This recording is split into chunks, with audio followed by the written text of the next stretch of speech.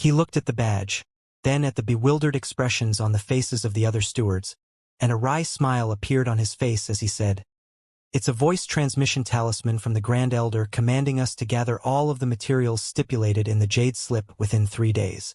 From the sounds of it, it appears that the Grand Elder is going to be using these materials for tool refinement purposes, and they seem to be rather uncommon. Senior Marshal Brothers, it looks like we'll have to drop everything for now and fulfill the Grand Elder's orders first." All of the other cultivators were startled to hear this.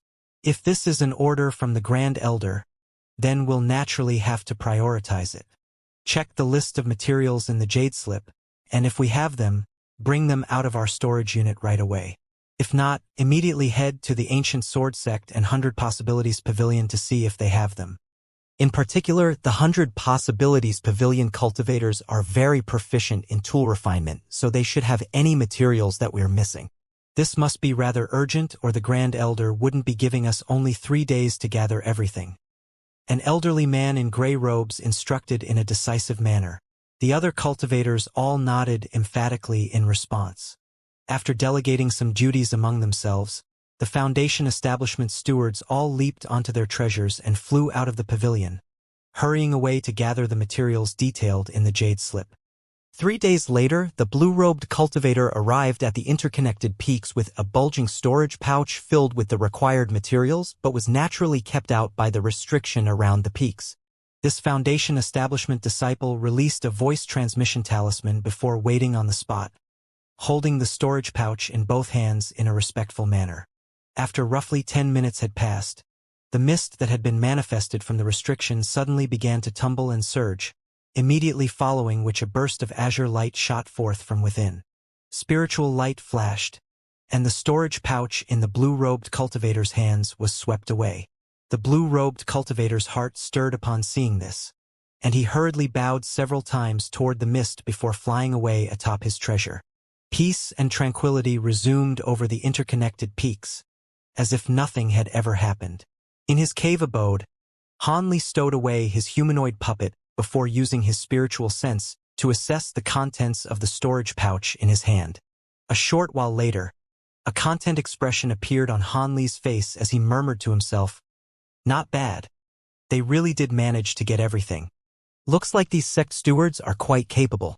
You're the Grand Elder of the Drifting Cloud sect, so they naturally wouldn't dare to delay in executing your orders. I'm rather surprised that you asked them to bring you the materials required to refine the fire spirit threads as well, though. You have to remember that you're not using a fire attribute cultivation art." The small child's figure surfaced again, and he turned to Han Li with a perplexed look. "I'm naturally aware of that. However, I have something that can refine the fire spirit threads in my stead, even though I don't have much fire attribute spiritual power within my body. This thing originates from the treasure that gave rise to the fire spirit threads, so it's very appropriate that I'm using it to refine the fire spirit threads now," Han Li replied calmly as he patted the storage pouch hanging from his waist, upon which a small red cauldron flew out from within before hovering in front of him. The small child's eyes narrowed as he examined the fire cauldron, and he didn't say anything, but he nodded slightly to himself. A faint smile appeared on Han Li's face as he tipped over the storage pouch in his hand.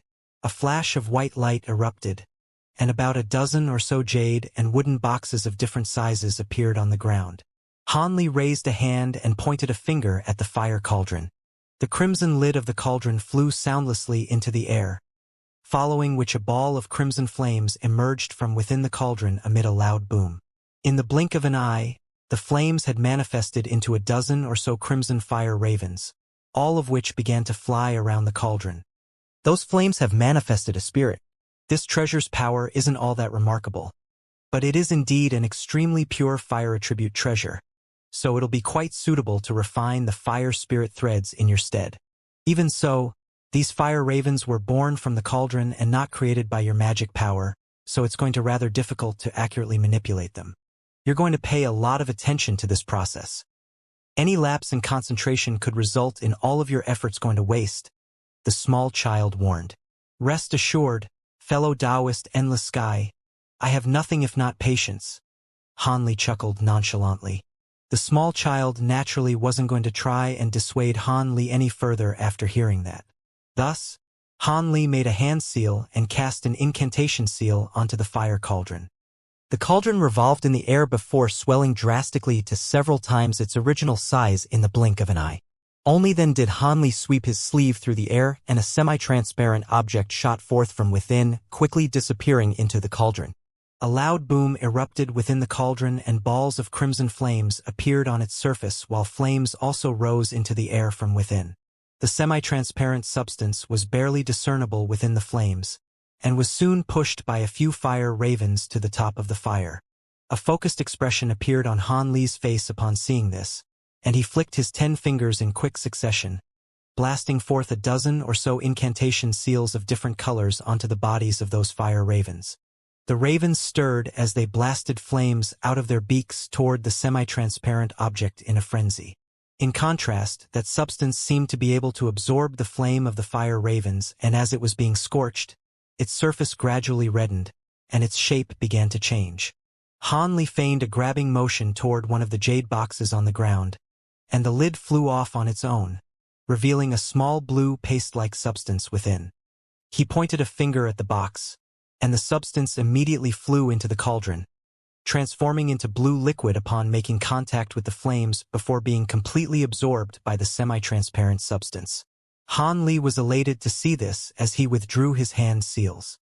Immediately thereafter, strands of azure threads shot forth from his fingertips and into the crimson flames. The fire immediately rose by several feet, and at the same time, a rumbling cry rang out from within the cauldron, in response to which Han Li's expression remained extremely serious and focused. 2 months later, a streak of azure light flew directly toward the main peak of the drifting cloud sect. The azure light disappeared in a flash as it landed in front of the large hall at the foot of the mountain, upon which Han Li's figure was revealed. The dozen or so drifting cloud sect disciples guarding the hall were immediately overawed to be in Han Li's presence, and all of them rushed forward to extend respectful bows. However, Han Li merely waved his hand and raised a leg, upon which he completely disappeared from the spot, reappearing in the next instant within the hall. The disciples were naturally startled upon seeing this, and they all turned their attention toward the interior of the hall. They could see that Han Li had clearly only taken a few steps, yet he had already disappeared from the corridor following a few flashes. The disciples were stunned to see this, and their awe and veneration for this grand elder grew even further. When Han Li appeared within the hall, Lu Luo was already there, and he was pacing back and forth with an urgent look on his face. "You've finally come out of seclusion, Junior Marshal Brother Han. Looks like you've received the voice transmission talisman I sent out as well." At the sight of Han Li, a joyful expression replaced the urgent one on Lu Luo's face. A faint smile appeared on Han Li's face, and his body swayed as he appeared in front of a wooden chair, sinking down into it calmly as he said, "The voice transmission talisman tells me that Marshal Ni's song and the others have disappeared in the Devil Fall Valley. This is quite suspicious, and it involves Peeling and that unnamed disciple of mine as well, so I naturally had to come and ask you for some details. This incident is indeed quite suspicious. It's been half a year since Marital Ni's song, and the others have traveled to the Devilfully Valley, and they definitely should have returned to the sect by now. However, according to the disciples I sent out to search for them, there are only cultivators who have seen the 3 of them enter the valley, but none who saw them emerge from there. There were also some cultivators who encountered them in the outer valley, but they disappeared from the Devil Fall Valley soon after that. I suspect that the 3 of them may have." Lu Luo's voice suddenly cut off here. Could it be that the 3 of them have ventured into the inner valley and encountered some sort of dangerous situation, or were trapped somewhere? Han Li finished the sentence for him. As he did so, his expression remained very calm, and it was impossible to glean his thoughts. "That's exactly what I was thinking. The inner valley of the Devilfall Valley is still very dangerous, but you're a great cultivator now, and you've explored the inner valley once before, so it shouldn't be a problem for you to search for them in there, right?" Lu Luo asked in a rather hesitant manner. "The spatial rifts in the Devilfall Valley's inner valley don't pose much of a threat to me, and as long as I don't venture into any of the extremely dangerous locations, I should be fine. I've recently concluded my tool refinement anyway, so I'll make a trip there," Han Li replied without any hesitation. "That would be best. I'll leave it to you then, Junior Marshal Brother. However, Keep in mind that you're the Grand Elder of the sect. Now the prosperity of our sect rests on your shoulders. So your safety is the #1 priority. Lu Luo cautioned with a serious expression. Rest assured, Senior Martial Brother Lu. There should be no one in the Heavenly South region who's capable of harming me, and I'll also do my best to stay out of harm's way. Han Li replied with a nonchalant smile, but his thoughts had strayed to the sovereign devil corpse that he had lost many years ago in the Devil Fall Valley. Could it be that this devil corpse had something to do with the trio's disappearance? That thought abruptly occurred to Han Li for no reason whatsoever. Even though he was feeling rather perplexed, Han Li's expression remained quite calm, and he only left in an unhurried manner after chatting with Lu Luo for a while longer. 2 days later, Han Li visited Nangong Wan in the restricted area before leaving the Drifting Cloud sect on his own and heading for the Devil Fall Valley. Over a month later, 3 streaks of light were flying extremely quickly through the air over the Chang province in the state of Dongyu. All of a sudden, they circled around an unknown mountain before landing to reveal 3 brawny men. The 3 of them were all very tall and broad, with 2 flying crosses of different colors strapped to each of their shoulders. Their physical appearances were also very similar, and they appeared to be triplets. Meanwhile, there were 3 other cultivators already waiting on the summit of the mountain. One of them was an elderly man, another was a middle-aged scholar, and the final one was a young man with a smile on his face. Haha, I hope you didn't wait too long, Brother Ho. My brothers and I had some business to take care of on the way here, so please don't blame us for our tardiness. Huh? Are those 2 disciples of your sect as well? The eldest among the 3 brawny men laughed heartily as he turned toward the elderly. However, as he swept his gaze across the young man and the middle-aged scholar, a hint of befuddlement flashed through his eyes. He discovered that both the elderly man and the middle-aged scholar were standing on either side of the young man with respectful expressions on their faces. Even after the elderly man heard his greeting, he only responded with a subdued smile and didn't dare to strike up a conversation with the 3 of them. This naturally came as quite a surprise to the 3 brawny men. They swept their spiritual sense toward the young man, and waves of shock surged through their hearts as they discovered that the young man's body was seemingly made from illusionary mist, rendering their efforts to ascertain his cultivation base completely ineffective. The 3 men's expressions changed drastically upon making this discovery. So you 3 are the Zhao brothers of the Golden Sea sect? The young man asked with a smile. Who are you? What's going on here, fellow Taoist Ho? A wary expression appeared on the brawny man's face. Please don't be rude, fellow Taoist Zhao. This is the Grand Elder of our sect, and the other person with us is Junior Martial Brother Lin. The elderly man's words gave the 3 brawny men quite a fright. Grand Elder? Could it be that this is Senior Han? The brawny man exclaimed with incredulity. That's right, I am indeed the Grand Elder of the Drifting Cloud sect. My apologies for asking Martial Nephew Ho to invite you 3 to this place on such short notice. The young man smiled, revealing rows of pristine white teeth. He was none other than Han Li, who had traveled all the way from the Drifting Cloud sect to the state of Dongyu. Not at all, Senior Han. It's our honor to be in your presence. The brawny man examined Han Li carefully again to find that his physical appearance did indeed match that of the legendary figure in the Heavenly South region, and he immediately extended a respectful bow. His 2 brothers also hurriedly followed suit. Han Li waved a hand and asked in a calm manner, There's no need for such formalities, fellow Taoists. The 3 of you aren't disciples of our sect after all. I heard from Martial Nephew Ho that the 3 of you encountered 3 female disciples from our sect in the Devil Fall Valley. Is that true? The brawny man faltered slightly upon hearing this before giving an honest reply. That is indeed true. When my brothers and I were in the Devil Fall Valley, we had a fleeting encounter with them. I see. Would you be able to tell me about the situation at the time? Han Li asked in a warm voice. Of course. Several months ago, my brother required a rare material to refine a treasure of his. So we decided to venture into the Devil Fall Valley to try our luck. However, we were unable to find the material we were looking for, and just when we were about to leave the valley, we encountered the 3 female disciples from your sect. I was familiar with one of them as we had met once in the past, so I made some conversation with them. However, they seemed to be looking for something as well and were in quite a hurry. so my brothers and I left after only a brief conversation. After that, my brothers and I immediately departed from the valley, and we haven't seen the 3 women since." The brawny man carefully recounted. Han Li was silent for a moment before waving a sleeve through the air, sending an azure jade slip that he had prepared earlier flying toward the man. "Fellow Taoist, would you be able to provide more specific details on where you encountered them? I have a map of the Devil Fall Valley's outer valley with me here. Would you be able to annotate the spot on the map where you encountered them?" The place where we encountered them was already somewhere quite deep into the outer valley. The man hurriedly caught the jade slip before injecting his spiritual sense into it. He then immediately withdrew his spiritual sense before offering the jade slip back to Han Li with both hands.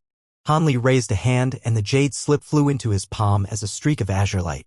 He injected his spiritual sense into the slip and he raised his eyebrows in response to what he saw. Han Li stowed the jade slip away before giving the 3 brothers a smile, then turning to the elderly man and the middle-aged scholar as he said, "That place is indeed very close to the inner valley already.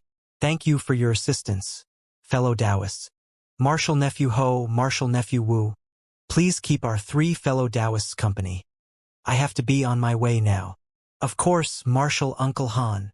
The scholar and the elderly man immediately bowed to bid Han Li farewell, and the 3 brawny men also hurriedly followed suit. Brilliant azure light erupted from Han Li's body, and he shot forth into the distance, disappearing from view in the blink of an eye. Only after the streak of azure light had disappeared into the distance did one of the brawny men heave a long sigh, and he asked with an incredulous look on his face, "Brother Ho, is that really the new great cultivator from your sect, Senior Han Li?" That man was indeed none other than Martial Uncle Han. "The 3 of you are very fortunate to have been able to meet him. Martial Uncle Han has become an extremely renowned figure in the Heavenly South region, yet he very rarely appears before our sect disciples, and even I've only met him on a handful of occasions," the elderly man said with a wry smile. "Indeed, Martial Uncle Han doesn't interact much with the disciples of our sect. It's been several decades since I reached the core formation stage, and I've only seen him once from afar during the recently concluded ceremony. If it weren't for the sake of our senior martial sisters this time, the Grand Elder would have most likely continued to stay in his cave abode," the scholar chimed in with a faint sigh. One of the brawny men faltered slightly before a grim expression appeared on his face as he said, "So that means that the 3 female disciples in question really have disappeared in the Devil Fall Valley? My brothers and I heard some rumors about this recently, but we thought that they were fabricated stories. With things as they are now, there's no point in hiding anything. My 3 junior martial sisters really do appear to be in some trouble," the elderly man sighed. "But all 3 of them are core formation cultivators. How could they have disappeared like this? Could it be that they ventured into the inner valley?" The brawny man was very surprised to hear this. "That's most likely the case. It would be best if they were merely trapped somewhere in the inner valley. In that case, Martial Uncle Han would definitely be able to save them." The scholar mused with a concerned look on his face. Could it be that these 3 female disciples have some kind of special relationship with Senior Han? Otherwise, from the sounds of it, Senior Han doesn't seem to be the type of person to willingly get involved in these matters, the brawny man speculated. "Hee, I heard that Senior Martial Sister Song has known Martial Uncle Han for a long time. However, I think the main factor behind Martial Uncle Han's decision to enter the Devil Fall Valley is the other 2 Senior Martial Sisters. I hear that Senior Martial Sister Lu is one of Senior Han's in-name disciples and that Senior Martial Sister Mu Peeling was once Martial Uncle Han's servant. Now that all 3 of them have disappeared at the same time, Martial Uncle Han naturally can't just stand by and watch," the elderly man revealed with a smile. The 3 brawny men were all enlightened upon hearing this. As these core formation cultivators were discussing among themselves, Han Li was already traveling rapidly toward the Devil Fall Valley. He was holding a white jade badge with a contemplative look on his face as he flew through the air. All of a sudden, the tender voice of a child sounded beside his ear. "Fellow Taoist Han, are you concerned about your disciple and your servant, or are you fretting over your inability to glean the contents of this half-page of the Golden Jade Tome?" Han Li glanced at one of his sleeves before replying calmly. "The 3 of them have most likely entered the Devil Fall Valley's inner valley, and as long as nothing has happened to them, it shouldn't be too difficult to save them. As for the beveled silver text that you taught me, are you sure there aren't some things that you've neglected to mention? How could the contents in this half-page be so difficult to decipher? After all this time, I've only managed to confirm one thing, which is that the page does indeed contain a talisman refinement method, but everything else is far too profound. That's only to be expected. After all, this half-page contains a talisman refinement method left behind by an immortal. If a human world cultivator like you could glean its contents so easily, then I'd be very skeptical toward the authenticity of this half-page. Furthermore, you've only got half of a page to reference, so it's naturally going to be even more difficult to comprehend its contents. The small child chuckled. You're right. I'll re-explore this half-page another time. Han Li nodded as they stowed the jade badge away. After a brief silence, the small child calmly asked, Fellow Taoist Han, I've already taught you the beveled silver text, and bestowed upon you the refinement methods for the fire spirit threads and the law destruction eye. Isn't it time for you to deliver on your promise to help me transcend my metamorphosis stage lightning tribulation? Rest assured, fellow Taoist endless sky, I never go back on my word. Once I've taken care of this matter, I'll find an obscure location and help you succeed in reaching the metamorphosis stage, Han Li replied. Good. That's all I needed to hear. The small child seemed to be very satisfied with Han Li's answer, and it immediately fell silent thereafter.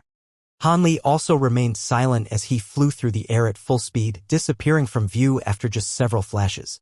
Half a day later, at the entrance to the Devil Fall Valley, the teleportation formation that the Ghost Spirit sect erected still stood. However, there was a thick layer of dust over it, indicating that it hadn't been used for many years. That made sense, seeing as most of the restrictions and countless spatial rifts around the outskirts of the Devil Fall Valley had disappeared and even the outermost layer of restrictions barely existed anymore. Anyone with a cultivation base at the core formation stage or above could easily access the valley through the brittle patches of the restriction, and they wouldn't even have to enter through the designated entrance. As such, the teleportation formation that the Ghost Spirit sect was made completely redundant. Of course, the entrance to the Devilfall Valley was still a place that most cultivators accessed when entering the Devilfall Valley. After all, this was a path that had been trodden by countless cultivators, so it was naturally a far safer path than any alternatives. However, there were currently 5 or 6 cultivators standing near the teleportation formation, all of whom wore different attire, and they seemed to be discussing something. They were all core formation cultivators, and one of them was even a late core formation cultivator. All of them seemed to be preparing to enter the valley together through the entrance. All of a sudden, the sound of something whizzing through the air rang out in the distance, and the group of cultivators was all startled by this sound as they hurriedly turned toward that direction. There, they discovered a streak of azure light flashing rapidly through the air. When they tried to get a closer look, the azure light suddenly flashed and disappeared. Their expressions changed drastically, and they unleashed their spiritual sense when the same sound erupted just over 100 feet away from them. Azure light flashed right in front of their eyes before disappearing into the valley. Even with so many core formation cultivators present, not a single one of them had been able to catch a clear glimpse of what had just flown past them. All of them looked at one another only to find their own astonishment mirrored in everyone else's eyes. That streak of azure light was naturally none other than Han Li in full flight. He had no time to waste with a few core formation cultivators and sped directly into the Devil Fall Valley, heading straight toward the spot that the man from the Golden Sea sect had annotated on the jade slip.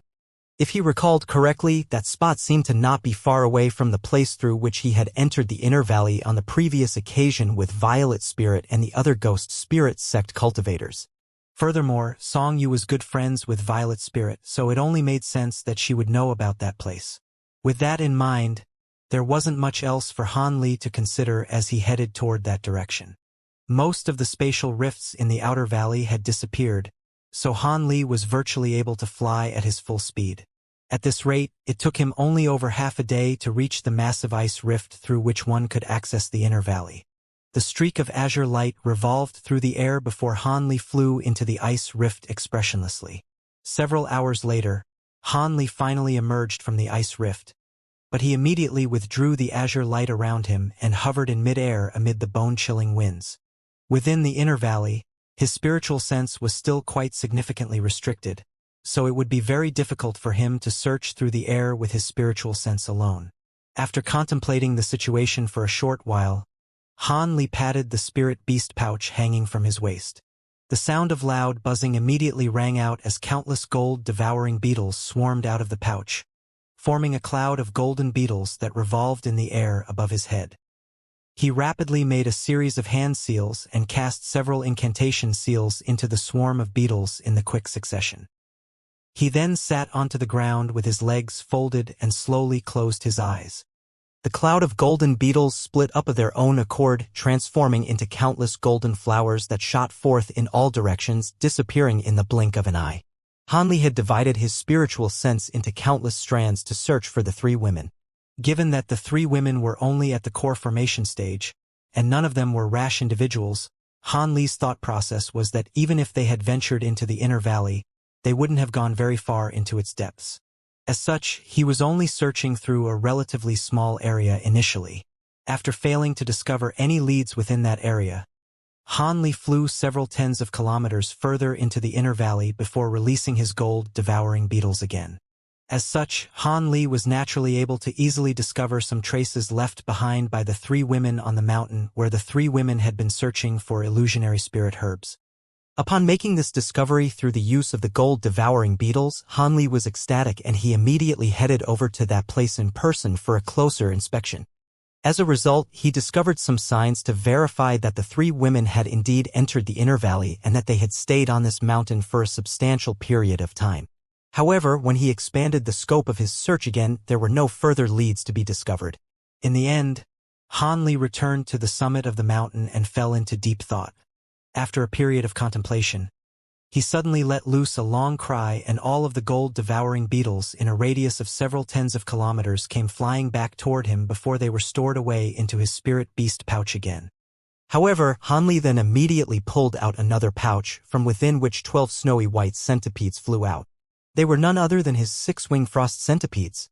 Han Li made a hand seal and the 12 centipedes dispersed at his behest, transforming into 12 gusts of glacial wind that disappeared in different directions in the blink of an eye. Meanwhile, Han Li remained rooted to the spot. After an indeterminate period of time, Han Li stirred as he transformed into a streak of azure light and flew back in the direction that he had come from. A short while later, he discovered a snowy white centipede circling over a certain spot in the air, uttering a low screeching sound as it did so. Han Li's eyes narrowed slightly as he immediately flew over to the snowy white centipede. He looked down toward the ground only to discover a long and thin black object down below. This object was lying in a patch of grass, making it appear as if it were a completely nondescript black branch, so it was no wonder that his gold-devouring beetles hadn't discovered it earlier. Han Li's brows furrowed as he raised a hand, and the branch-like object was sucked into his hand. He inspected the object carefully, upon which his expression changed minutely. This wasn't some branch. It was clearly a small section of a feeler. Furthermore, from the glacial chi that this object was exuding, it was none other than the feeler of a 6-winged frost centipede. However, 6-winged frost centipedes had pristine white feelers. Yet this one was as black as ink, and the dark aura emanating from it was also something that Han Li was very familiar with. This was none other than profound devilish chi. Furthermore, this devilish chi seemed to be even purer than that used by Zenith In. Han Li stroked the small section of the feeler and waves of shock surged through his heart. One had to realize that profound devilish chi could only be cultivated using the profound arts, and aside from Zenith In and Wuxia, both of whom had fallen by his hands, most of Zenith Yin's other disciples hadn't been given the entirety of this cultivation art. As such, there was no way that they would be able to cultivate such pure devilish chi and travel to the heavenly south region. Han Li's expression was quite befuddled as he fell into deep thought. Wait, there's something else that knows all of the mantras in the profound arts and has cultivated the profound devilish chi. It seems like it would also be able to cultivate this devilish chi to such a high degree of purity. A thought abruptly occurred to Han Li as a peculiar look appeared on his face. Could it be that the wood spirit nascent has also returned to the heavenly south region? Han Li murmured to himself as he looked up into the sky. He had always hung up on this missing second nascent soul. After returning to the heavenly south region, he should have set off immediately to search for this nascent soul.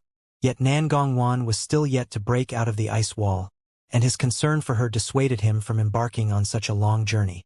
Furthermore, so many years had already passed, and if the second nascent soul was able to attain sentient will, then it would have done so long ago. As such, it didn't really matter when he set off to search for it.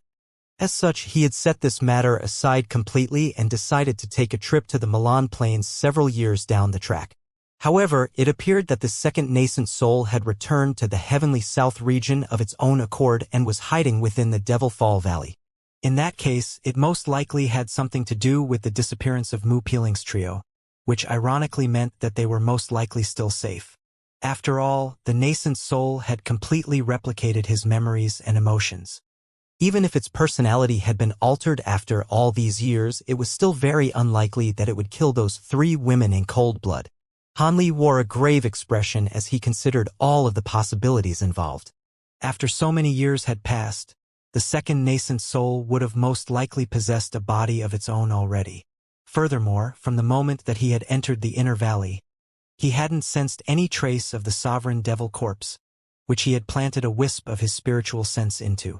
With that in mind, it appeared that the devil corpse hadn't been subdued by the second nascent soul. It had to have been possessed instead.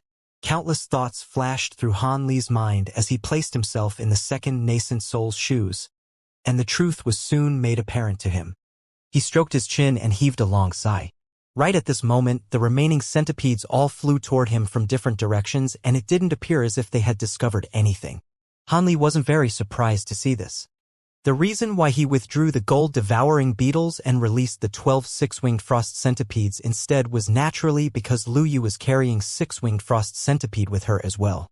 Even though her spirit insects were of a far inferior grade compared to his own, it was possible to find the 3 women through a connection between the spirit insects. However, seeing as the perpetrator here was most likely his second nascent soul, it would definitely have taken measures to prevent this method from working. Han Li stowed away the centipedes and contemplated the situation in silence with a dark expression on his face. It appears I'll have to use that method to track them. I attained this secret technique after it went missing, so there's no way for it to take measures against this technique. It's just that I'm going to have to expend some blood essence now. Han Li murmured to himself reluctantly, seemingly rather unwilling to resort to this method.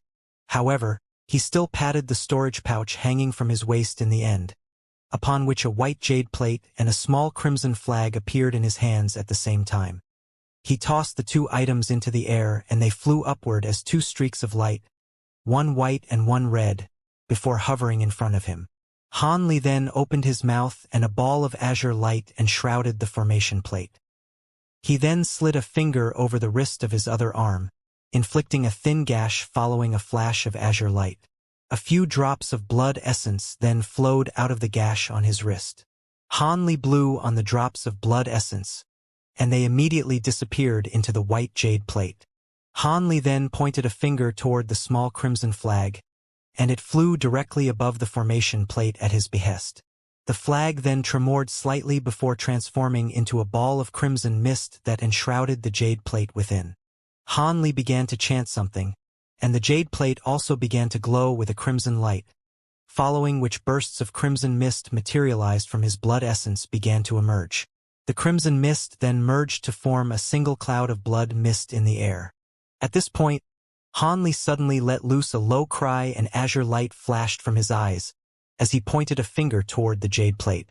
Brilliant crimson light immediately radiated from the jade plate, giving it the appearance of a crimson full moon, and in just a few flashes, it had absorbed all of the blood mist wafting around it. Taking advantage of this opportunity, Han Li let loose a low cry as he stabbed his finger toward the jade plate again. A pillar of green light then shot forth from his fingertip before disappearing into the center of the jade plate in a flash. A loud ringing sound rang out from the blood moon and it began to tremor violently, as if it were going to rise into the air and flying away. The light in Han Li's eyes dimmed slightly as a wry smile appeared on his face. This is the first time I'm using the Blood Moon Spirit-Seeking secret technique from the Great Development Treasure Scriptures. I wonder if it's actually going to be as effective as the scriptures proclaim it to be. Only one way to find out, I guess.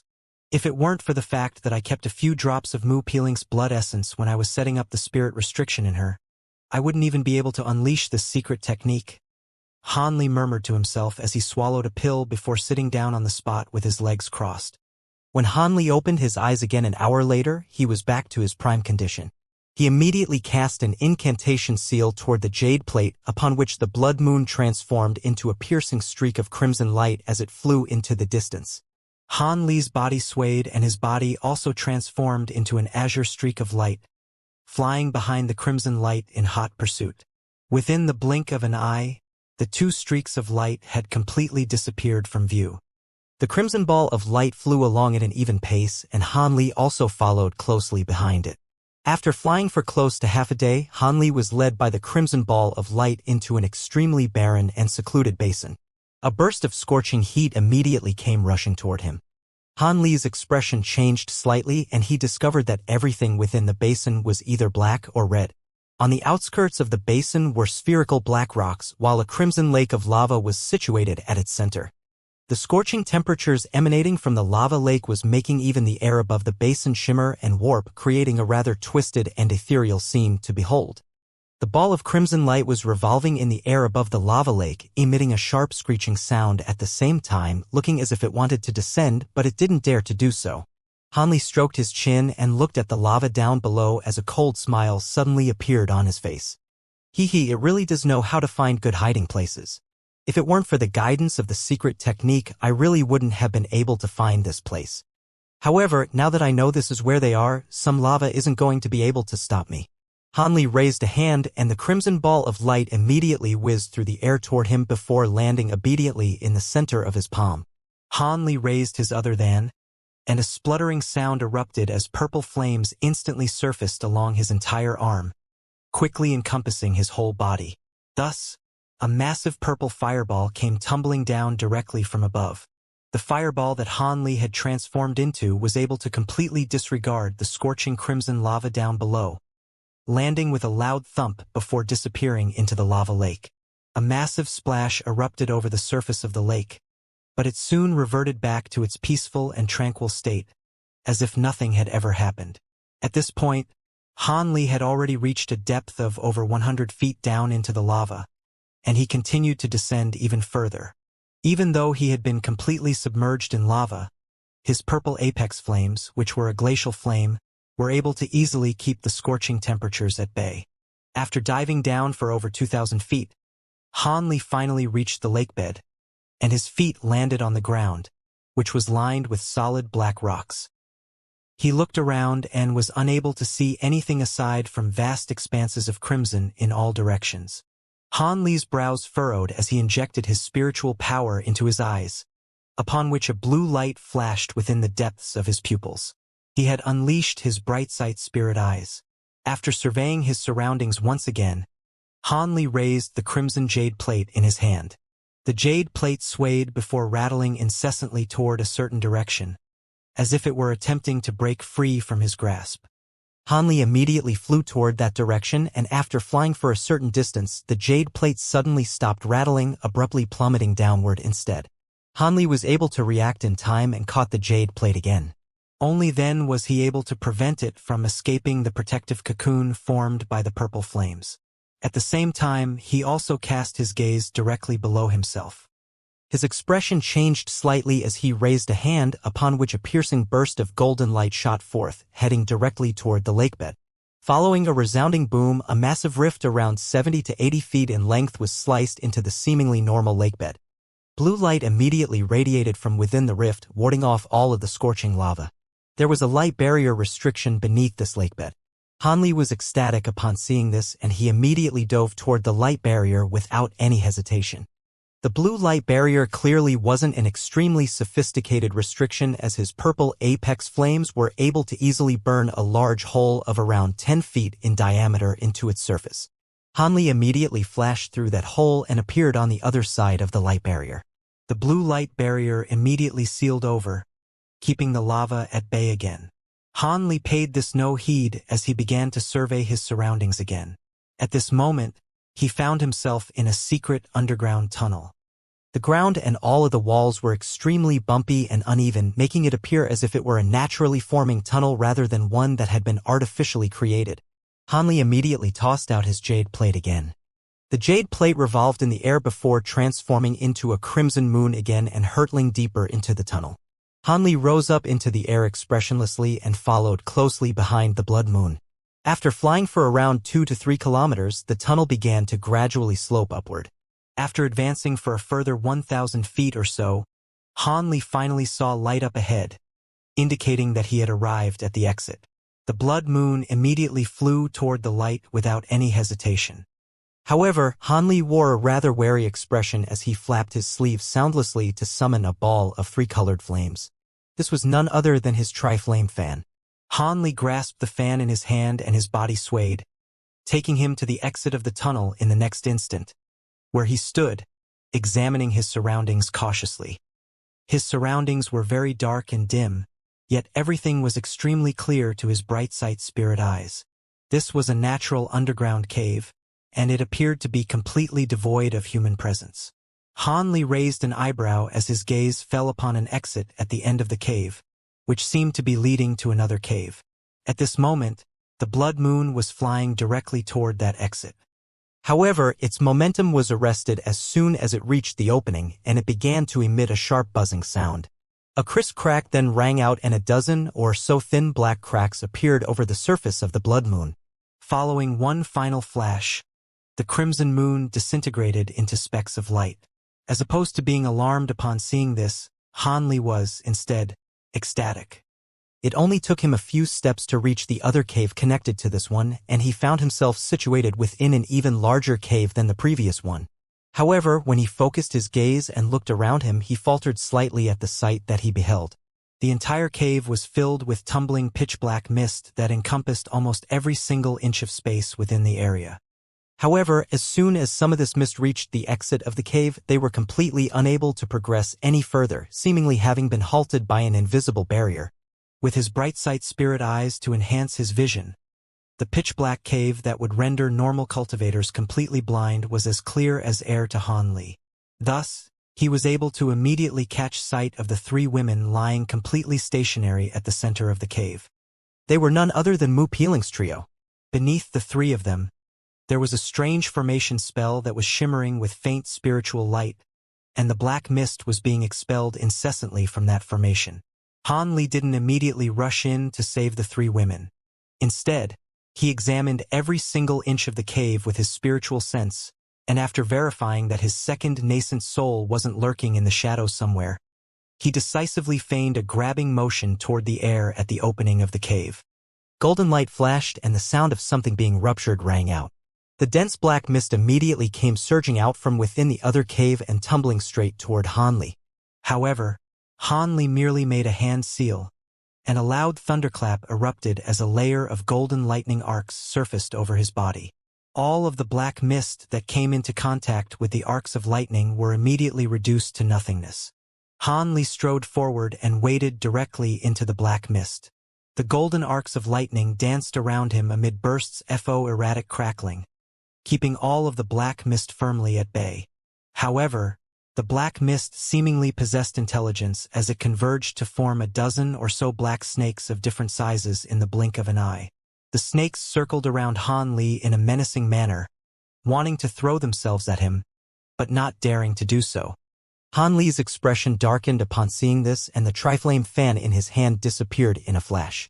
At the same time, the arcs of lightning that had surfaced over his body became even more dazzling. He swept his sleeves through the air and 2 golden lightning WIRMs shot forth, tearing through the black snakes with ease and reducing them to nothingness in the blink of an eye. The 2 lightning WIRMs then continued their assault, sweeping through the surrounding black mist with reckless abandon. Amid a series of rumbling booms, the black mist was completely eradicated, and Hanli was able to access the formation without any further impediment. After taking just cursory glance at this formation, Hanli could already tell that this was merely an extremely simple illusionary formation. It appeared that the 3 women's magic power must have been restricted. Otherwise, a formation of this caliber was nowhere near sufficient to trap 3 core formation cultivators. With that in mind, Han Li immediately flicked his 10 fingers toward the formation in quick succession. A dozen or so bursts of golden sword chi struck the formation almost with complete synchronicity. The formation was immediately destroyed as a result. Almost at the exact same moment, within the myriad-depth devilish abyss on the 7 Spirit Islands, a tall and broad shadowy humanoid figure abruptly opened its eyes. The humanoid figure was seated on the platform that Han Li had used many years ago, and its entire body was enshrouded under devilish chi as an extremely surprised look surfaced on its face. It suddenly thrust its hand into its sleeve, and a blue bead immediately appeared over his palm. However, there was a clear crack running right down the center of the bead's smooth surface. Impossible! The restriction was broken. How did that man manage to find that palace so quickly? If I were in his shoes, I would be completely powerless to do anything. The humanoid figure murmured in a coarse voice that was tinged with incredulity and a hint of dejection. So be it. I wasn't counting on those 3 to do much for me anyway. However, I can't stay in this place for much longer. I have to complete this process of injecting devilish chi into my body, then find another obscure location to cultivate in. The humanoid figure murmured to itself before closing its eyes again, seemingly having managed to quickly compose itself. At this moment, Han Li had already pulled out a green jade vial from his storage pouch and poured 3 fragrant pills out onto his palm. He fed the 3 women a pill each before standing silently off to the side with his hands clasped behind his back. Only roughly 10 minutes had passed before Song Yu awakened first. Looks like your cultivation base has improved quite significantly, Marshal Niece Song. You managed to wake up sooner than I expected. Before she had completely regained her consciousness, a familiar male voice suddenly sounded in her ears. Song Yu shuddered as she immediately came to her senses. She opened her eyes, and the first thing that she saw was Han Li appraising her with a hint of a smile on his face. Marshal Uncle Han. Wait, no, are you really Marshal Uncle Han? Song Yu exclaimed. Hee, you're pretty alert, aren't you, Marshal Niece Song? I had to go through quite a bit of trouble to find this place. As for whether I'm the real Han Li or not, do you think I'm an imposter? Han Li chuckled calmly. So you really are Marshal Uncle Han? Song Yu was still slightly conflicted. She was around 70% sure that this was indeed the real Han Li, but she still didn't dare to completely trust her judgment. Han Li smiled and didn't say anything. Instead, he merely waved a hand towards Song Yu. A dozen of silver needles suddenly shot forth from various locations all over Song Yu's body, and the needles all flew into Han Li's grasp. Almost at the exact same moment, Song Yu could feel the magic power in her body resume free circulation. An ecstatic expression immediately appeared on her face. Right at this moment, Mu Peeling and Lu Yu also woke up one after the other. They were also startled by the sight of Han Li. However, Mu Peeling was able to immediately verify Han Li's identity through the use of the restriction in her spiritual sense, and she hurriedly rose to her feet before extending an elated curtsy toward Han Li. Upon seeing this, Lu Yu and Song Yu were convinced that this was the real Han Li, and they also rose to their feet to extend respectful curtsies. Was it my missing second nascent soul who captured the 3 of you? Han Li asked. Master, have you already encountered the nascent soul? Lu Yu blurted out upon hearing this. If I'd encountered it already, would I still be asking you this question? Han Li said in a calm voice as he also extracted the silver needles from Lu Yu and Mu Peeling's bodies. Han Li's were rather perplexing to Mu Peeling's trio. If he hadn't encountered the black-robed figure from before, then how was he able to immediately identify the second nascent soul as the culprit? In the end, Lu Yu repressed her confusion and replied, the one who captured us was indeed your missing second nascent soul, Master. Also, the nascent soul has possessed a body and possesses a mid-nascent soul stage cultivation base. A reminiscent look appeared on her face as she spoke. It possessed a body? Tell me what that body looks like. Han Li seemed to have been intrigued upon hearing this. At this point, the 2 golden lightning WIRMS had already cleared out the surrounding black mist, and they shot forth through the air before disappearing into Han Li's body. The 3 women were stunned by Han Li's proficient mastery in manipulating lightning. At their core formation stage cultivation bases, they were already able to manifest their techniques into different forms. However, they were far from being able to manipulate those techniques as if it were second nature, as was clearly the case with Han Li. After calming her emotions, Lu Yu began to describe the physical appearance of the black-robed figure. Han Li only had to listen for a brief while to determine that the second nascent soul really had possessed that sovereign devil corpse. His expression remained calm, but he was feeling grave internally. If it weren't for the blood moon spirit-seeking technique that he had mastered from the Great Development Treasure Scriptures, it really would have been very difficult for him to find Mu Peeling's trio. This second nascent soul knew him extremely well, so he definitely couldn't allow it to remain on the loose. Otherwise, it would surely come back to bite him someday. With that in mind, after hearing Lu Yu's description, he immediately instructed, "The three of you, leave this place right away and return to the sect. Seeing as the second nascent soul has already returned to the Heavenly South region, I'm definitely going to have to capture it. I have to search carefully through this inner valley, and it's best if I did that alone. Marshal Uncle Han, that nascent soul's cultivation base is not inferior to yours. You should recruit some more assistants before you attempt to capture it. Otherwise, Marshal Uncle Han, your cultivation base." Song Yu had unconsciously swept her spiritual sense toward Han Li, and her expression immediately changed drastically upon hearing Song Yu's startled voice. Mu Peeling and Lu Yu also assessed Han Li's cultivation base with their spiritual sense, upon which they were also naturally given a massive surprise. Only after a long while did Mu Peeling manage to somewhat recover from her shock, and she asked with an incredulous expression, "My lord, you're already a great cultivator now? I forgot that the three of you aren't yet aware of this. My great cultivator celebratory ceremony was held half a year ago, and I'm already the grand elder of the sect now, so taking care of a mid-nascent soul, second nascent soul won't be an issue for me," Han Li explained with a faint smile. The three women were naturally ecstatic upon hearing this, and they immediately offered their congratulatory words. Han Li accepted their congratulations with a smile before urging them to leave again. On this occasion, neither of the three female cultivators had any objections. After extending a final curtsy to Han Li, all three of them were on their way. A short while later, 3 streaks of light shot forth from within the lava lake and departed from the inner valley. Meanwhile, Han Li remained within the cave and decided to wait here for a few days. This was such an obscure location, so if the second nascent soul was only temporarily away to do something, it would definitely return soon. Otherwise, it had to be residing elsewhere within the valley or had left the Devilfall Valley altogether. In the end, Han Li waited in the cave for 7 days, but the wood spirit nascent didn't return. Thus, he decided to conclude this waiting game and left the cave. He then released all of the tens of thousands of gold-devouring beetles in his spirit beast pouch to scour through the entirety of the inner valley.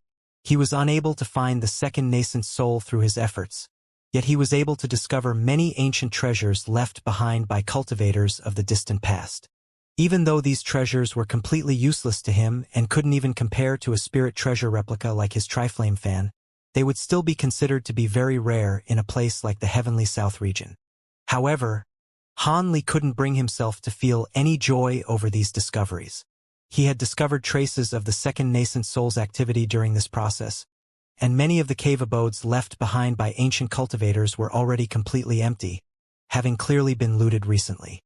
Han Li could now confirm that the second nascent soul had most likely departed from the inner valley with those treasures. This was quite a troublesome prospect for him. However, upon careful contemplation, he discovered that the second nascent soul wasn't actually completely untraceable. The second nascent soul's ultimate objective was to devour his soul and take over his body, so it would clearly be fixated on improving its cultivation base until it became more powerful than Han Li. According to the descriptions provided by the 3 women, after possessing the sovereign devil corpse, the second nascent soul had been specializing in cultivating the profound Yin arts. If it wanted to cultivate the profound Yin devilish chi to its maximal extent, it could use a shortcut like performing a blood sacrifice to drastically improve its cultivation base. However, this method was not without its side effects.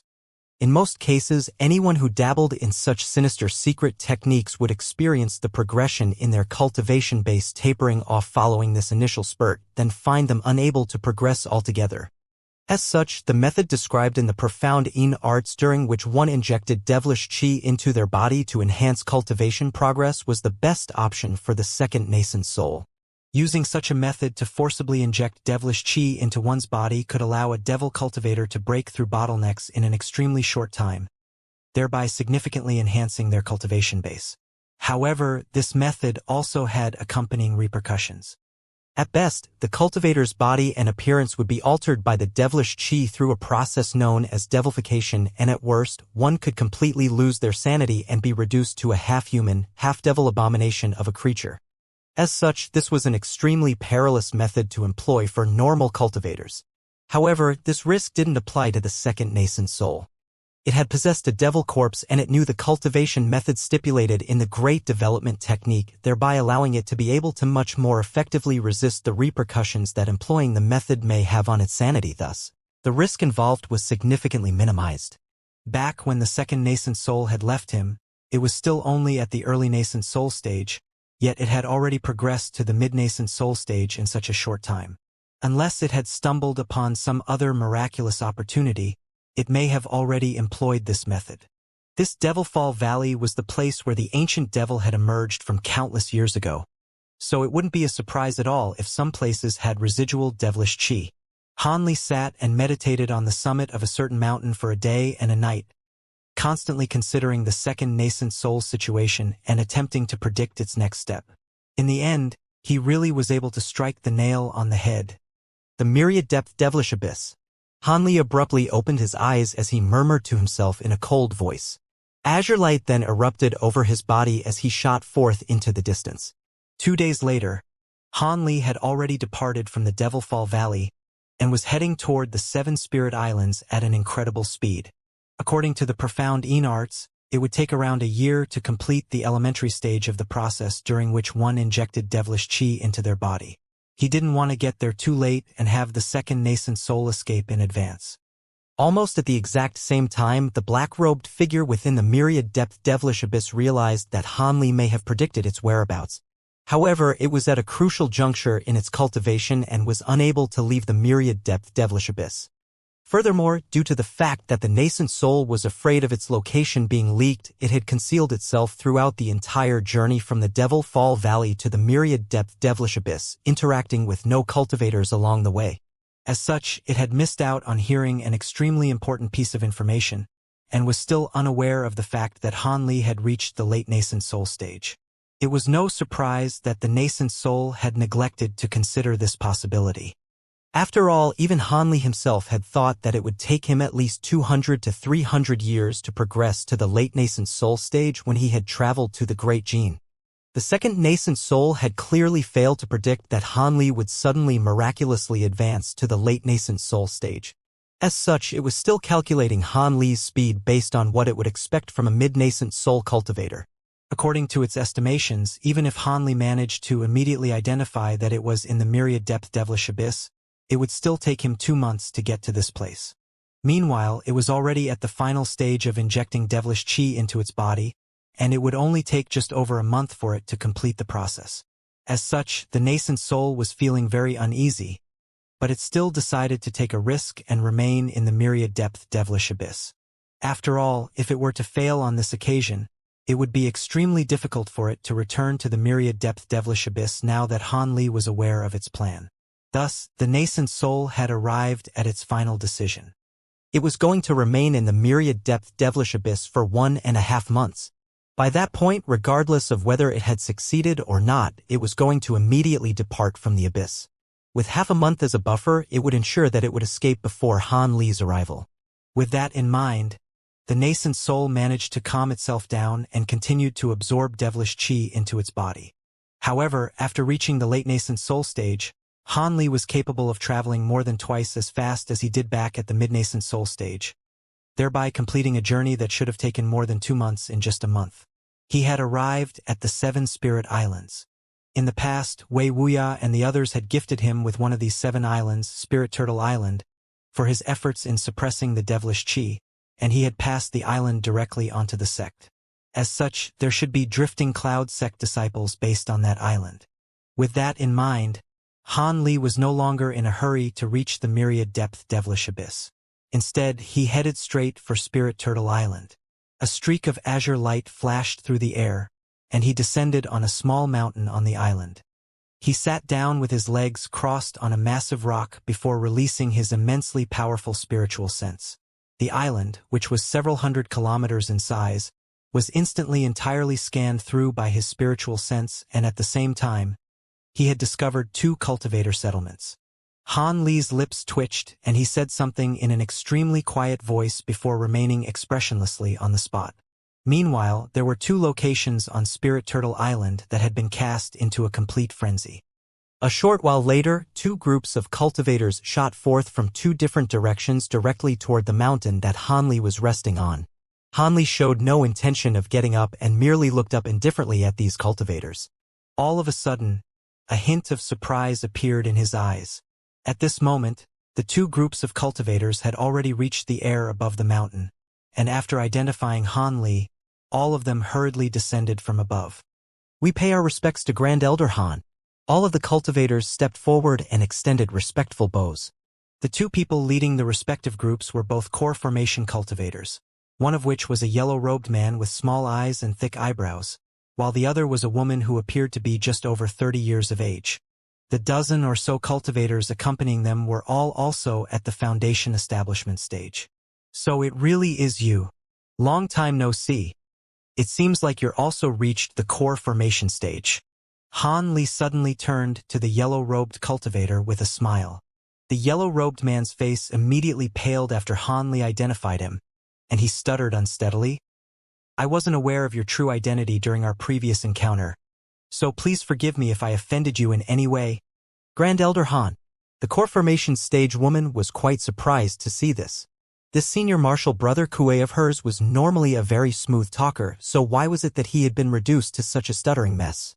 Furthermore, it sounded as if he had been acquainted with the Grand Elder since a long time ago. The woman's heart was filled with confusion, but she didn't dare to ask any questions. A hint of a smile appeared on Han Li's face. "It's not your fault. I concealed my cultivation base back then for my own purposes, so I certainly don't plan to blame you for anything. However, I really am rather surprised that you were able to progress to the core formation stage. How are your other martial brothers doing?" This yellow-robed cultivator was none other than Kuei Huan, the Drifting Cloud sect cultivator who had invited Han Li to hunt for snow-cloud foxes with him many years ago. The aptitude of his spiritual roots was very average, yet he had managed to progress all the way from the chi condensation stage to the core formation stage. As such, Han Li was naturally quite surprised to see this.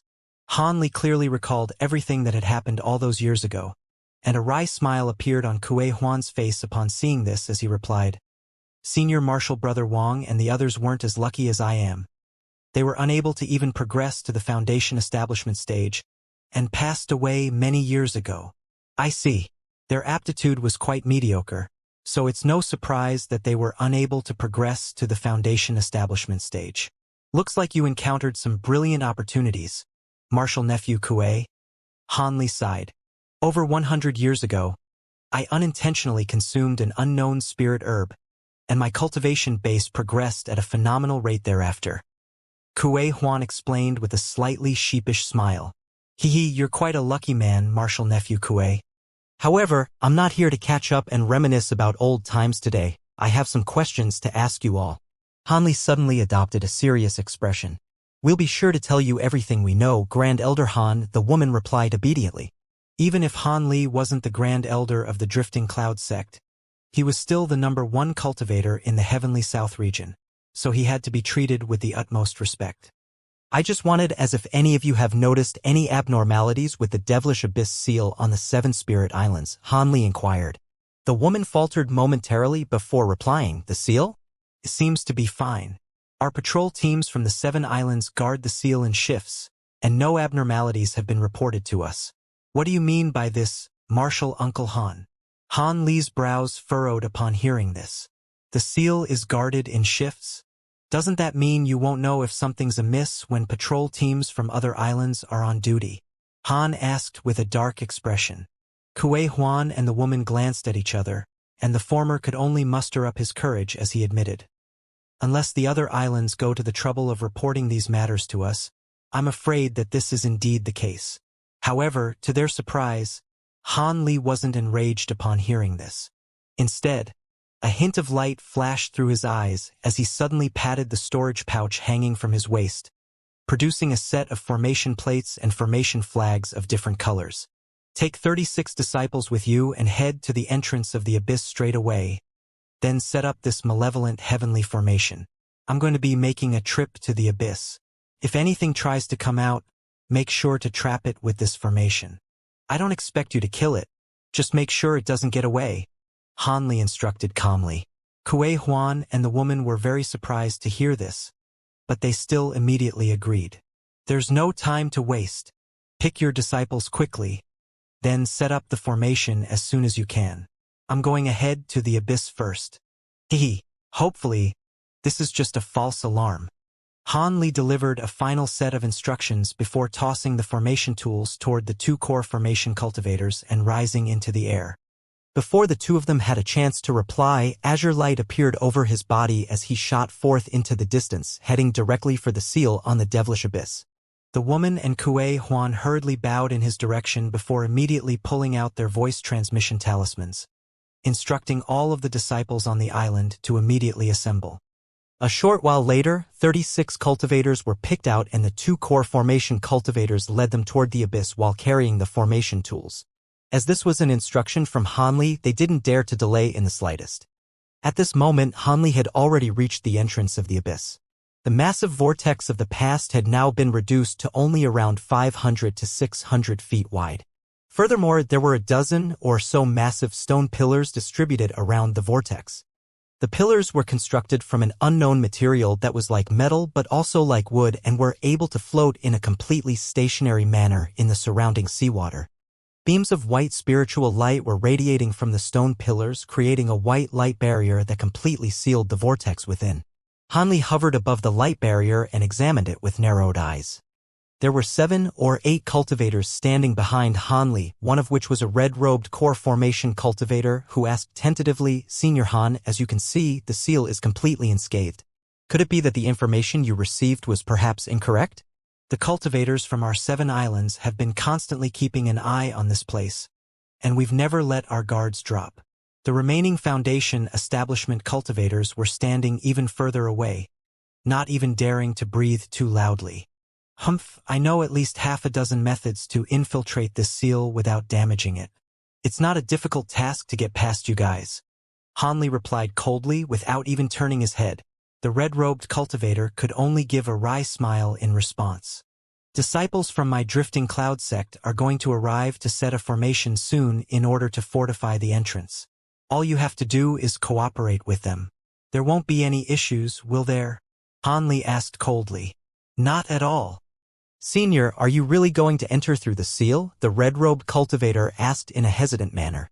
Han Li looked up into the sky and replied without any hesitation, "Of course I'm going to be making a trip into the abyss. Otherwise, why would I come here in person? Now's the time when the devilish chi is at its most feeble state, so it's the best time for me to enter the abyss." The time was at exactly noon, and the scorching sun had reached its highest point in the sky. The red-robed cultivator also looked up at the dazzling sun, and an enlightened expression appeared on his face. "All right, all of you can go back to what you were doing. I'm going to enter the abyss now." Han Li didn't wish to delay any longer. His sleeve rustled and a ball of 3-colored flames appeared in his hand, transforming into the Tri-Flame fan. Han Li then waved the fan gently through the air and runes began to appear on the fan as 3-colored flames appeared over its surface. Han Li's body swayed and he shot forth directly toward the light barrier as a streak of azure light. At the same time, he waved his Tri-Flame fan toward the light barrier, and the fan had seemingly transformed into a peerlessly sharp blade of fire amid a resounding boom. The blade of fire was able to easily tear a rift that was around 10 feet wide into the light barrier, and inky black devilish chi erupted from within before attempting to permeate through the air. The red-robed cultivator's expression changed slightly upon hearing this, while all of the Foundation establishment cultivators let loose involuntary cries of surprise. However, Han Li was prepared well in advance as he swatted his other sleeve downward. A burst of azure light was immediately sent sweeping downward, instantly repressing the leaking devilish chi with his immense spiritual pressure. Immediately thereafter, a burst of azure light flashed as Han Li flew into the abyss. The white light barrier quickly sealed over again, and not even so much as a single wisp of devilish chi managed to escape. The red-robed cultivator heaved an internal sigh of relief, and at the same time a self-deprecating smile appeared on his face. With the number 1 great cultivator of the heavenly south region present, there was no need for him to be so nervous. Right at this moment, one of the Foundation establishment cultivators standing behind him suddenly yelled, "Marshal Uncle, look." The red-robed cultivator faltered upon hearing this before turning toward the direction that the disciple was pointing toward.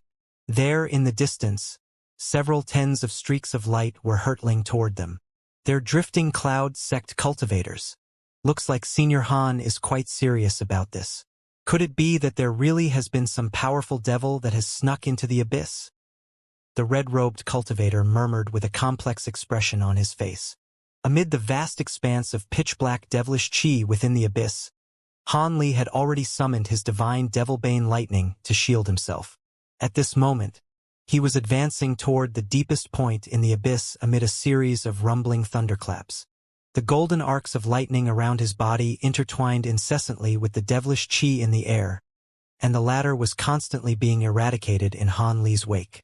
Han Li paid this no heed as he made a series of hand seals over and over again, unleashing a secret technique from the profound nascent formation arts. 10,000 feet, 20,000 feet, 30,000 feet. Han Li maintained the output of the secret technique without pause, but he detected nothing within his spiritual sense. As he delved deeper and deeper into the abyss, his expression gradually darkened. After reaching depths of around 70,000 to 80,000 feet, even he was beginning to doubt his own judgment. Could it be that his prediction had been incorrect? Could it be that the second nascent soul had never come here, and had instead gone elsewhere to cultivate? Just as these thoughts were flashing through Han Li's mind, his expression suddenly changed as he came to an abrupt halt. A grave expression appeared on his face as he made an alternate hand seal. At the same time, he began to chant something in a low voice, and he stared directly up ahead with an unblinking gaze and a blue light shimmering in his eyes. All of a sudden, a peculiar look appeared on his face, and he appeared to be rather uncertain. After a brief hesitation, he sprang into action again. However, on this occasion, Han Li seemed to be very clear on where his target was, and his movements were a lot more decisive and purposeful. He descended a further 3,000 to 4,000 feet upon he heard a low feral snarl. He pursed his lips and slowed down significantly in his descent. At the same time, he tightened his grip around his triflame fan. The blue light shimmering within Han Li's eyes became even more dazzling as he stared intently into the devilish chi down below with an unblinking gaze. At Han Li's current cultivation base, if he were to unleash his bright sight spirit eyes with all his might, he would already be able to see up to 1,000 feet away in the myriad depth devilish abyss. However, things became rather blurry at a distance of more than 500 feet away. Around 1,000 feet below Han Li, there was a tall and broad black figure that was unleashing an almighty roar. Han Li looked down with his spirit eyes and stared directly into the black figure's vicious crimson eyes. A chill ran down Han Li's spine. The crimson eyes down below were filled with violence and brutality, and they were not the eyes of a normal human being. Instead, those eyes belonged to a crazed and bloodthirsty wild beast. Han Li was still wondering whether the crazed being down below was the target for his trip when the thunderous roar came to an abrupt halt and the black figure down below swayed before disappearing into the surround devilish chi. Han Li's expression changed slightly upon seeing this, but he merely drew a silver shield from within his sleeve in a calm and unhurried manner. The shield then transformed into a silver light barrier that enshrouded his entire body within. Just as he had set up those defensive measures, the devilish chi behind him suddenly began to surge as a hirsute black devilish arm shot forth like lightning, crashing straight into the light barrier. A thunderous boom erupted, and the devilish claws embedded themselves over a half a foot into the silver light barrier. Han Li felt the barrier of light around him tremor violently as a burst of immense force came sweeping toward him. His expression changed slightly, and only after striding forward 2 small steps was he able to absorb the force of this fearsome impact. At the same time, he waved a hand through the air and a golden sword that was several feet in length appeared. He wrapped his fingers firmly around the hilt of the sword before lashing out rapidly behind him without even turning his head. Golden light flashed, and half of a hirsute arm was severed by the golden sword. The black figure roared as it stumbled backward a few steps before righting itself. However, it continued to glower at Han Li with crazed ferocity in its crimson eyes. Han Li turned around and examined the black figure before heaving a faint sigh. So it really is you. It appears you failed in your attempt to inject devilish qi into your body, and have lost your sanity from devilification. The black figure was only around 100 feet away from him, so he was naturally able to catch a clear glimpse of it. The devilish creature bore a strong resemblance to Han Li's sovereign devil corpse, but most of its black robes had been torn away, revealing large swaths for long corpse fur. There were also inky black fist-sized scales that had grown over some of his vital regions, and those scales were shimmering with a sinister light amid the darkness. The skull-like face of the sovereign devil corpse had been enshrouded under a thin layer of black qi, and he could indistinctly make out a set of extremely twisted features beyond the veil of devilish qi. Not a single drop of blood was dripping from the devil corpse's severed arm, and it appeared that it had no blood within its body at all. It was emitting a low snarl from its mouth and staring intently at the golden sword in Han Li's hand, but it didn't charge toward Han Li again. Han Li's powerful sword strike had planted the seed of wariness in its heart. Hence, even though it wanted nothing better than to tear Han Li into shreds with its bare hands, its self-preservation instincts were preventing it from attacking. There was a storage pouch hanging from its waist, but it appeared to have completely lost its intelligence due to its devilification, to the extent that it didn't even have the mental capacity to summon weapons to use in battle. It turned out that even though the devilish qi in the myriad-depth devilish abyss wasn't as potent as that which was sealed within the Kunwa mountain, its degree of devilification was still far beyond the second nascent soul's anticipation. Furthermore, the second nascent soul had predicted that Han Li would be arriving at the abyss soon, and in its urgency, it increased the influx of devilish qi into its body during the final stage of its cultivation.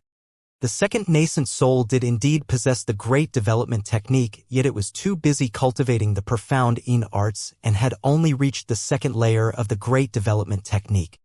As such, even though its spiritual sense was more powerful than other cultivators of the same cultivation base, it was still quite a stretch to expect it to be able to withstand the prolonged influx of devilish qi.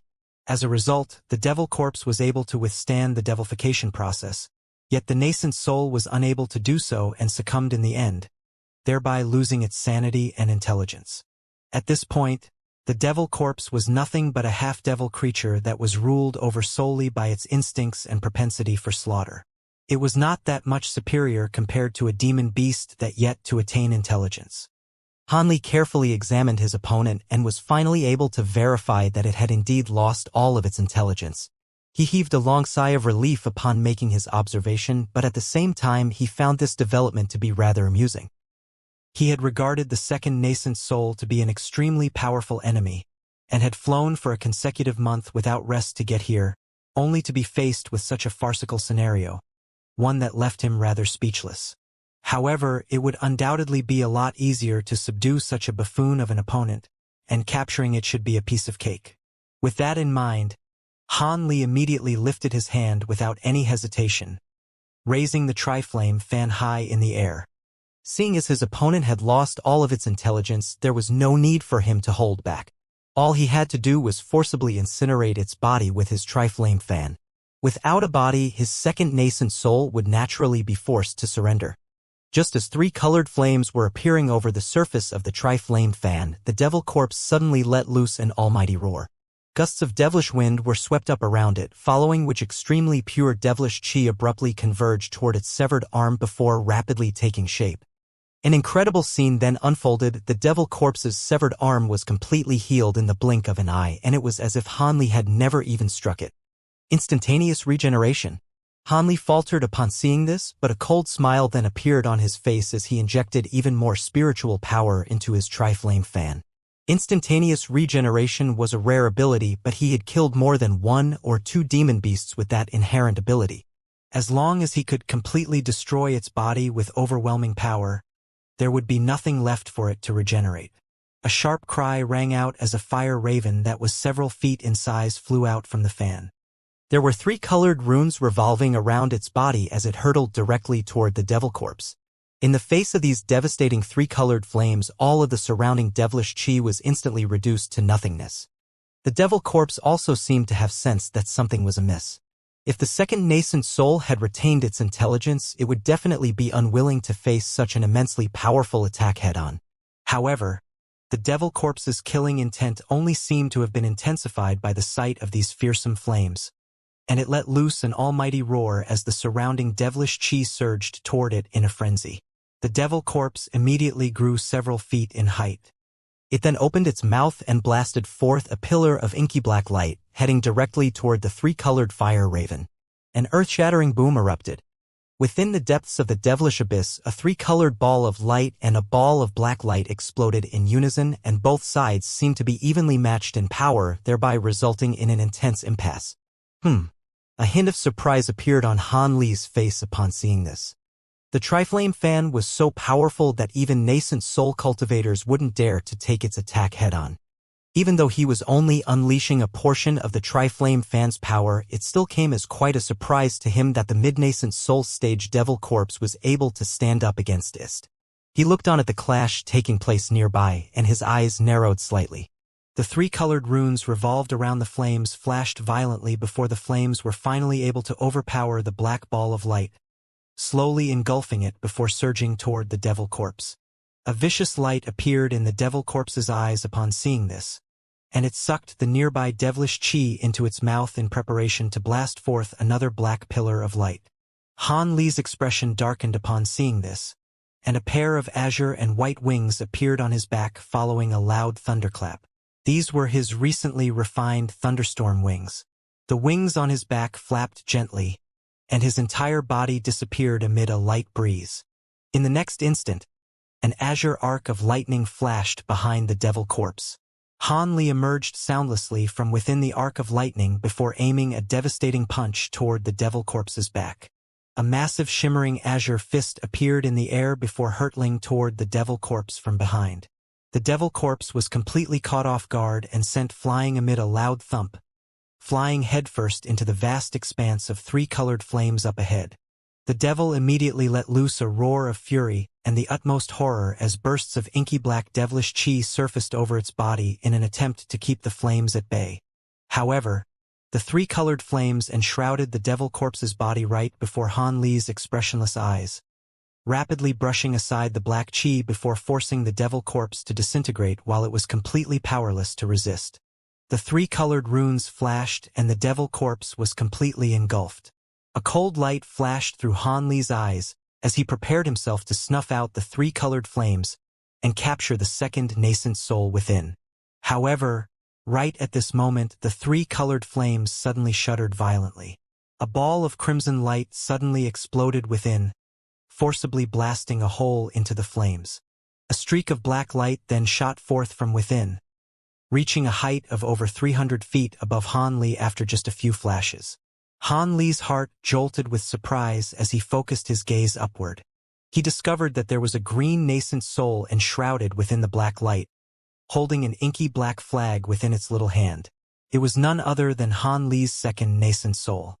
The nascent soul looked back at Han Li with a cold expression, and the clarity in its eyes suggested that it had completely recovered its intelligence. Han Li harumphed coldly as he immediately flapped his thunderstorm wings, upon which he abruptly disappeared from the spot. The second nascent soul's expression changed drastically upon seeing this, and it tossed the small black flag down below. As it did so, it made a hand seal before stabbing a finger toward the flag. The ghost-sifting banner that Han Li had repaired many years ago revolved through the air as black light flashed violently over its surface. It then self-detonated amid a resounding boom. Countless strands of black light shot forth to create a dense net, encompassing an area with a radius of several kilometers below the nascent soul. The second nascent soul then let loose a long cry as it turned and flew upward with all its might.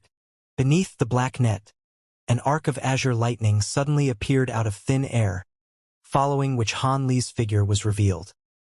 He looked at the descending black net, then up at the second nascent soul, which had almost disappeared from his line of sight, and a cold expression flashed through his eyes.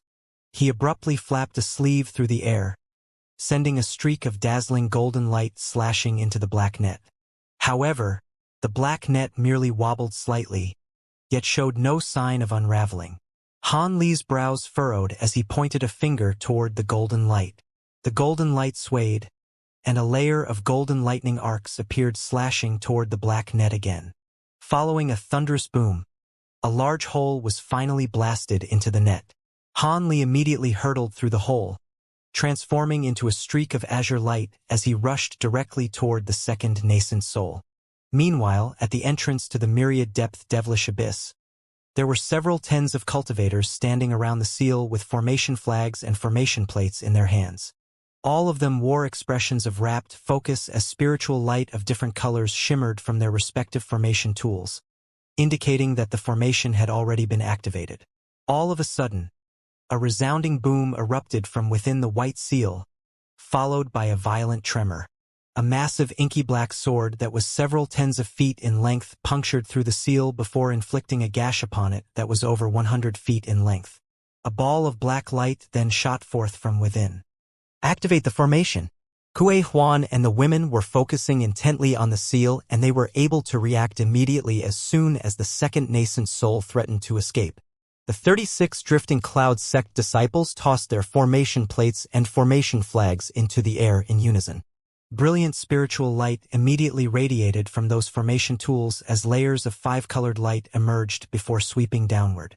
The ball of black light was completely caught off guard, and before it knew it, it had been ensnared within the light. It was naturally none other than the second nascent soul that was situated within the black light. When it had been engulfed by the flames of the tri-flame fan, it had unconsciously expelled all of the devilish it had absorbed into its body as a defensive measure to save itself. As such, the devilish chi was reduced to nothingness by the flames, and even more of the devil corpse had been incinerated. As a result, however, the nascent soul was able to unintentionally reverse its devilification and return to its senses.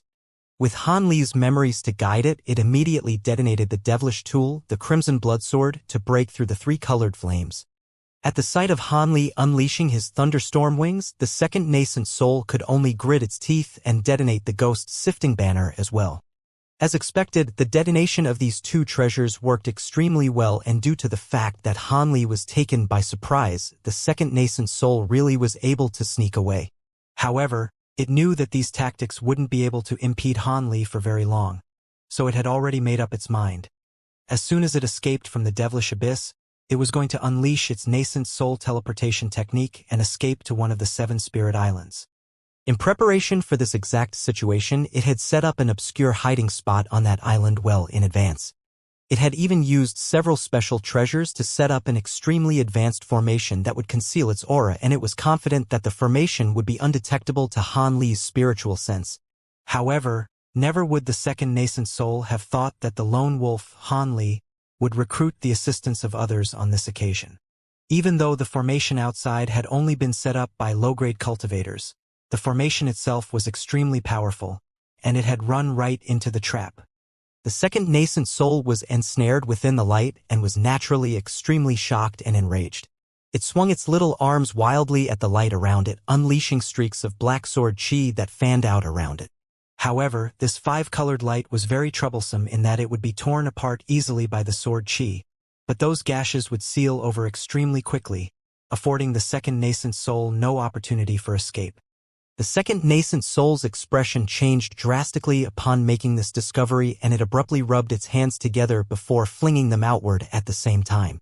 2 pillars of black light immediately erupted forth before transforming into 2 massive swords that were each over 10 feet in length, both of which came crashing downward with devastating might. The cultivators that were desperately holding the formation together were finally unable to withstand the assault any longer. Following 2 rumbling booms, a hole that was several feet in diameter was blasted into the 5-colored light. Spiritual light flashed around the hole as it attempted to seal itself over again, but the hole was simply too large, and there was insufficient magic power flowing into the formation from all of the cultivators, so it wasn't able to immediately close. The second nascent soul was ecstatic upon seeing this, and its body swayed as it immediately disappeared after unleashing its teleportation technique. In the next instant, black light flashed and the green nascent soul had appeared outside the five-colored light. It aimed a vicious glare at the cultivators around it before making a hand seal to teleport away from this place. However, right at this moment, a gentle breeze suddenly blew past it, following which a humanoid figure appeared. Crap! The second nascent soul immediately teleported away without any hesitation. The humanoid figure that had appeared was naturally none other than Han Li, who had just emerged from the devilish abyss with his thunderstorm wings spread wide open. His expression darkened as the second nascent soul attempted to flee and a cold harumph escaped from his mouth. A thin gash suddenly appeared on his glabella, following which a cloud of black chi rapidly billowed out from within. The black chi then materialized into an unsettling pitch-black eyeball that was staring into the distance. A streak of black light shot forth, striking a certain spot in the air over 200 feet away in a flash. The black light then exploded, and the stumbling figure of the second nascent soul appeared out of thin air. It raised its head to look up at Han Li, and there was incredulity and horror etched all over its little face. Han Li chuckled coldly as he opened his mouth to expel a small azure cauldron. The cauldron was clasped in his hand, following which the white and azure wings on his back flapped gently, and his entire body disappeared like a mild breeze. The second nascent soul knew that it was in a heap of trouble upon seeing this, and it immediately attempted to flee the scene as a streak of black light. However, right at this moment, a clump of azure threads suddenly shot from thin air as if they had been waiting for the second nascent soul this entire time, and the second nascent soul was immediately bound in a tight azure cocoon. The second nascent soul was greatly startled by this development, and it unleashed countless streaks of black sword chi from all over its body to try and escape its cocoon. However, following a string of explosions and flashing black light, those azure threads remained completely unscathed.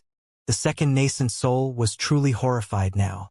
Just as it was about to unleash another secret technique to try and escape, an azure arc of lightning flashed, and Han Li appeared out of thin air with the small cauldron hovering over his palm.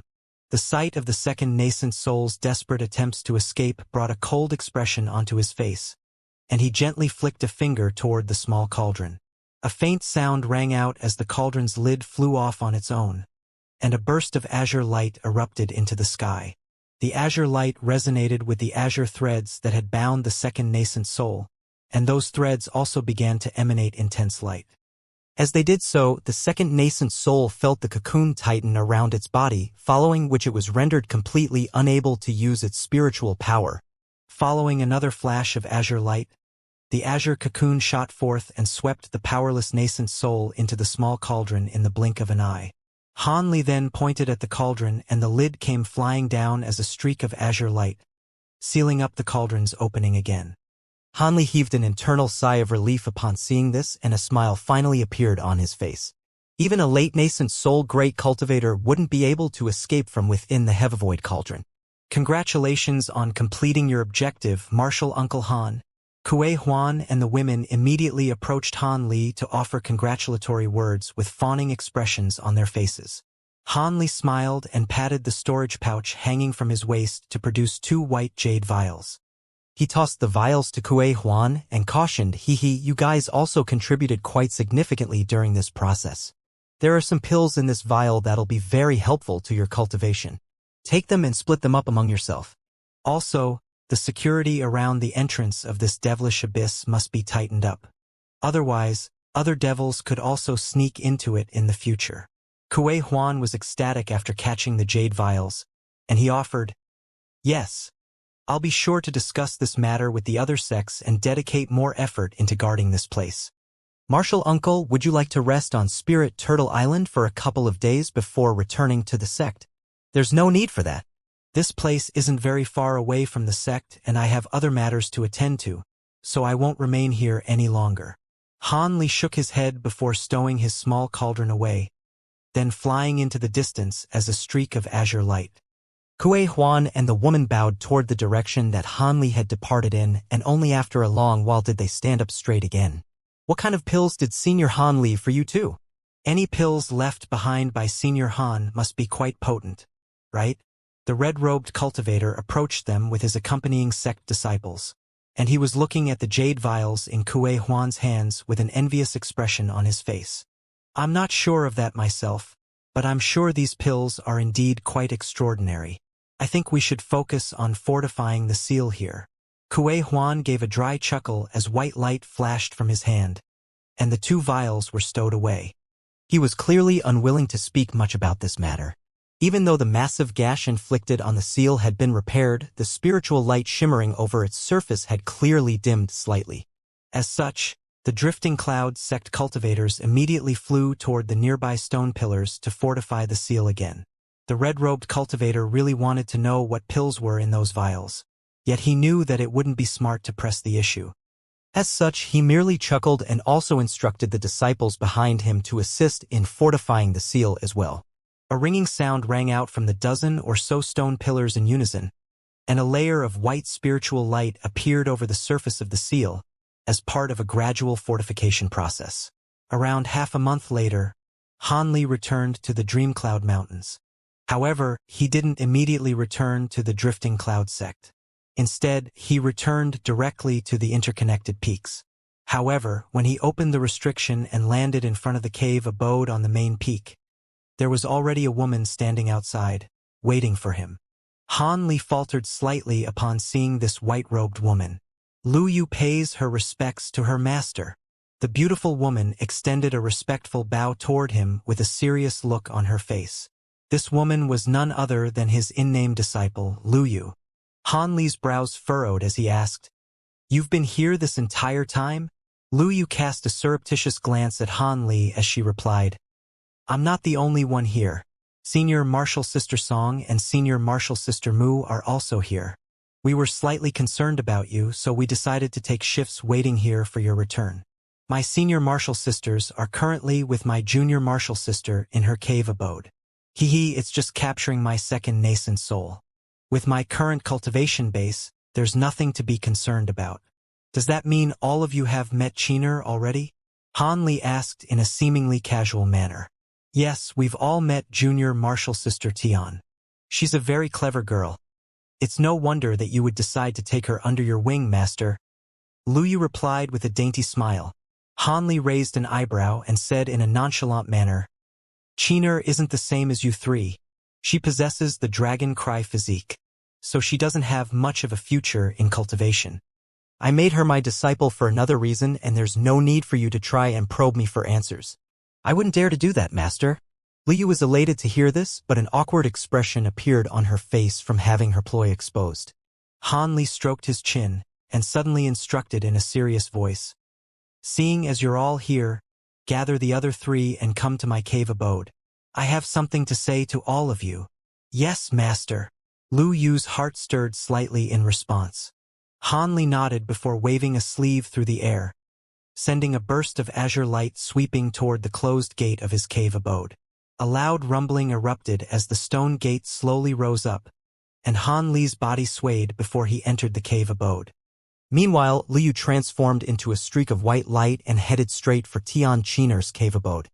A short while later, Han Li sat on the main seat within the hall of his cave abode, and he was surrounded by 4 beauties, all of whom wore extremely respectful expressions and didn't dare to many a single sound.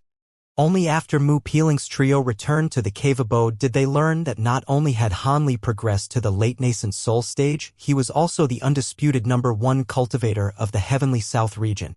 The 3 women were quite shocked to hear these, and their awe and veneration toward Han Li were only compounded as a result. Han Li wore a cold expression on his face, and was scolding Mu Peeling's trio. "There's no need to worry about the second nascent soul. It's already been captured, and I'm going to erase its sentient will soon, then refine it into my second nascent soul again. However, the 3 of you sure are quite brave. Don't you know that the Inner Valley is an extremely dangerous place even for nascent soul cultivators? Martial Uncle Han, we only took the risk to venture into the Inner Valley as the illusionary spirit herb was of the utmost importance to us. We won't do something so reckless ever again, Songyu explained with her hands clasped behind her back. Hanli had been acquainted with Songyu even prior to reaching the nascent soul stage, so he couldn't bring himself to scold her any further. Instead, his brows furrowed as he asked, "Illusionary spirit herb? Are you trying to refine the illusionary destruction pill to assist in a breakthrough?" "Indeed, master, that was our objective," Lu Yu replied in a truthful manner. "If that's the case, you don't need to go searching for the illusionary spirit herb anymore. I just so happen to have a vial of illusionary destruction pills with me. Excessive consumption of pills during breakthroughs isn't advisable, so 2 pills for each of you will be enough." Hanli patted the storage pouch hanging from his waist, and a small green vial appeared in his hand, which he casually tossed toward Lu Yu. This vial of pills was something that he had obtained from a certain nascent soul cultivator he had slain in the past. They served no use for him, so he decided to sell the 3 women a favor by giving it to them. Only after Lu Yu had reflexively caught the vial did Han Li's words register in her mind, and she immediately extended a gesture of gratitude toward Han Li in a shocked and elated manner. Song Yu and Mu Peeling were also ecstatic as they extended grateful salutes. "There's no need for formalities. It's just a vial of pills. I called all of you here because I have a few things to tell you," Han Li said with a dismissive wave of his hand. "We'll be sure to listen carefully, Marshal Uncle Han," Song Yu replied in a respectful voice. The other 2 women also adopted serious expressions in preparation to hear what Han Li had to say. "The 3 of you should know that I've never liked to meddle in the sect's affairs. However, as the Grand Elder of the sect now, it wouldn't be appropriate for me to continue in this manner. I've left all of the troublesome matters for our Marshal Uncle Lu to take care of, but I'll need a disciple to correspond with and assist him in overseeing the matters within the sect during my periods of seclusion. Lu Yu, would you be willing to take care of some matters within the sect in my place?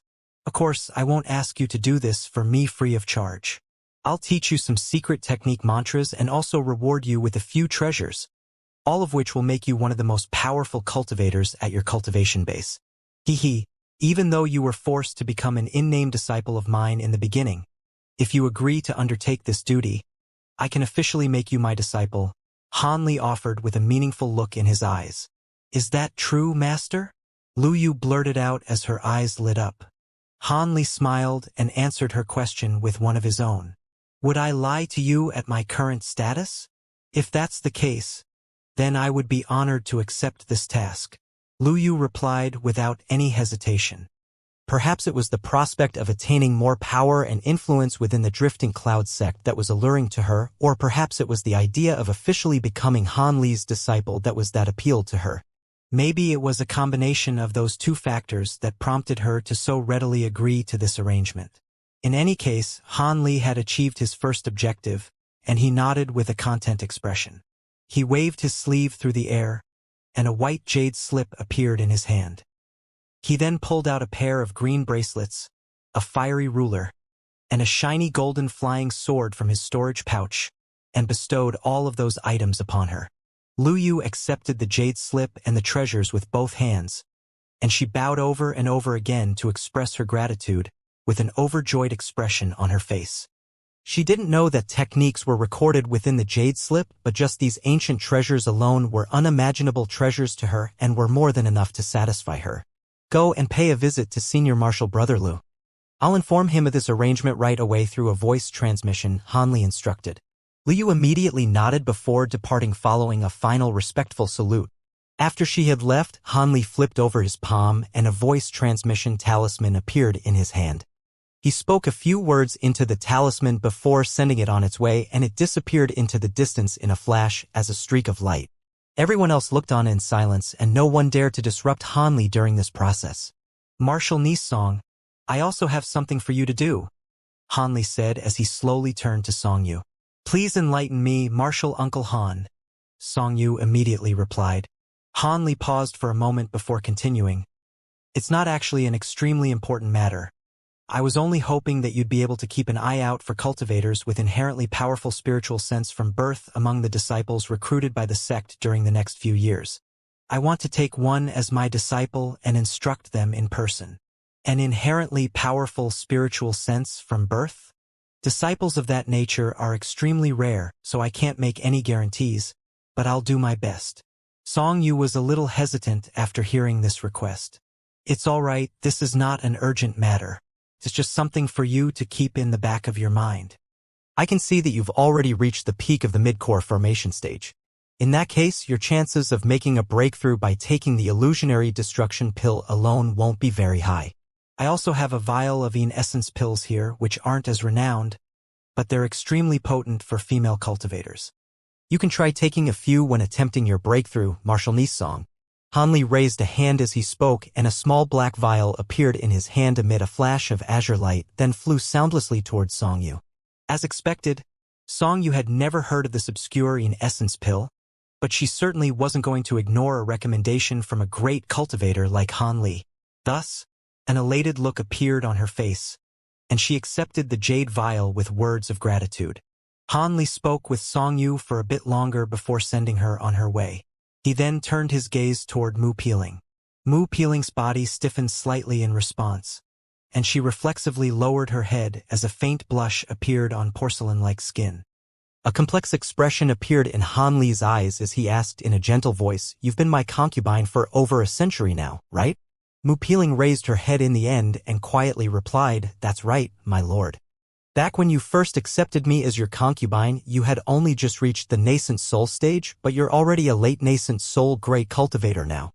Back when I had accepted you as my concubine, I had planned to use your virgin body to cultivate the copulation essence arts in order to assist me in my breakthroughs.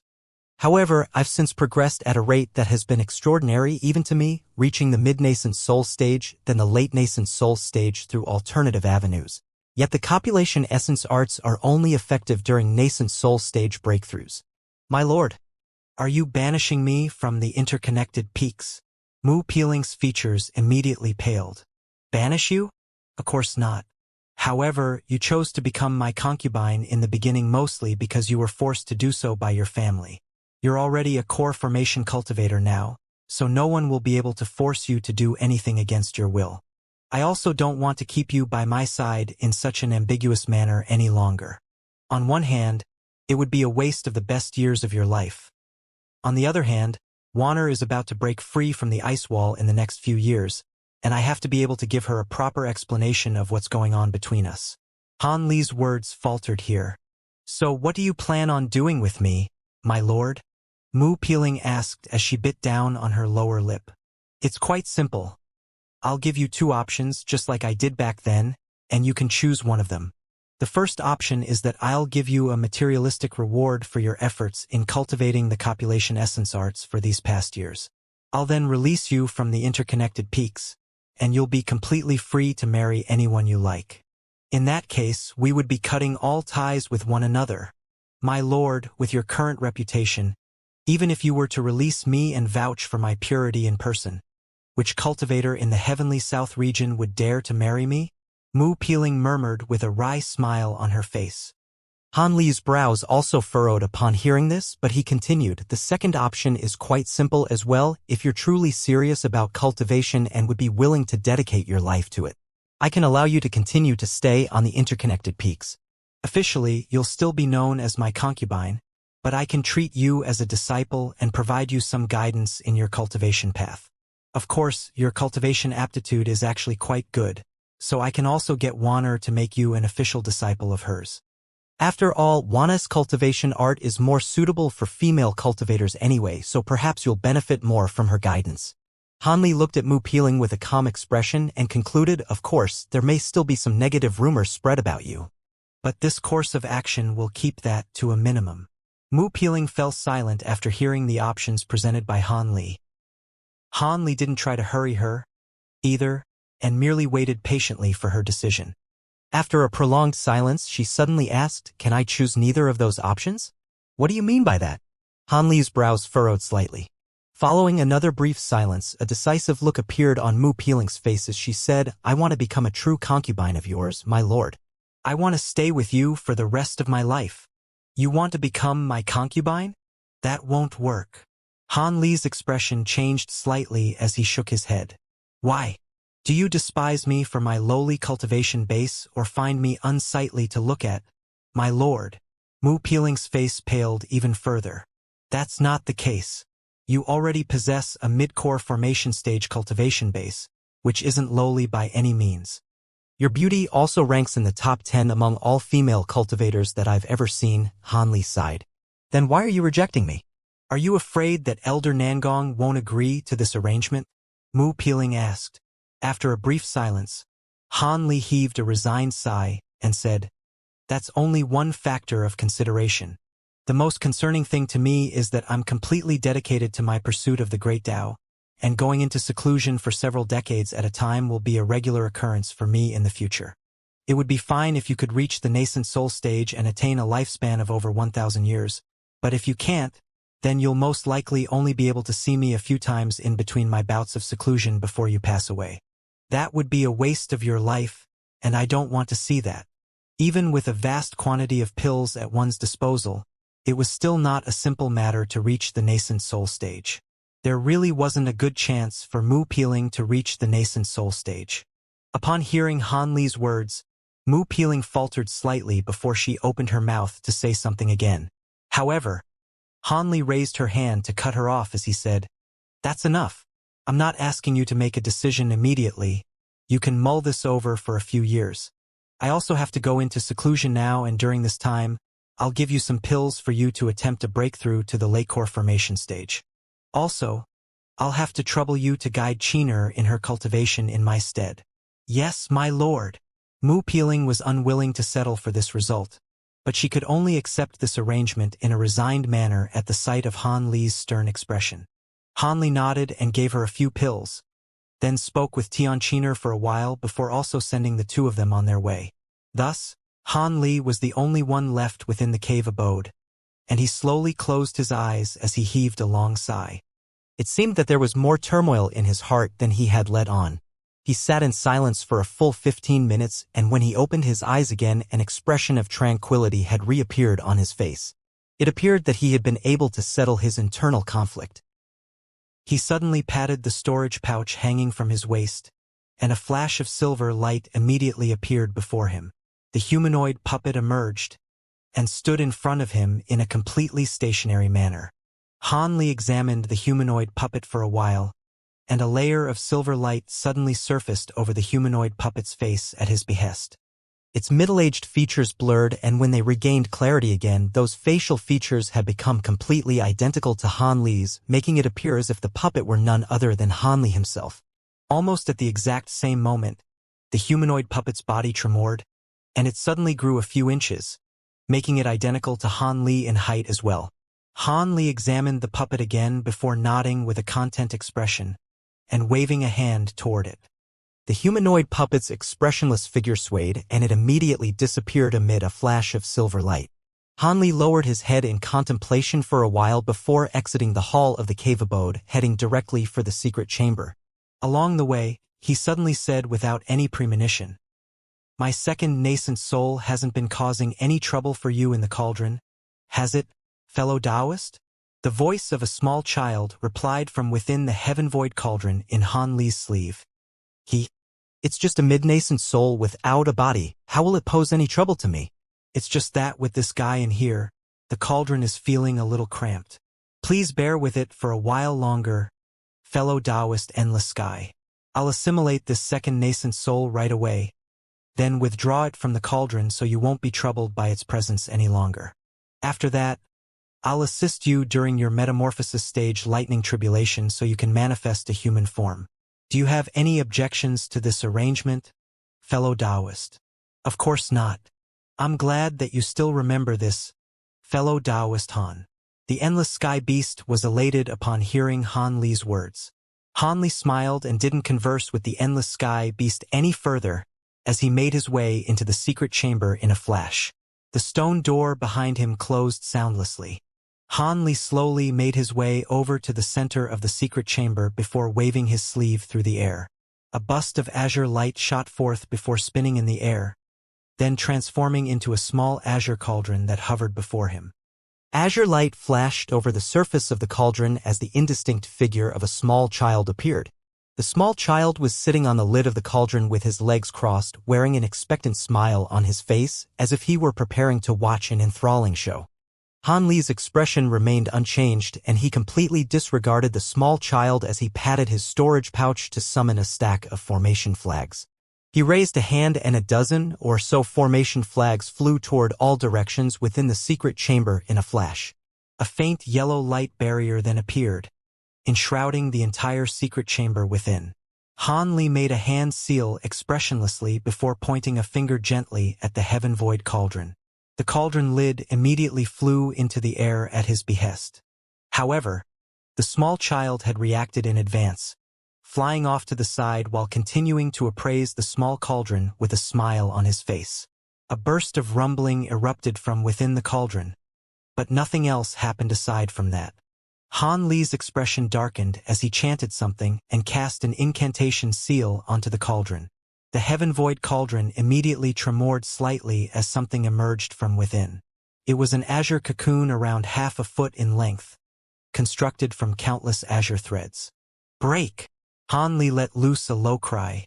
Peculiar scene unfolded. All of the azure threads that the cocoon was comprised of snapped before dissipating into the specks of light in the blink of an eye. The second nascent soul was immediately revealed. It current had its eyes tightly shut and was hovering in the air in a completely still manner, seemingly yet to regain consciousness. Han Li's eyes narrowed upon seeing this, and he immediately feigned a grabbing motion without any hesitation. Several shiny silver needles abruptly appeared between his fingertips, and he aimed a cold glance at the nascent soul in the air before sweeping his hand through the air. Black light suddenly flashed around the seemingly unconscious nascent soul, upon which it disappeared into thin air. The silver needles naturally struck empty space as a result. Han Li was not startled by this turn of events. Instead, a cold smile appeared on his face as he pointed toward the heaven void cauldron, upon which a clump of azure threads suddenly shot forth from a corner of the secret chamber. Brilliant azure light erupted, enshrouding a certain patch of space. A muffled groan rang out as the second nascent soul appeared once again within the flashing azure threads. At this point, its neck and limbs had already been tightly bound by the azure threads, rendering it completely immobile. At this moment, the dozen or so silver needles that had missed their target earlier flashed through the air again. The silver needles shot forth at a rapid speed, embedding themselves into various parts of the nascent soul's body in the blink of an eye. The nascent soul's body tremored, and it immediately lost its ability to summon any magic power. A look of despair appeared on its little face. You won't be getting away. All of your thought processes are replicas of mine, so how are you going to fool me with your tricks? I don't plan to destroy you.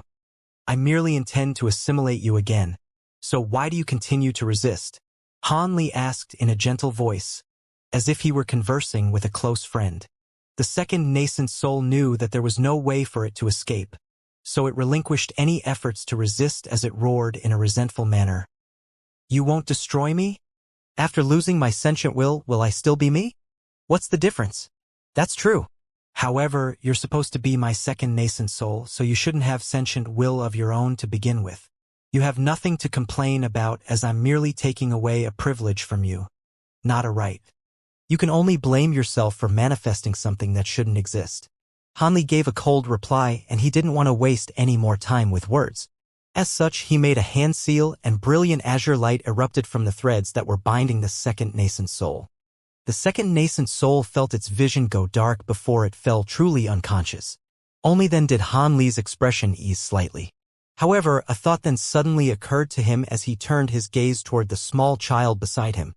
In response to Han Li's cold glare, the small child obediently dissipated into nothingness without a word. Han Li nodded to himself upon seeing this before pointing a finger at the cauldron hovering in the air. Azure light flashed over the surface of the cauldron before the lid was replaced. Almost at the exact same moment, Han Li opened his mouth to blast forth a burst of azure light, which swept the small cauldron up within. The cauldron then rapidly shrank within the azure light, flashing a few times before being swallowed by Han Li. Han Li heaved a faint sigh before sitting down with his legs crossed. At the same time, he feigned a grabbing motion toward the second nascent soul in what seemed to a casual manner. The nascent soul was immediately drawn to him by an immense suction force, and it was forced to hover around 10 feet in front of Han Li. Han Li used his spiritual sense to carefully examine the nascent soul's condition, and after verifying that its spiritual sense was indeed far inferior to his, he closed his eyes in a content manner before patting the top of his own head. Azure light immediately flashed over the top of his head as an azure nascent soul that was only a few inches in size silently emerged. The nascent soul was standing on a small azure cauldron and carrying a green wooden ruler in both hands. There was a white bead circling above its head, and a ball of indistinct black chi on its glabella, as well as several tens of miniature golden swords flying around its body. This was none other than the main nascent soul that Han Li had been arduously cultivating for over a century. The nascent soul wore a completely neutral expression as it glanced toward the second nascent soul in a calm manner. Azure light flashed from the small cauldron beneath its feet, carrying it directly over to the second nascent soul. When it was only about a foot away from the second nascent soul, Han Li's nascent soul suddenly halted in its flight. It glanced at the azure threads around its counterpart's body, and suddenly stamped its little foot gently onto the small cauldron. The small cauldron emitted a ringing sound, and the azure threads around the second nascent soul's body disappeared in a flash, leaving only the nascent soul itself hovering in mid-air. The heaven-void cauldron beneath Han Li's nascent soul suddenly began to slowly expand. The nascent soul sat atop the cauldron with its little legs crossed in a calm and collected manner. It then tossed its green ruler into the air, then made a hand seal and chanted something in an unintelligibly quiet voice. Brilliant azure light erupted from the body of Han Li's nascent soul, and it slowly closed its eyes. However, the ball of black chi on its glabella suddenly materialized to form a third inky black eye. The eye was shimmering with an unsettling light, and it stared intently at the second nascent soul with an unblinking gaze. Right at this moment, Han Li's nascent soul suddenly stopped its chanting as a burst of black light suddenly shot forth from its third eye, directly striking the second nascent soul's body. The second nascent soul shuddered as it opened its eyes, but its pupils were completely blank, as if it were delirious. Right at this moment, Han Li's nascent soul also opened its eyes. Two pillars of azure light erupted from its pupils, shooting directly into the eyes of the second nascent soul as if it were forcibly injecting something into the second nascent soul's body. The second nascent soul's limbs hung limply by his sides, yet its body was trembling uncontrollably. At the same time, an expression of excruciating pain suddenly appeared on its blank face, as if it wanted to cry out but was unable to do so. Han Li's nascent soul remained completely expressionless throughout this entire process. It merely continued to blast the azure pillars of light out of its eyes, and completely ignored the second nascent soul's suffering. Half a month later, the stone door of the secret chamber opened by itself, and Han Li emerged from within with a tranquil expression. Silver light flashed outside the door, and the humanoid puppet, which was now completely identical to Han Li, appeared before him. Han Li glanced at the puppet, and a smile appeared on his face. He stroked his own forehead, upon which the second nascent soul immediately appeared. The nascent soul wore a completely blank expression as its body swayed before flying through the air as a streak of black light, disappearing into the humanoid puppet's body. Moments later, the puppet suddenly blinked its dead eyes, and it was suddenly filled with vitality, as if it were an actual living person. Han Li rubbed his hands together with a smile upon seeing this. Not bad. This is exactly how I envisioned this go. Using the secret technique on the Great Development Treasure Scriptures to inject the second nascent soul into the humanoid puppet's body allows it to control the puppet. From now on, I won't have to worry about being unable to control the puppet due to distance constraints. As long as I don't go on excessively lengthy journeys in the future, the humanoid puppet can remain in this cave abode along with the second nascent soul. This is indeed a very creative masterstroke, fellow Taoist Han. But aren't you worried that mishaps could occur if the second nascent soul develops sentient will again? In that case, it would possess a late nascent soul stage vessel in the form of this humanoid puppet. It'll be extremely difficult for you to recover the second nascent soul again after that. The unimpressed voice of a small child suddenly sounded from within Han Li's sleeve. I'm well aware of that potential risk, fellow Taoist, which is why on this occasion, I'll be using a few restriction secret techniques that I recently mastered as a late nascent soul cultivator on the second nascent soul, and I'll also be tinkering with the humanoid puppet a bit as well. Unless the second nascent soul's spiritual sense really becomes more powerful than that of my main nascent soul, I'll be able to completely immobilize at any time I want. Hanli replied confidently. Hee. Looks like you've planned things out well in advance, fellow Taoist Han. It appears that my concerns were unwarranted. The small child chuckled. Regardless, I must still thank you for your kind intentions. Now then, would you like to transcend your lightning tribulation here on the interconnected peaks or go somewhere else during this process? Hanli asked. The small child hesitated momentarily before suggesting in a euphemistic manner. These interconnected peaks most likely won't be a good place for tribulation transcendence. After all, even the restriction here won't be able to conceal the metamorphosis stage lightning tribulation. I have full trust in your abilities, but I think it's best to find a more secluded place. All right, I'll go and see Wanner first, then take you somewhere else. Han Li had no intention of arguing with the endless sky beast on this manner. He then exited the cave abode and traveled to the drifting cloud sect to visit Nangong Wan in order to check on her cultivation progress. A day later, Han Li left the drifting cloud sect again and flew toward the west as a streak of azure light. 5 days later, Han Li appeared above an extremely barren and desolate set of plains. There was not a single blade of grass growing on this land, and there were only yellow soil as well as grayish-white rocks of different sizes stretching as far as the eye could see in all directions. Han Li unleashed his spiritual sense to survey the area in a radius of tens of thousands of kilometers, upon which he discovered that there wasn't so much as a single cultivator or mortal around. Han Li swept a sleeve through the air, and a small cauldron enshrouded in a ball of azure light shot forth from within. He then said, "How about this place? This is a vast expanse of dead land on the border between our state of Xi and the state of Huayu. There's no one around for hundreds of thousands of kilometers, so it'll be a lot safer for you to transcend your metamorphosis stage lightning tribulation here." The small child inside the cauldron gave an elated reply. "This is indeed a good place for tribulation transcendence.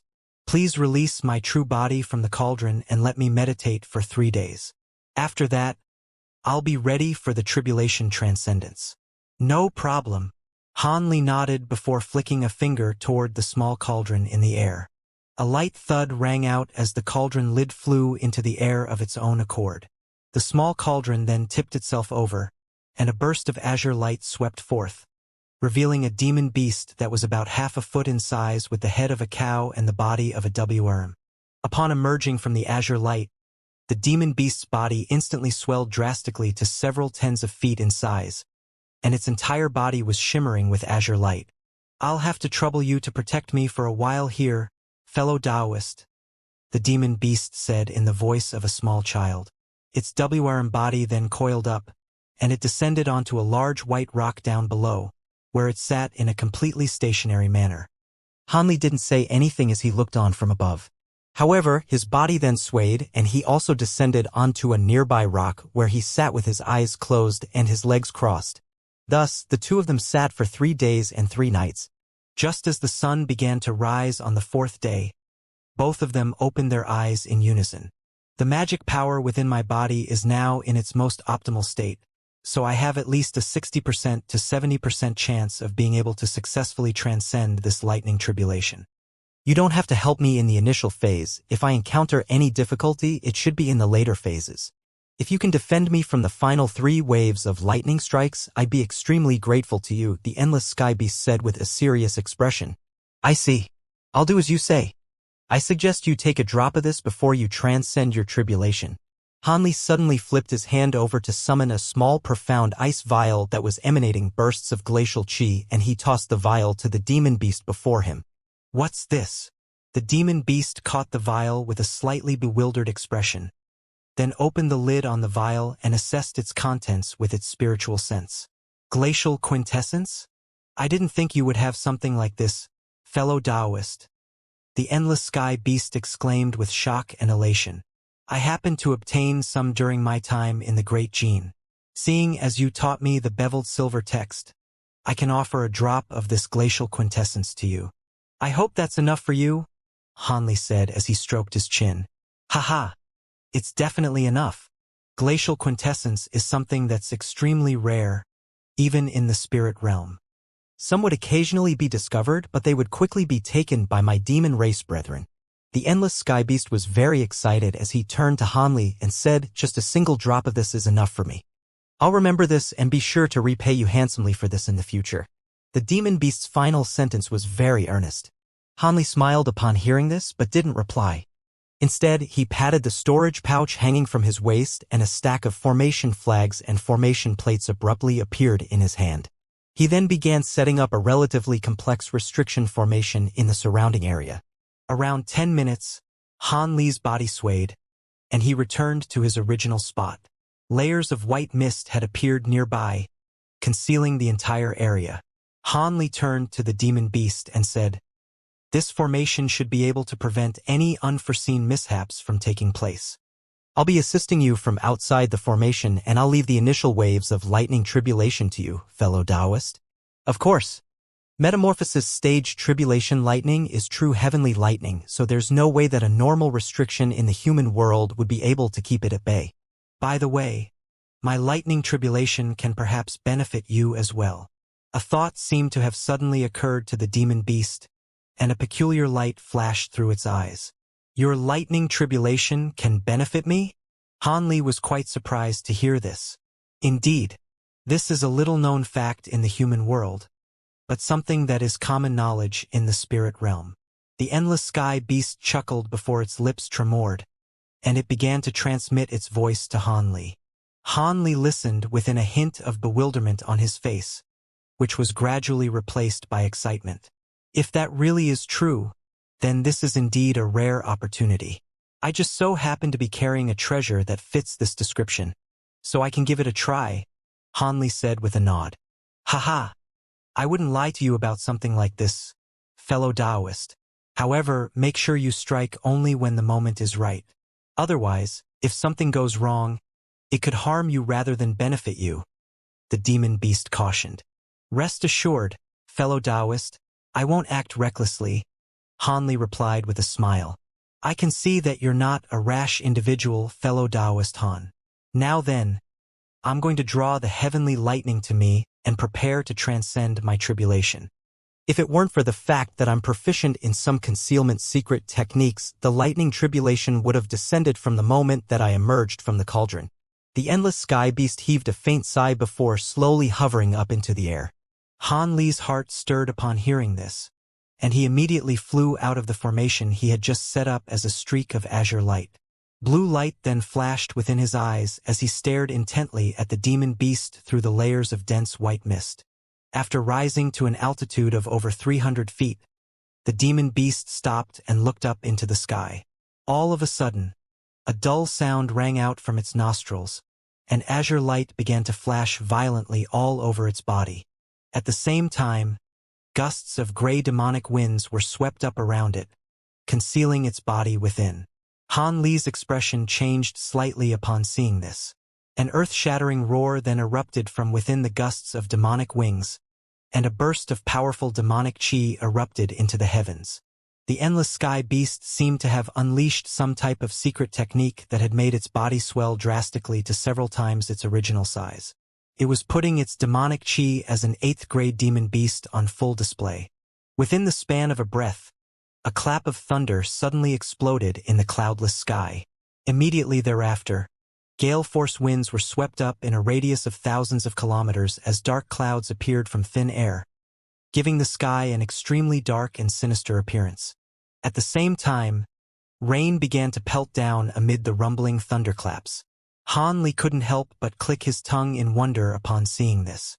As far as he was aware, this barren land was known as the Dead Land as it had always been an extremely dry place.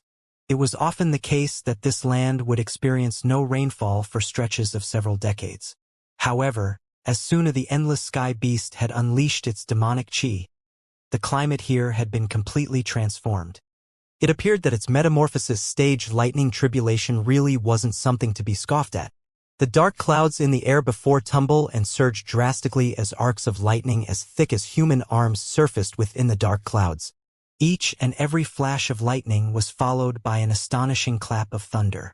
A series of massive lightning nets gradually took shape. Han Li pursed his lips and narrowed his eyes as he looked on from below. Right at this moment, the demon beast within the formation let loose an almighty roar. As a result, the gray demonic winds became several times more powerful, transforming into a grayish-white hurricane that rose straight up into the sky as if it were threatening to plunge into the dark clouds and eradicate the lightning within. A thunderous boom erupted as an arc of lightning descended from the dark cloud like a gargantuan sword, directly striking the apex of the demonic hurricane. Silver light flashed, and the grayish-white hurricane tremored violently before it was sliced apart down the middle. The lightning and the hurricane disappeared in unison, and the demon beast's figure was revealed again.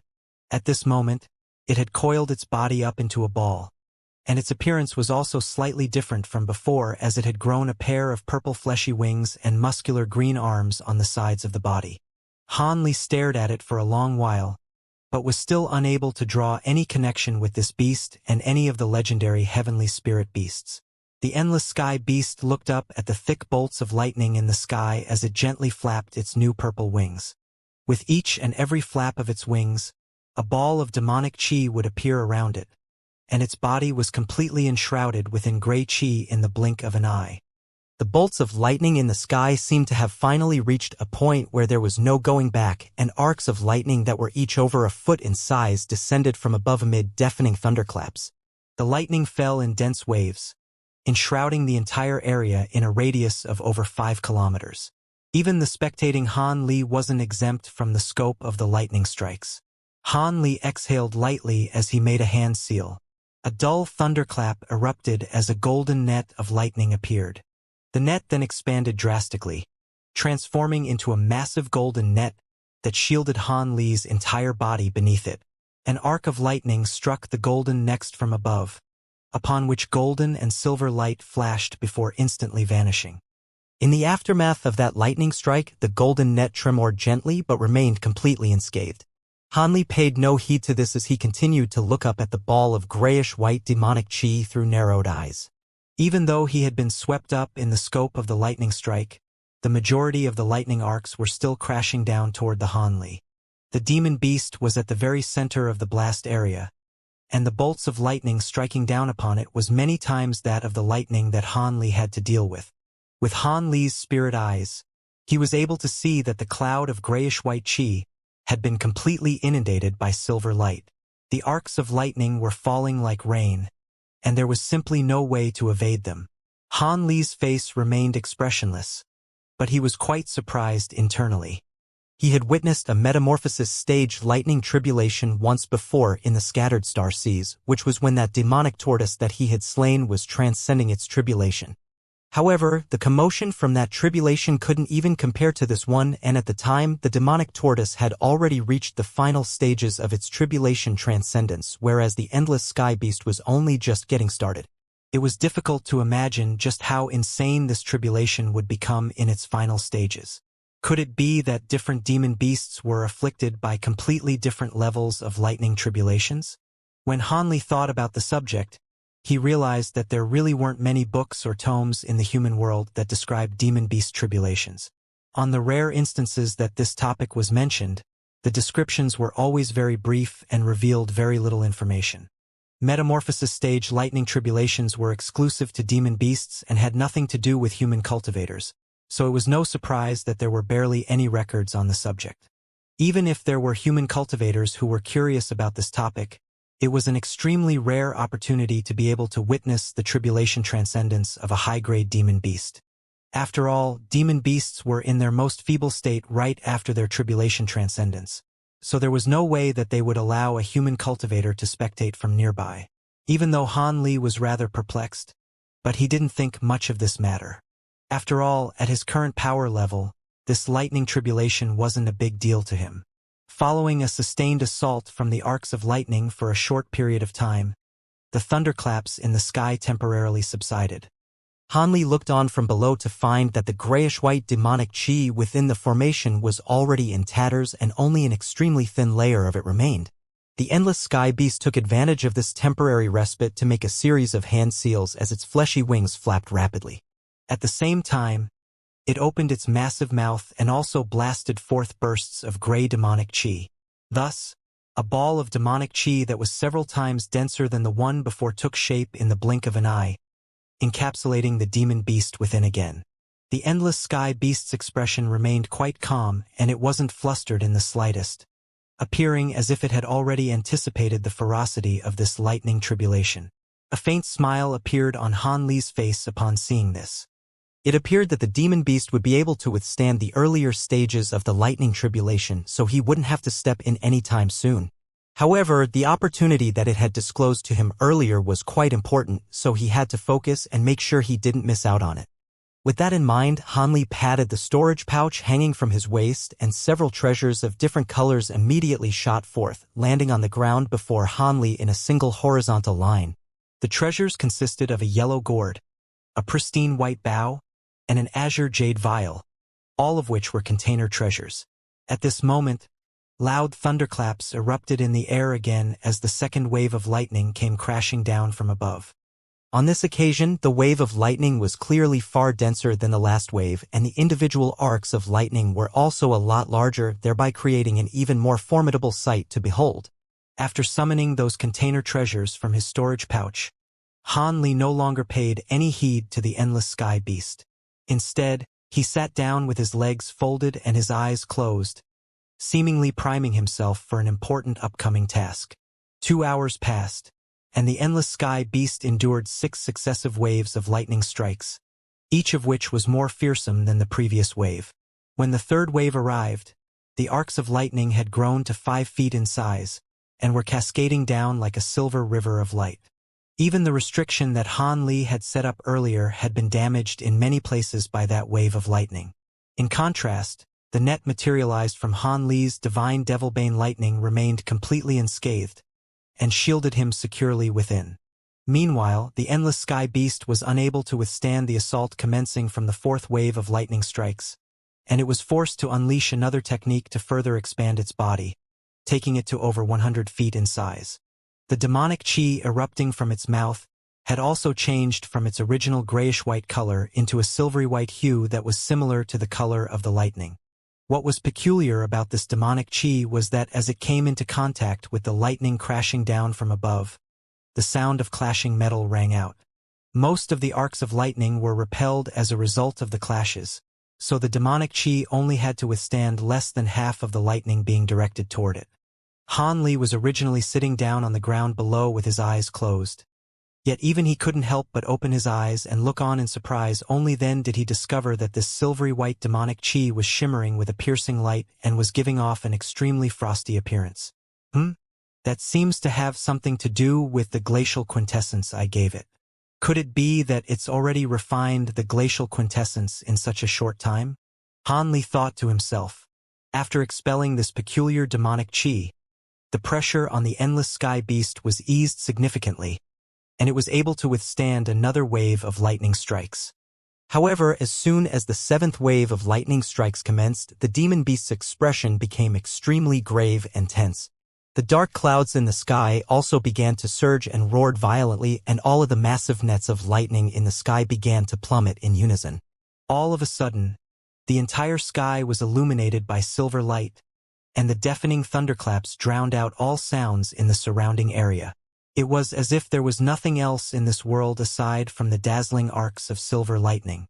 Right at this moment, the endless sky beast transmitted his voice to Han Li.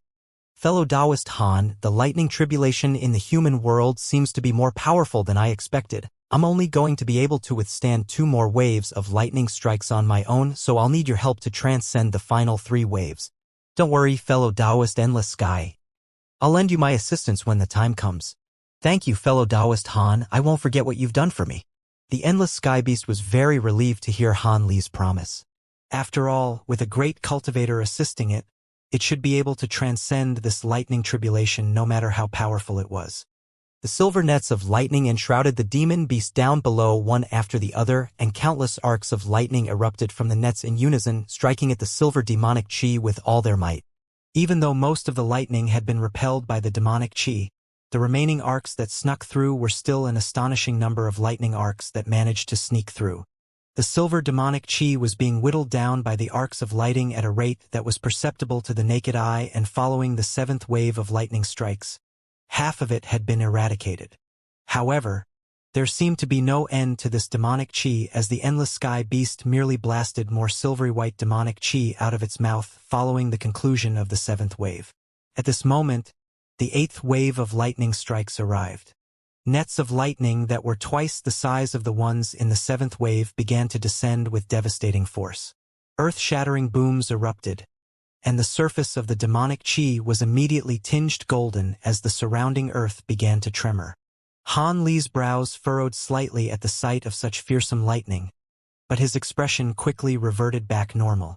However, he slowly stood up and began to survey the sky as if he were looking for something. All of a sudden, Han Li's expression changed as he abruptly lowered his head. He cast his gaze toward a certain spot in the distance, and a peculiar look appeared in his eyes. "That's interesting. I didn't think such a creature existed in the heavenly south region," Han Li murmured to himself before abruptly flicking his 10 fingers toward the ground in quick succession. 10 thin red threads shot forth before disappearing into the ground in a flash. Han Li looked down at the ground below him, and a cold smile appeared on his face. All of a sudden, the earth tremored violently, and a blood-curdling howl erupted as large clumps of soil exploded into the sky. Within the yellow soil and sand, a gargantuan creature emerged from the ground. The upper half of its massive body had been bound by a thin thread that was emanating crimson flames. The thread had wound itself around its body 7 or 8 times, charring its skin and making it howl with agony. Han Li was able to take this opportunity to catch a clear glimpse of this creature's appearance. It was a huge yellow creature that appeared to be a gargantuan worm, yet there were countless fleshy feelers of different sizes growing all over the upper half of its body, all of which were thrashing about violently. However, its most eye-catching feature was the massive golden horn on its head, which was shimmering with a dazzling light. What was even more astonishing was that when the nets of lightning in the sky descended and landed near this creature, the horn on its head would flash erratically, and all of the lightning would be sucked toward the horn before disappearing into it. "It's a narwhal worm. By how could it be so big? And if I recall correctly, the horns of these demon beasts should be white in color." A perplexed look appeared in Han Li's eyes as he looked at the enraged colossus before him. The massive narwhal worm let loose a howl of agony, and a gruesome cavernous mouth suddenly split open on its smooth head. The mouth was filled with sharp vicious fangs, and silver light flashed, upon which a remarkably thick arc of lightning shot forth from within. The heavenly lightning that had been absorbed by the golden horn like a lightning rod was now being expelled by the demon beast as an attack, and the attack was aimed at none other than Han Li. It's even attained intelligence?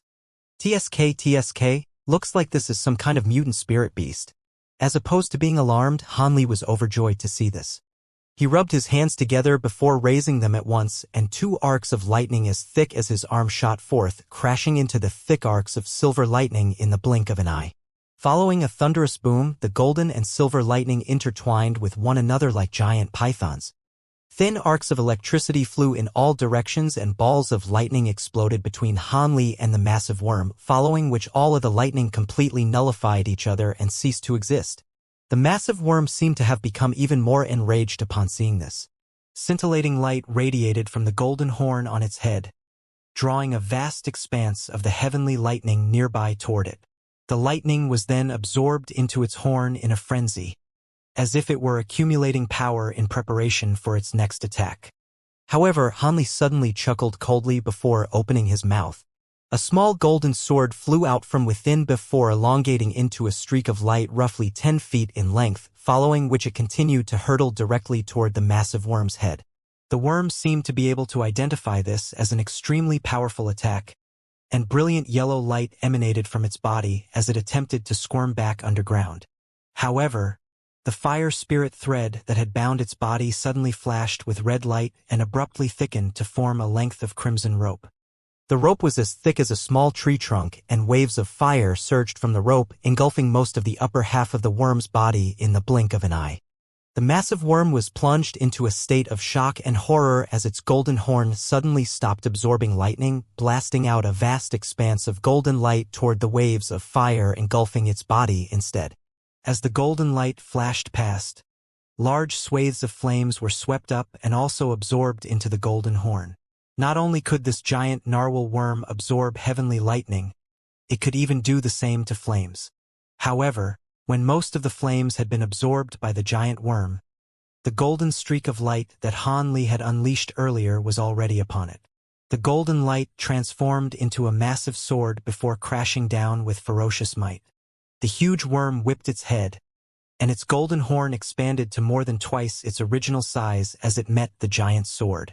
A loud clang rang out as the sword and the horn came into the contact with one another. Piercing golden light radiated forth, and the giant's sword was repelled by the golden horn while the latter remained completely unscathed. However, right at this moment, an azure arc of lightning flashed above the massive worm's head, and Han Li emerged out of thin air with the thunderstorm wings on his back. He swept a hand through the air, and another burst of golden sword chi shot forth at an incredible speed, puncturing a large hole with the diameter of a bowl into the beast's body before it could even react. Green blood began to gush out of the wound, but the worm was simply too massive. A wound that would have proven to be lethal had it been inflicted on a normal cultivator was completely inconsequential to this demon beast, and the pain only made it even more enraged. The worm let loose an almighty roar as the feelers on the upper half of its body squirmed before transforming into countless long whips, which swept directly toward Han Li up above. Han Li's expression darkened as he immediately made a hand seal. A dozen or so small golden swords immediately surfaced over various parts of his body before circling through the air, creating a sword barrier that shielded Han Li securely within. As soon as the feelers came into contact with this sword barrier, they were shredded into mangled flesh intermingled with green blood, and none of them were able to even get close to Han Li. At this moment, Han Li began to chant something and pointed a finger downward. The dozen or so small golden swords down below shuddered, and each and every one of them manifested 6 identical streaks of golden light. The several tens of resulting streaks of light then swept downward in unison at Han Li's behest. The worm was stunned upon seeing this, and it immediately opened its cavernous mouth to blast out silver arcs of lightning and balls of crimson flames in a frenzy, desperately trying to keep the golden streaks of light at bay. Loud thumps rang out in quick succession, and a small proportion of the golden streaks of light were eradicated by the lightning arcs and fireballs. However, the rest managed to puncture through the obstructions and reach the worm in a flash. Before the massive worm could do anything, a loud ringing sound erupted as the streaks of golden light converged, and a golden sword that was over 100 feet in length took shape in the blink of an eye. Golden light then flashed, and the giant sword flew like lightning in a circle around the worm's waist. An earth-shattering howl of anguish erupted from the worm's mouth as an immense quantity of green blood came crashing down like a waterfall. The worm's massive body had been sliced cleanly in half. Just as Han Li was about to withdraw his attacks, an incredible turn of events unfolded. Right after the massive worm was sliced in half, the upper half of its body suddenly flung itself into the air, opening its cavernous mouth as it flew toward Han Li. At the same time, yellow light flashed from the lower half of the worm's body, and countless feelers grew from the surface of its skin, instantly making it completely identical in appearance to the upper half of its body. A loud boom then rang out as the lower half of the worm's body plunged headfirst into the soil and disappeared. Han Li faltered initially upon seeing this, but he quickly raised his eyebrows as he made a hand seal. At the same time, he quickly uttered the word explode. Red light immediately flashed from the thick fiery rope binding the worm's body before it self-detonated. Following a burst of rumbling, a gigantic mushroom cloud appeared, completely engulfing the upper half of the worm's body, and a burst of blood-curdling screeching escaped its massive mouth.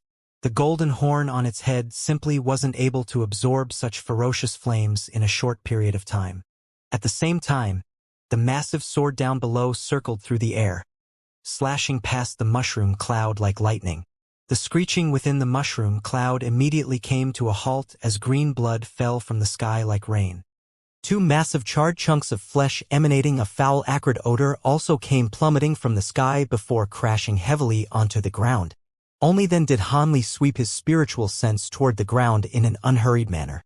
Upon doing so, he discovered that the other half of the worm wasn't traveling very quickly, having only burrowed itself several kilometers into the ground.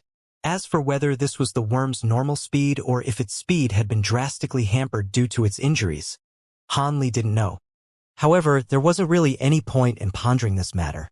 Seeing as it hadn't managed to get very far away, it would be quite convenient for Han Li to hunt it down. Thus, he patted the spirit beast pouch hanging from his waist, and countless bursts of golden light shot forth from within. Amid a loud and insistent buzzing sound, a cloud of golden beetles appeared above his head. Han Li pointed toward the ground expressionlessly.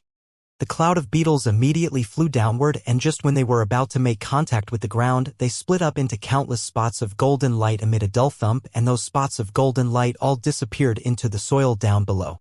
Han Li turned his attention away from the ground and pointed to the mushroom cloud nearby. The massive mushroom cloud abruptly began to shrink at a rapid rate, reverting back into a thick fiery rope in the end. However, it was apparent that the fire shimmering along the rope had dimmed compared to its former brightness. Han Li waved a hand toward the length of rope, and fiery light flashed as it split up into 10 thin fiery threads, each of which was around 20 feet in length, and they gently hovered in the air. Han Li opened his mouth to expel a burst of azure light, which swept the 10 fire spirit threads within. He then gently inhaled, and the fire spirit threads were drawn into his mouth along with the azure light. Only then did Han Li look down at the charred body on the ground below with furrowed brows, and he waved a hand through the air. A streak of golden light flew out from the charred carcass down below, whizzing directly toward Han Li. However, the streak of golden light suddenly came to an abrupt halt when it was only about 10 feet away from Han Li. This was none other than the strange golden horn on the worm's head. The horn didn't appear to be very large when compared to the size of the massive worm's body, but it was actually around 5 to 6 feet in length. The horn was shimmering with golden light, and there were some mysterious runes that were indistinctly visible on its surface. Han Li examined the horn through narrowed eyes. Even though he was very curious about this object, he knew that this wasn't the time to be conducting a close and thorough examination. As such, he thought about it briefly before casting a few incantation seals onto the object. Spiritual light flashed over the surface of the golden horn, and it shrank down to roughly half a foot in length in the blink of an eye. Han Li then plastered a restriction talisman to the golden horn and placed it into a wooden box, which he stowed away into his storage pouch. After doing all that, Han Li clapped his hands together with a pleased look on his face. Just as he was about to turn his attention toward the gold-devouring beetles, a certain patch of earth over 5 kilometers away suddenly began to tremor violently. The half of the massive worm that had escaped shot forth from the ground, but there were countless spots of golden light all over its body. There were thousands of gold-devouring beetles crawling all over its skin, and they were rapidly devouring the worm's body. The half of the worm cried out in agony as its massive body crashed heavily onto the ground, where it rolled and writhed violently, desperately trying to remove the beetles from its body. However, the golden beetles seemed to have taken root on the surface of its body and were proving to be irremovable. They began to tear open the hard skin on the surface of the worm before quickly squirming into its body. As a result, the massive worm was struck by inexplicably excruciating pain, aching to have thousands of tiny blades slicing through its body. It was driven insane by its agony, squirming into the ground before flying into the air over and over again. However, no matter how much it struggled, it was unable to shake off the golden beetles. A short while later, just as it had flown into the air and was convulsing spasmodically, its body suddenly completely stiffened before crashing onto the ground, where it lay, completely stationary. Han Li heaved a faint sigh upon seeing this before directing his gaze toward the endless sky beast. Arcs of heavenly lightning were still falling incessantly for the sky above, and Han Li's thunderstorm wings were also flashing relentlessly with arcs of azure lightning. Any lightning nets that drew close would be swatted aside by the thunderstorm wings, so none of them could come into contact with Han Li's body. Compared to the beginning of the 8th wave of lightning strikes, there were significantly fewer lightning nets in the sky. The endless sky beast had finally withstood the 8th wave on its own, and it seemed to be time for Han Li to step in. However, prior to doing so, Han Li hurriedly raised his head as blue light flashed within his eyes. He was staring up into the sky with an intense, unblinking gaze, as if he were searching for something. When the lightning strikes completely ceased, a peculiar fragrant scent came wafting from within the dark clouds. Immediately thereafter, the dark clouds tumbled and surged, and a massive full moon with the appearance of a jade plate suddenly appeared. The full moon was extremely pristine and was emanating a faint white light. That fragrant scent also seemed to be emitting from none other than that moon. Han Li took a deep breath upon seeing this, and the thunderstorm wings on his back flapped gently as he abruptly disappeared on the spot. In the next instant, he appeared on the border of where the formation once was, then immediately waved a hand toward the 3 container treasures on the ground below. The gourd, jade vial, and round bowl immediately flew into the air before circling in the air above Han Li's head. Right at this moment, the full moon in the sky tilted slightly, and a burst of peculiar silver light shone down directly upon the endless sky beast from the moon. The fragrant scent in the air became even more pronounced as a layer of rippling watery light suddenly appeared over the surface of the moon. It was as if something were about to drip down from the moon. Han Li's body immediately swayed without hesitation as he rose up into the sky as a streak of azure light with his 3 container treasures in accompaniment. At this moment, a fist-sized ball of white liquid finally came dripping down from the moon. However, as soon as it detached itself from the moon's surface, it transformed into specks of white light which slowly flowed toward the endless sky beast along the ray of silver light. What was peculiar was that those specks of light could only exist within the ray of silver light. As soon as they left that area and drifted into the outside world, they would instantly cease to exist. The white spots of light immediately disappeared one by one after coming into contact with the demon beast's body. The endless sky beast was in a rather feeble state from withstanding the lightning tribulation, but as soon as it absorbed a few spots of white light, it was immediately completely reinvigorated. A burst of demonic chi was expelled from its mouth, catching all of the specks of white light falling from above before sucking them into its mouth. This process seemed to be providing some form of stimulus for the demon beast as its body was expanding drastically once again. The light over the surface of the moon rippled, and another ball of liquid slowly dripped down before also transforming into countless specks of white light. At this moment, a streak of azure light hurtled toward the full moon within the dark clouds. However, when it was still over 1,000 feet away, the silver light in the surrounding air suddenly flashed, and countless arcs of silver lightning abruptly appeared within the clouds amid a burst of loud rumbling. The silver lightning arcs flashed wildly as they came crashing down toward Han Li in unison. All of a sudden, it was as if countless silver snakes were throwing themselves at Han Li at once, creating quite a formidable sight to behold. Despite all of the tumultuous storms that Han Li had weathered in the past, he was still given a fright by the scenes unfolding before his eyes. Thankfully, the endless sky beast had mentioned such a phenomenon during its voice transmission, so even though he was rather surprised by the ferocity of the attacks being directed at him, he was prepared well in advance. He flipped a hand over and a shimmering green object appeared over his palm. It was none other than his spirit treasure, the 8th spirit ruler.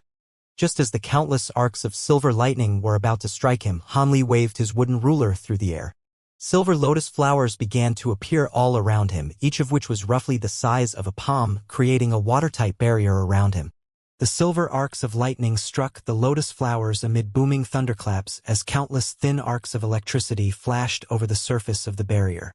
The lotus flowers were vanquished in quick succession by the vast number of lightning arcs, but another barrier of silver lotus flowers immediately surged forth in its place. It was as if there was no end to these lotus flowers, and they really were able to keep the fearsome lightning strikes at bay. The azure streak of light flashed through the air, and was only over 100 feet away from the full moon. As the second ball of white liquid dripped down from the moon, Han Li suddenly faltered for an instant as if he had abruptly found himself in a restricted area, and countless lightning arcs came surging toward him from all directions. This wave of lightning strikes seemed to be even more concentrated than the previous one. However, Han Li's entire body was enshrouded by countless silver lotus flowers, and he paid the lightning arcs no heed as he pointed toward the 3 container treasures before him. The gourd, the jade vial, and the bowl immediately flew toward the silver moon as 3 balls of spiritual light. As soon as they shot forth through the air, countless arcs of lightning surrounded Han Li. On this occasion, the lightning strikes were even more ferocious, and as they exploded around him, Han Li was like a small raft caught within a turbulent sea. Despite the seemingly limitless supply of lotus flowers being churned out by the 8th spirit ruler, The barrier surrounding Han Li's body was struggling to keep the fierce barrage at bay. The area that the lotus flowers encapsulated was quickly shrinking while countless arcs of silver lightning were rapidly converging toward Han Li. However, he paid his perilous situation no heed as he focused his attention entirely on his 3 container treasures and flew slowly toward the full moon. That's right, he was flying slowly toward the moon. For some reason, as soon as the 3 container treasures reached a distance within 30 feet away from the moon, all of them became impossibly heavy, as if they had triggered some kind of restriction. As such, they could approach the moon at an agonizing snail's pace. At this point, the full moon had already secreted its second drop of liquid, yet it was slowly becoming blurry and indistinct, as if it were about to disappear at any moment. At the same time, the dark clouds in the sky began to tumble and surge again as a burst of spiritual pressure that was quite astonishing even to Han Li was slowly taking shape. This was clearly a precursor for the 9th wave of lightning strikes. The container treasures were still several feet away from the full moon, yet they were still moving as if they were trudging through a swamp, and Han Li knew that he had to do something. He suddenly let loose a loud cry as he gathered his spiritual sense, and abruptly unleashed a spirit-stun thorn toward the full moon. A burst of enormous power swept toward the full moon, carving a rift into the watery light shimmering over its surface. The 3 container treasures just so happened to pass through the rift and immediately sped up appreciably. Han Li opened his mouth without any hesitation upon seeing this, expelling a mouthful of blood essence, then flicking his 10 fingers toward the blood essence in quick succession. The blood essence instantly transformed into a cloud of blood mist before disappearing in a flash. A peculiar scene then ensued. The 3 container treasures were originally of different colors, yet as soon as the blood mist disappeared, all 3 began to emit a crimson glow. They tremored and broke through the restriction in unison, disappearing into the full moon in a flash. Almost at the exact same moment, the indistinct moon completely vanished, leaving only the 3 container treasures hovering in midair. Even Han Li wasn't sure whether the treasures had managed to store something from the moon or were still empty. A booming thunderclap erupted, and all of the lightning arcs that were attacking Han Li in a maddened frenzy disappeared into the dark clouds in a flash. As opposed to becoming more relaxed and relieved upon seeing this, Han Li adopted a grim expression instead. He waved a hand through the air and the 3 container treasures immediately flew back toward him. Azure light radiated from Han Li's body, and the treasures appeared before him the blink of an eye. His hand shot forth like lightning as he grabbed onto the yellow gourd hovering in the air. He took a glance inside the gourd before flipping his hand over, upon which the gourd abruptly disappeared. As for the other 2 treasures, he didn't even inspect them before stowing them away into his storage pouch. Throughout this entire process, Han Li's expression remained completely unchanged. However, the faint fragrance emanating from within the container treasures indicated that his efforts had not been in vain. The endless sky beast paid no heed to what Han Li was doing. At this moment, its attention was entirely focused on the lightning tribulation in the air above. The erratic arcs of lightning in the sky had completely disappeared, but the demon beast could sense immensely powerful fluctuations proliferating from the spot in the dark clouds directly above it, and it didn't dare to let its focus waver in the slightest. The silver demonic chi around its body had completely disappeared, leaving it standing at the center of the formation in a completely vulnerable manner. It wasn't even emitting any more of its original grayish-white demonic chi, as it seemed to be certain that none of this would help it in the slightest in the face of the upcoming lightning tribulation. A smile appeared on Han Li's face, and he was just about to say something to the demon beast when an extremely dull thunderclap rang out from above. A gigantic arc of silver lightning as thick as a water tank surfaced beneath the dark clouds. The arc of lightning was over 200 feet in length and following several flashes of silver light in quick succession. It came crashing down violently toward the endless sky beast like a massive silver WRM. The incandescent silver light radiating from the giant WYRM's body had virtually illuminated the entire sky, and it was descending with truly astonishing might. The endless sky beast's expression changed drastically upon seeing this, and it opened its mouth without any hesitation. A gray bead shot forth from within before rotating incessantly above the demon beast's head. That bead was none other than its demon core. However, Before the silver WIRM managed to strike the demon beast, Han Li finally sprang into action. He raised a hand, and a small silver shield flew through the air before transforming into a silver barrier of light that encapsulated the endless sky beast within. Han Li then looked on from down below with a calm smile on his face. The endless sky beast immediately heaved a long sigh of relief upon seeing this. The silver WIRM crashed into the silver light barrier amid a burst of thunderous rumbling as piercing silver light radiated in all directions. However, the silver light barrier beneath it merely tremored erratically before settling again, as if nothing had happened. The silver lightning WIRM's attack had been thwarted, yet it didn't immediately dissipate. Instead, it began to circle around the light barrier. Rumbling thunderclaps erupted over and over again, yet with each passing strike, the silver WIRM's body would shrink a little. Following a dozen or so consecutive attacks, the silver WIRM had been reduced to around half of its original size. That's enough, fellow Taoist Han. You can withdraw your treasure. I can handle this on my own now. The endless sky beast suddenly yelled. Han Li pointed a finger toward the center of the formation upon hearing this, and the silver light barrier disappeared in a flash. Prior to coming here, the endless sky beast had told Han Li that external assistance could be recruited by a demon beast during their metamorphosis stage lightning tribulation, and they could even request for help in partially nullifying the power of the lightning tribulation. However, they still had to withstand close to half of the power of each wave of lightning tribulation on their own. Otherwise, the waves of lightning strikes would continue to repeat themselves. As such, the endless sky beast was only asking Han Li to nullify most of the power from the final 3 waves of lightning tribulation. As such, Han Li wasn't surprised by the demon beast's request, and immediately withdrew his silver shield. Without the protection of the silver light barrier, the lightning WIRM immediately pounced toward the endless sky beast, only to be kept at bay again by that grayish-white demon core. The enormous arc of lightning struck the core, causing it to tremor slightly, but it remained firm and resolute, easily withstanding most of the power from the lightning strike. After that, no matter which angle the silver WIRM attempted to attack the endless sky beast from, the demon core was always one step ahead. Thus, the silver WIRM continued to be whittled down following a string of loud explosions. Han Li stroked up his chin as he looked on from below. It appeared that it would be no issue for him to buffer the remaining 2 waves of lightning tribulation. After all, this was only the tribulation for an 8th-grade demon beast, and no matter how fearsome it was to the demon beast itself, the tribulation ultimately wasn't all that formidable in his eyes. The key would lie in whether the demon beast would be able to withstand the remaining might of the lightning strikes. The final 2 waves of lightning strikes progressed as Han Li had expected. After nullifying most of their power with his silver shield, the endless sky beast's demon core was able to take care of the rest, albeit with a certain degree of difficulty. Following the conclusion of the final wave of lightning tribulation, the dark clouds in the sky disappeared just as quickly as they had first materialized, and the light of the sun came seeping through in the blink of an eye. Before long, there was not a single cloud to be seen in the sky.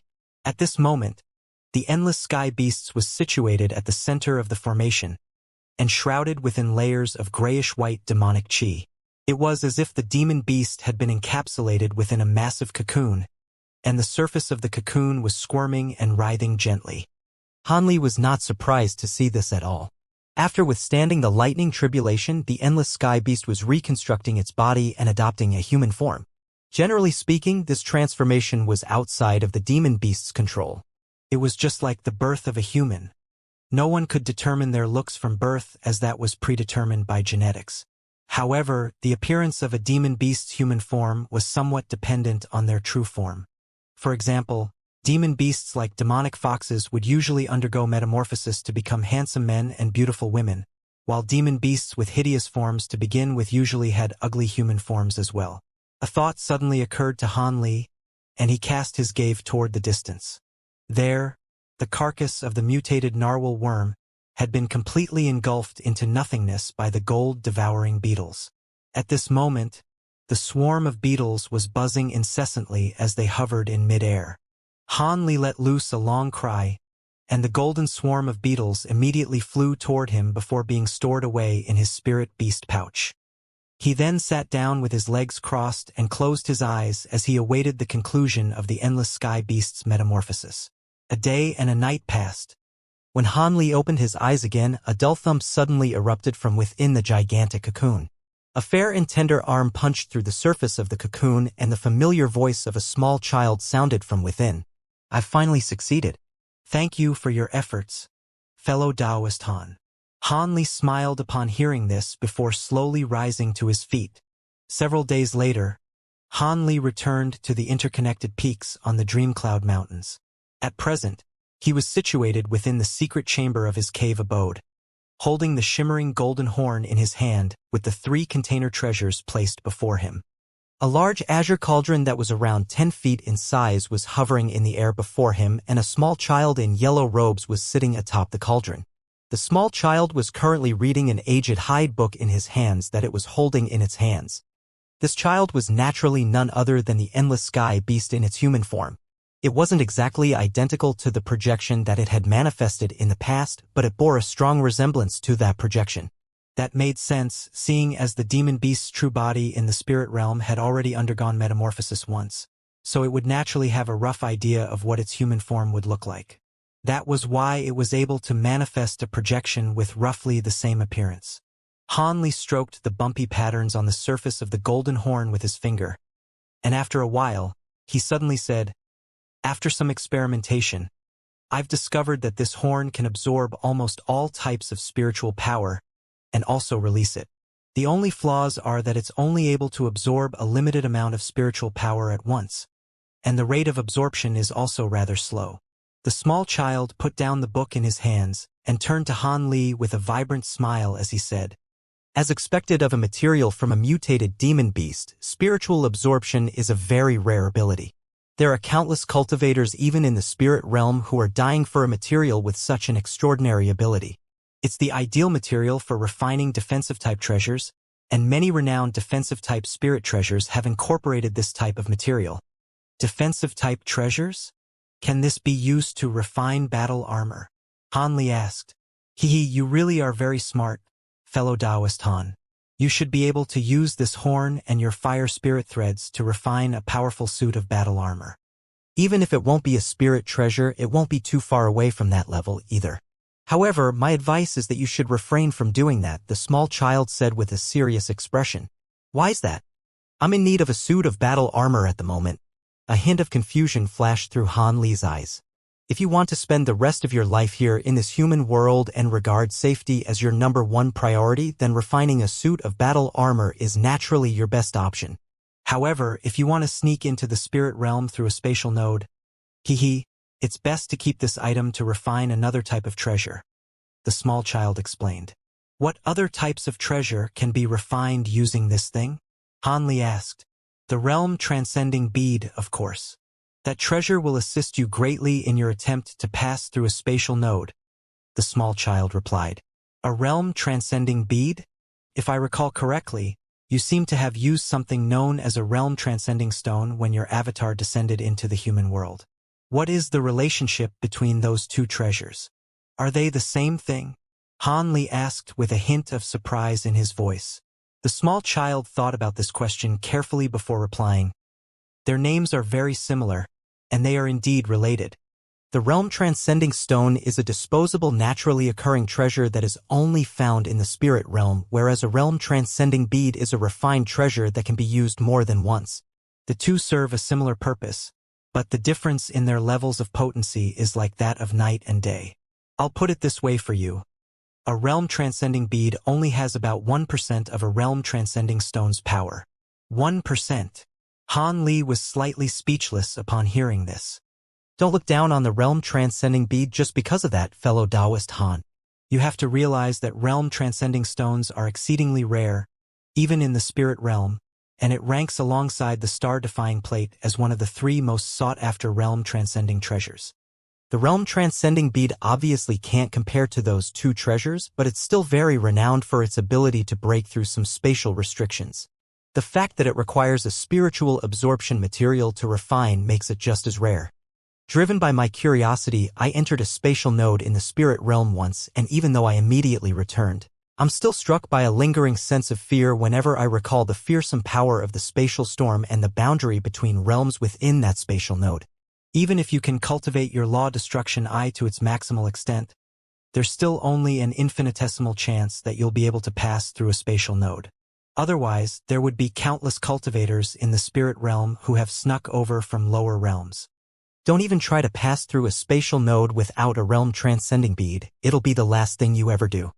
I was going to wait until you reached the deity transformation stage before I warned you about this, but seeing as you have a spiritual absorption material now, this is something that you should be made aware of. The small child warned. Looks like I have no choice but to refine this realm transcending bead then.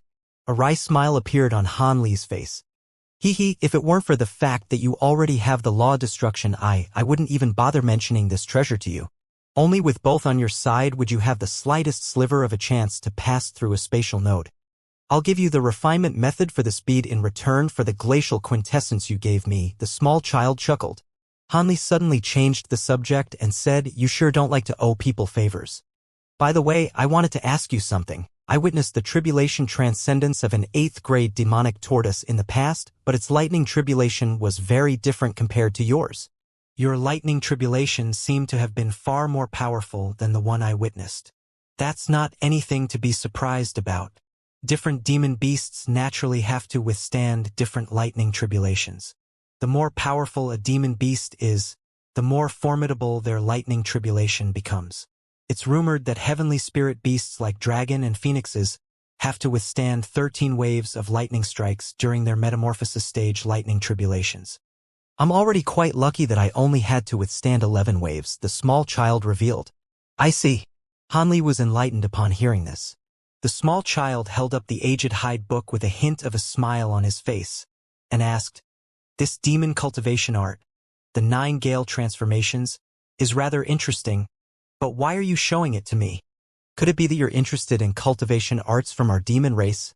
It turned out that the book the small child was reading was none other than the aged hide book that Han Li had obtained from Xianxia. Within the book, there was a nameless aura concealment technique, as well as a demonic cultivation art written in demon script. Only after learning the demon script did Han Li discover that this was a cultivation art known as the 9 Gale transformations. It was a very powerful cultivation art, but it had been designed exclusively for demon beasts. Unless one was born with a pair of wings and possessed the powerful body of a demon beast, they wouldn't be able to use this cultivation art. However, he was now giving it to the small child for examination for some reason. This 9 Gale transformations is quite a powerful cultivation art, and I just so happen to be missing a cultivation art that corresponds with my thunderstorm wings. It would be a waste to discard such a powerful technique, so I was hoping to modify this cultivation art so that it can be used by me. You're a demon beast, fellow Taoist Endless Sky, so it shouldn't be too difficult for you to modify this cultivation art for my usage, right? In return, I can lend you that half-page of the Golden Jade Tome for examination and research. The page may be a prized treasure, but it's too profound for me to comprehend for now, Han Li proposed. This cultivation art is indeed quite difficult to come by for the demon beasts of your human world, and it does correspond nicely with your thunderstorm wings. However, there's a major problem here, one that I'm sure you're aware of already. In order to unleash this technique, you must possess the powerful body of a demon beast. You've cultivated in a body refinement art before, so your body is far more powerful than that of the average human cultivator, but it's still not enough if your goal is to use this cultivation art. The small child mused with furrowed brows. Han Li contemplated the issue for a while before replying. As long as the gap I have to bridge isn't too large, this shouldn't be an unreachable goal for me.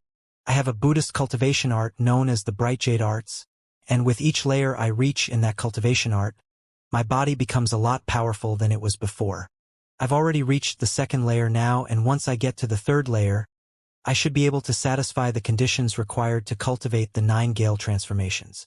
The small child faltered slightly before a surprised look appeared on his face. The Bright Jade Arts? A Buddhist cultivation art. What is it? Is there something wrong with this cultivation art? Han Li asked with furrowed brows. The small child replied with a question of his own. How many layers is your cultivation art split into? Han Li was rather perplexed by this line of questioning. but he still replied truthfully, 7. A peculiar smile appeared on the small child's face as he exclaimed, "What a coincidence! I also have a Buddhist body refinement art that's split up into 7 layers." Han Li faltered upon hearing this.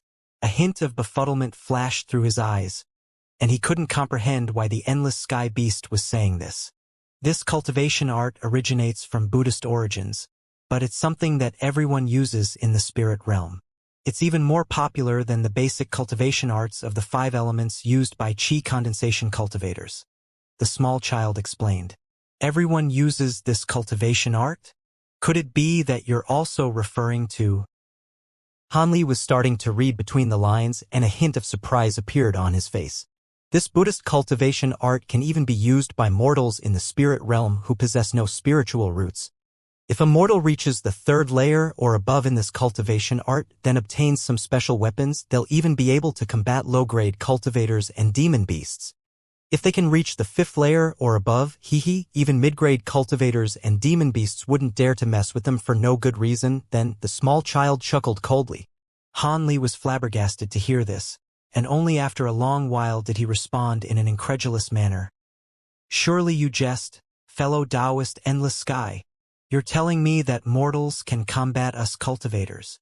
You haven't ascended to the spirit realm yet, so there's no point for me tell you too much about it. But this is something that I wouldn't mind disclosing to you. In the spirit realm, the mortals are an extremely important force in the human race. Furthermore, there were some exceptionally intellectually endowed figures among the mortals who studied some basic cultivation arts used by cultivators and demon beasts, and managed to discover ways to refine their own bodies using the spiritual chi from their environment without having to rely on spiritual roots. In the end, they managed to devise a unique set of cultivation principles. There are even some particularly outstanding warriors among the mortals who have slain high-grade cultivators and demon beasts. This is not something that's uncommon in the spirit realm.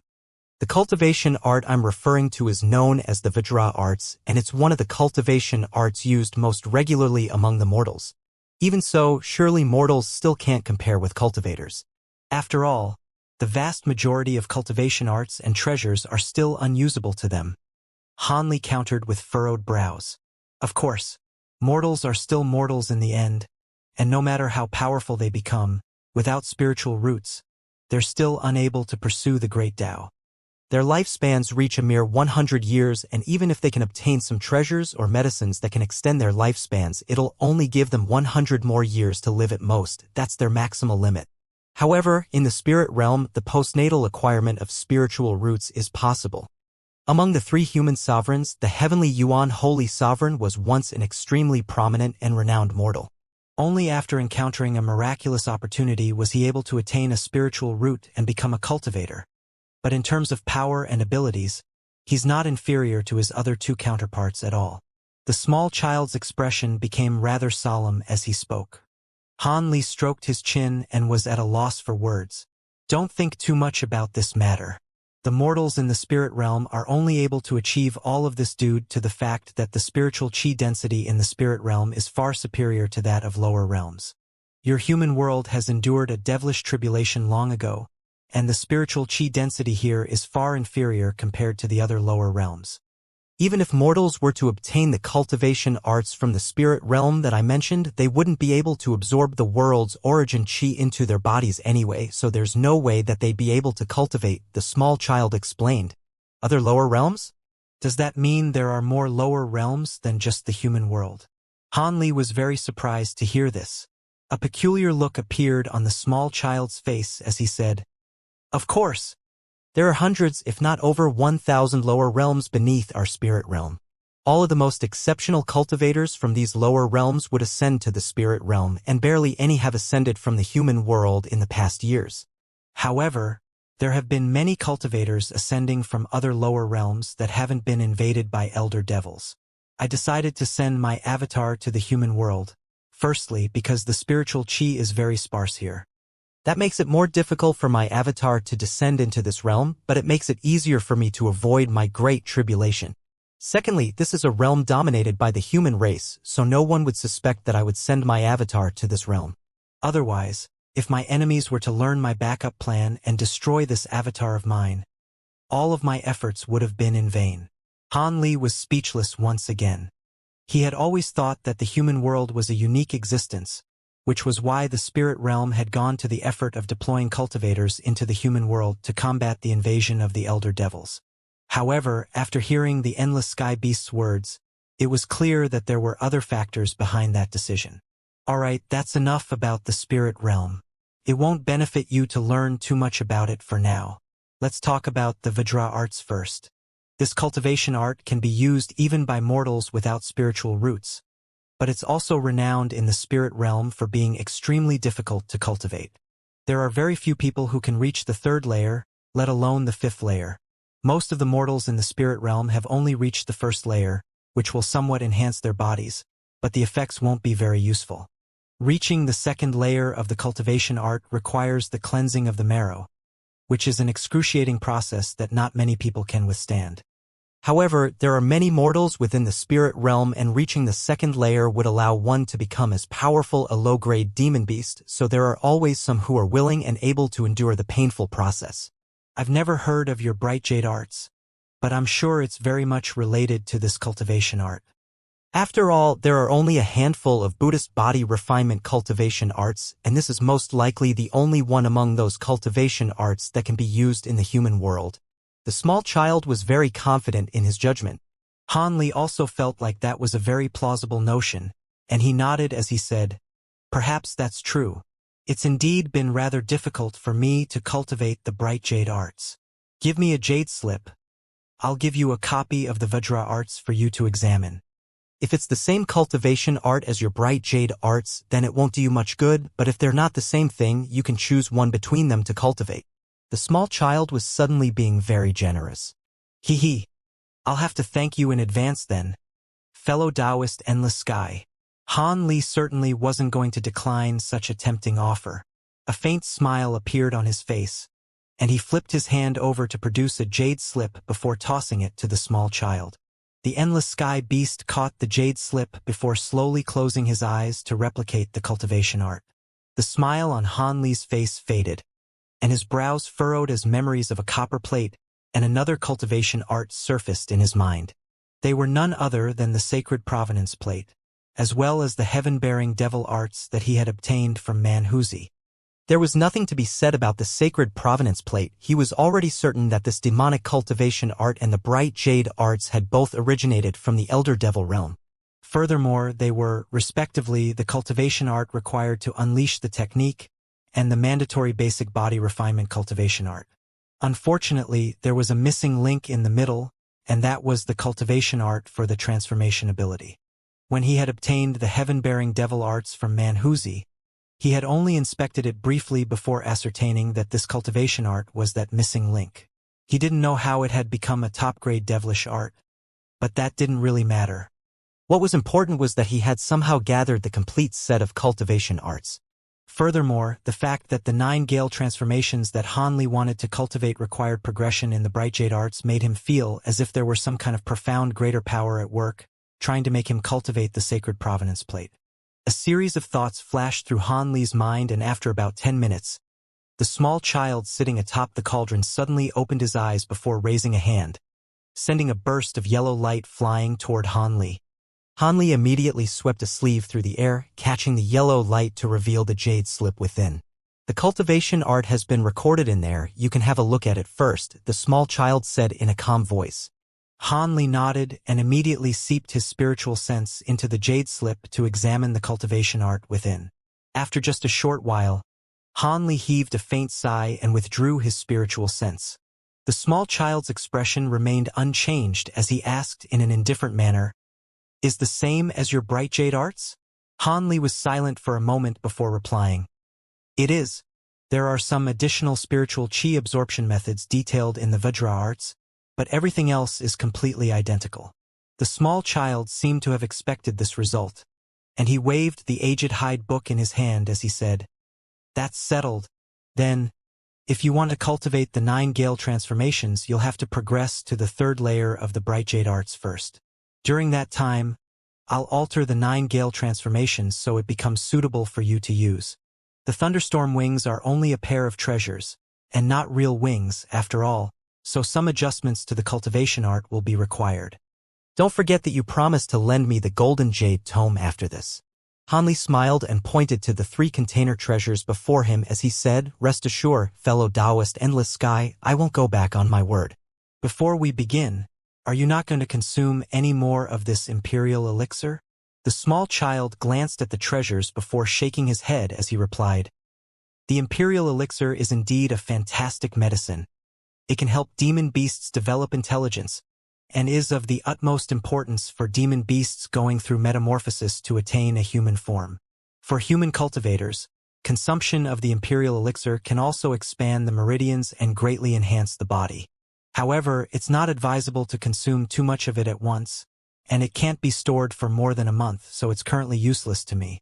Seeing as you're planning to cultivate the bright jade arts, this will be quite useful for you. If that's the case, then I'll be taking these for myself." Hanli smiled as he swept a sleeve through the air, whopping which the bowl and the jade vial disappeared in unison, leaving only the gourd remaining on the ground. He then made a hand seal and a faint light shimmered in his eyes. All of a sudden, silver light flashed from beside one of the walls of the secret chamber, and another Hanli appeared out of thin air. As soon as this Hanli appeared in the secret chamber, it immediately feigned a grabbing motion toward the gourd lying on the ground. The treasure was instantly sucked into his grasp, and silver light flashed again as Hanli disappeared into the wall.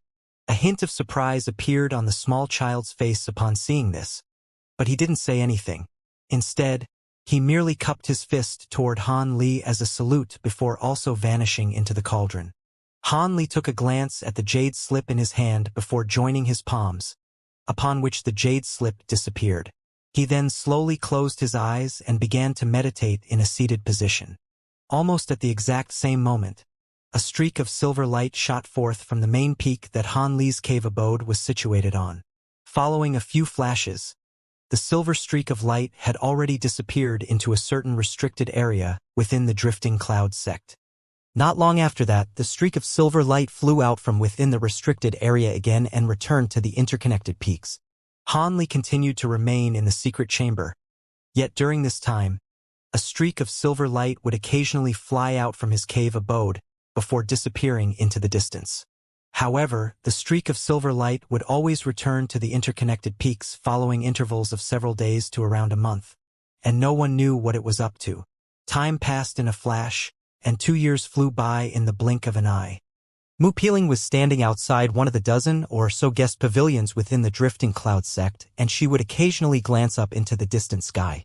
All of a sudden, azure light flashed from afar before flying through the air, descending before this pavilion in the blink of an eye. As soon Hanli arrived in front of the pavilion, Mu Peeling made her way over to him and whispered, "Mu Peeling pays her respects to her lord. The ghost spirit sect cultivators are current resting within the pavilion, and the other 2 women are in that building over there." Hanli glanced at the pavilion behind Mu Peeling, then at another nearby building, and he nodded with a calm expression as he said, "All right, you can go now." Mu Peeling extended a respectful curtsy before flying away as a streak of white light. Hanli's body swayed, and he appeared at the entrance to the pavilion. He swept his spiritual sense through the interior of the building before walking in an unhurried manner. Within the hall on the first floor of the pavilion, there were 2 men and a woman sitting together while discussing something. One of the men was a stickly thin yellow-robed man, while the other was an elderly man with abnormally pale features. Their female counterpart was a beautiful young woman who appeared to be around 20 years of age. She was none other than Yen Yenner. The 3 of them were currently locked in a heated discussion, and the urgency in their eyes was quite apparent. As Hanli stepped into the hall, all 3 of them immediately turned to him in unison. They then rose to their feet with expressions of surprise and elation to welcome Hanli.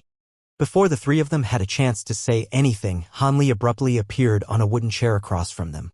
He waved a nonchalant hand and said, "There's no need for formalities, fellow Taoists. Let's all take a seat." None of the 3 were able to identify how he had approached them so quickly. The elderly man's heart jolted upon seeing this, but he quickly put on a smile as he nodded in response. Thus, the 3 of them sat down again. Hanli examined the young woman, who had become even more beautiful since their last encounter, and a smile appeared on his face as he said, "Long time no see, Fairy Yen. You've finally reached the nascent soul stage. We'll be able to refer to one another as equals now." This woman was none other than the #1 female cultivator among the younger generation in the state of Yu. She had also successfully reached the nascent soul stage. "Thank you for your kind words, fellow Taoist Han. I've only recently reached the nascent soul stage, yet you're already the #1 cultivator in the heavenly south region. How can I possibly compare to you? I've come here with a request for your help, Brother Han." Yen Yenu examined Han Li carefully as a complex expression appeared on her beautiful features. Han Li smiled yet gave no reply.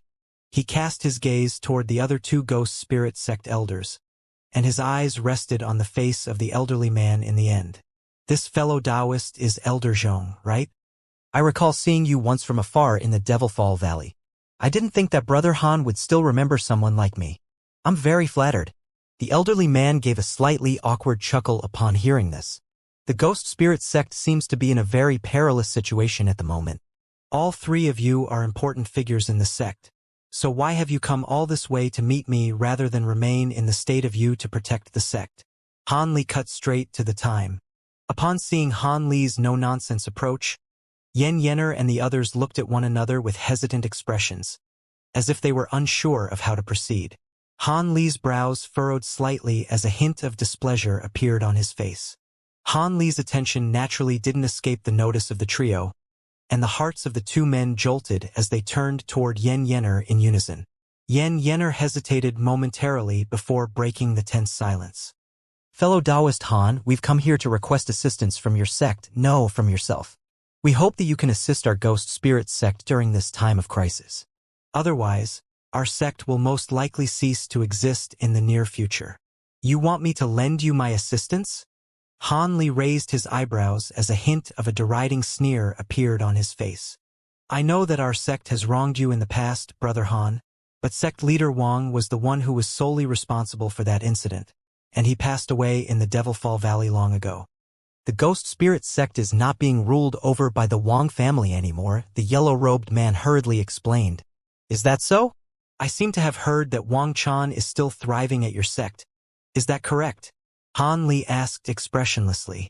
The expressions of both the elderly man and Yen Yener changed slightly upon seeing this.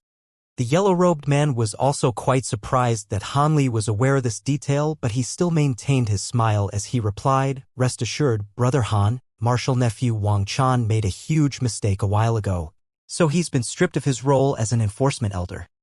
And he's currently been held in our sect's repentance cave to repent over his mistakes. He won't be released from there for at least another 100 years. Repenting over his mistakes? I don't think I've seen you before, but you seem to bear a resemblance to Fairy Yen. May I ask for your name, fellow Taoist?" Han Li was slightly surprised to hear this, but he cast his gaze toward Yen Yener, then back at the yellow-robed man, and a thought seemed to have occurred to him as a faint smile appeared on his face. The yellow-robed man hesitated momentarily before replying truthfully, "You really do have a good eye, Brother Han. I'm also from the Yen family. I'm one of Yener's uncles." Yen Yener also nodded to confirm this notion. Han Li stroked his chin and asked in a meaningful voice, "Oh, so the Yen family has 2 nascent soul cultivators now. In that case, the Yen family must be ruling over the ghost spirit sect at present, right?"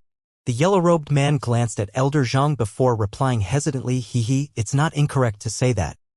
But that duty has only fallen to our Yen family upon Senior Martial Brother Zhang's insistence. Senior Martial Brother Wang and the others were clearly unfit to rule over the sect, so it's only natural that the Yen family should rise to the occasion," the elderly man said with a wry smile. "Oh, is that so?" Han Li said in an absent-minded manner before he fell silent, and his eyes narrowed in contemplation. The 3 cultivators from the ghost spirit sect didn't dare to rush Han Li, so they could only sit in silence. Yen Yener seemed to be contemplating something as well, while the 2 men were feeling extremely uneasy. Han Li was currently the #1 cultivator in the Heavenly South region, and he had once had a vendetta against their ghost spirit sect. The circumstances had changed since then, so it was very unlikely that Han Li would seek revenge against them, but they would definitely be lying if they said they weren't concerned in the slightest about being in Han Li's presence. If it weren't for the fact that the ghost spirit sect had truly reached the end of the road, they wouldn't have mustered up the courage to visit the Drifting Cloud sect. The only person in the entire Heavenly South region capable of saving them was Hanli. Their enemies were wary of the other great cultivators as well, but there was certainly no one more powerful and intimidating than Hanli in the Heavenly South region. Even if those past events had never taken place, what makes you think that I'll help your ghost spirit sect? Hanli asked in a slightly cold voice. Xianxia immediately turned to Hanli upon hearing this, while the two men with her were ecstatic. The three of them could all hear a hint of possibility in Hanli's voice. The yellow-robed man took a deep breath before replying, "Brother Han, if you're willing to help our sect, our ghost spirit sect will vacate the state of you and leave it to the other sects. All we want now is to ensure the survival of our sect. In return for your assistance, we've brought along a few presents. We hope that they would be of interest to you, Brother Han." He then patted the storage pouch hanging from his waist, and a burst of white light radiated from within. Spiritual light swept toward the table before him, and 3 items appeared on the tabletop. Hanli examined the 3 items with an indifferent expression to find that they were a crimson bracelet, a porcelain vial, and a green wooden box. Hanli raised his hand and feigned a grabbing motion, upon which the 3 items flew through the air and landed in his grasp. At this moment, Xianxia's pleasant voice suddenly sounded. "The porcelain vial contains the sacred medicine of our sect, the blood limb pill. The pill has no other effect aside from its incredible ability to replace lost limbs. Even if a limb is completely dismembered, an identical one can be regrown after taking these pills. Due to the fact that the medicinal ingredients for these pills are very difficult to find, our sect only has around a dozen of these pills, and 3 of them are in that vial. The red bracelet is a lesser-known devilish treasure and was something that was carried by all the past sect leaders. However, the treasure was withdrawn by Elder Zheng after sect leader Wang perished in the Devilfall Valley. This devilish treasure is quite unique in that it's unable to directly attack the enemy, but you can nurture things like Een spirits and blood ghosts within the bracelet. Those beings can become more powerful at a rapid rate through the help of the blood chi absorbed by this bracelet, then be released to assist you in battle. As for the item in this wooden box, it's the most precious among the 3 treasures here." At this point, Xianxia paused and looked at Hanli with a peculiar gleam in her eyes. However, Hanli's expression remained completely unchanged, seemingly entirely disinterested in the 2 treasures placed before him. Xianxia heaved a faint internal sigh, but she maintained a calm expression as she continued, "I heard that you're using a wood attribute cultivation art, Brother Han. The item in this box is a legendary wood spirit bead, one of the 5 elemental spirit gathering beads." Hanli's expressionless facade immediately crumbled as he exclaimed, "Spirit gathering bead? You're referring to the treasures that absorb a certain type of 5 elemental spiritual chi while also repelling other types of spiritual chi." That's right. The spirit gathering bead has a very similar name to the basic spirit gathering formation, and both of them serve a similar purpose. However, I trust that Brother Han is aware of the differences in their efficacy, so I won't elaborate on that subject. As for how this item compares with spirit well objects, as long as the cultivation art you're using is of the same attribute as the spirit gathering bead, normal spirit well objects won't even be able to hold a candle to this bead," Xianxia said in a slow voice. Hanli's lingered on the green wooden box for a while longer, but there was a yellow restriction talisman plastered over it, so he wasn't able to glean its contents. All of a sudden, he opened his mouth and gently exhaled toward the wooden box. A burst of azure light immediately swept over the surface of the box, and the restriction talisman was detached. At the same time, his hand shot forth like lightning, pointing a finger directly at the lid of the box. The wooden lid flew off of its own accord. The faint fragrance of grass and wood immediately wafted toward Hanli. The interior of the wooden box was filled with shimmering green light, and there was a thumb-sized green bead that was sitting in the box amid the light. Hanli swept his spiritual sense toward it to find that the bead wasn't made of stone nor wood, and he couldn't identify what kind of material this was. As soon as the bead was revealed, Richwood Attribute's spiritual chi immediately filled the surrounding area. After taking a deep breath, Hanli felt as if he had been completely reinvigorated. Hanli picked up the bead between his fingers and stared at it for a while before turning to Xianxia with a calm expression. "This is indeed a spirit-gathering bead. Some of these beads appeared during ancient times, and it's unknown whether they were naturally forming treasures or artificially refined. It's been a long time since one of these has appeared in the cultivation world. I didn't think your sect would have one. Fair Yen, is your ghost spirit sect really willing to give me such a valuable treasure? If a cultivator using a wood attribute cultivation art were to carry this bead during their cultivation, they would be able to cultivate more than twice as fast as a normal cultivator. This bead is indeed an extremely rare treasure in the human world. But our sect is still more important to us in comparison. Furthermore, as I'm sure you're aware already, Brother Han, our ghost spirit sect barely has any wood attribute cultivation arts. So this treasure is not very useful to our sect. As such, it's much wiser for us to offer it up in exchange for a chance at survival, Xianxia replied with a serious expression. The spirit-gathering bead is indeed very useful to me. However, if you want me to step in and protect your sect, the ghost spirit sect has to do something else for me as well. Otherwise, Han Li shook his head as his voice trailed off. The yellow-robed man's eyes lit up as he asked urgently, "What is it? As long as it's within the capabilities of our sect, we'll be sure to do our best."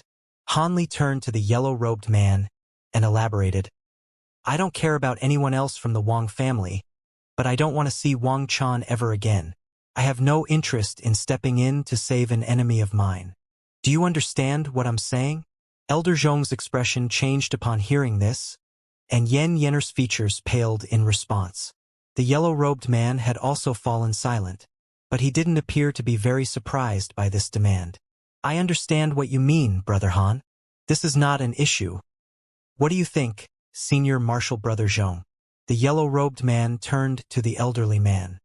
A conflicted look appeared on the elderly man's face, and he only heaved a faint sigh after a period of contemplation as he replied, "If Brother Han insists, then I'm sure Marshal Nephew Wang Chan will be willing to give his all for the sake of the sect. Seeing as Senior Marshal Brother Zhang doesn't have any objections, then I'll agree to this request on behalf of the sect." The yellow-robed man nodded without any hesitation. Throughout this entire process, he didn't ask for Xianxia's opinion, nor even take so much as a single glance at her. Xianxia's face was quite pale, but she didn't state any objections. "All right, I'll accept your presence, and I'll write a few letters in person to the controlling spirit sect and the other sections." Han Li nodded in response. The yellow-robed man was ecstatic upon hearing this. The trio from the ghost spirit sect had achieved the objective for their trip, so they didn't wish to remain in the drifting cloud sect any longer, and they rose to their feet before bidding farewell to Han Li. Han Li made no effort to keep them, and merely looked on as the three of them departed. Xianxia was the last one to exit the hall, and her footsteps suddenly faltered as she reached the entrance of the hall. She turned to look at Han Li with a complex expression and opened her mouth, but didn't say anything in the end. A resigned sigh escaped her lips, and she turned away again before exiting the hall. Han Li's expression changed slightly upon seeing this, and he also fell silent as he turned his gaze toward the three treasures on the table. After the three ghost spirit sect cultivators left the drifting cloud sect, they immediately rose into the air as streaks of light. Not only after they had departed from the Dream Cloud Mountains, Elder Zhong heaved a faint sigh and turned to the yellow-robed man beside him as he asked, "Junior Marshal Brother Yen, do we really have to kill Marshal Nephew Wang?" "Senior Marshal Brother Zhong, I don't want to have to do this either, but Han Li is specifically requesting for his death, and we can't afford to hesitate here. Besides, he's not asking for us to eradicate the entire Wang family, and Senior Marshal Brother Wang has more than one son, so the Wang family won't fall here. This is already a very lenient condition. After all, the Wang family has wronged him greatly in the past, and I heard that Wang Chan had almost killed him back when he was yet to reach the nascent soul stage. In that case, it really is no surprise that he's asking for Wang Chan to be killed. In my opinion, we should also banish all of our sect disciples from the Wang family as a gesture to demonstrate our sincerity. Even though Han Li has promised to help us, it would be disastrous if he were to change his mind," the yellow-robed man replied. A hesitant expression appeared on the elderly man's face upon hearing this.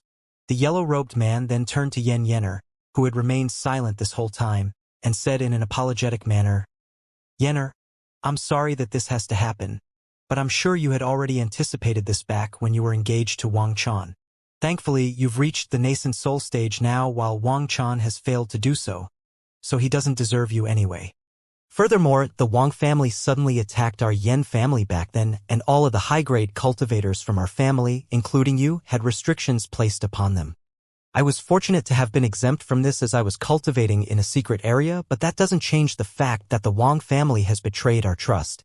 Seeing as that's the case, there's no need for you to pay any heed to whether Wang Chan lives or dies. I understand all that, uncle, but he's still my Dao companion. How could I bring myself to express approval toward this arrangement? I'm going into seclusion for a century after we return to the sect.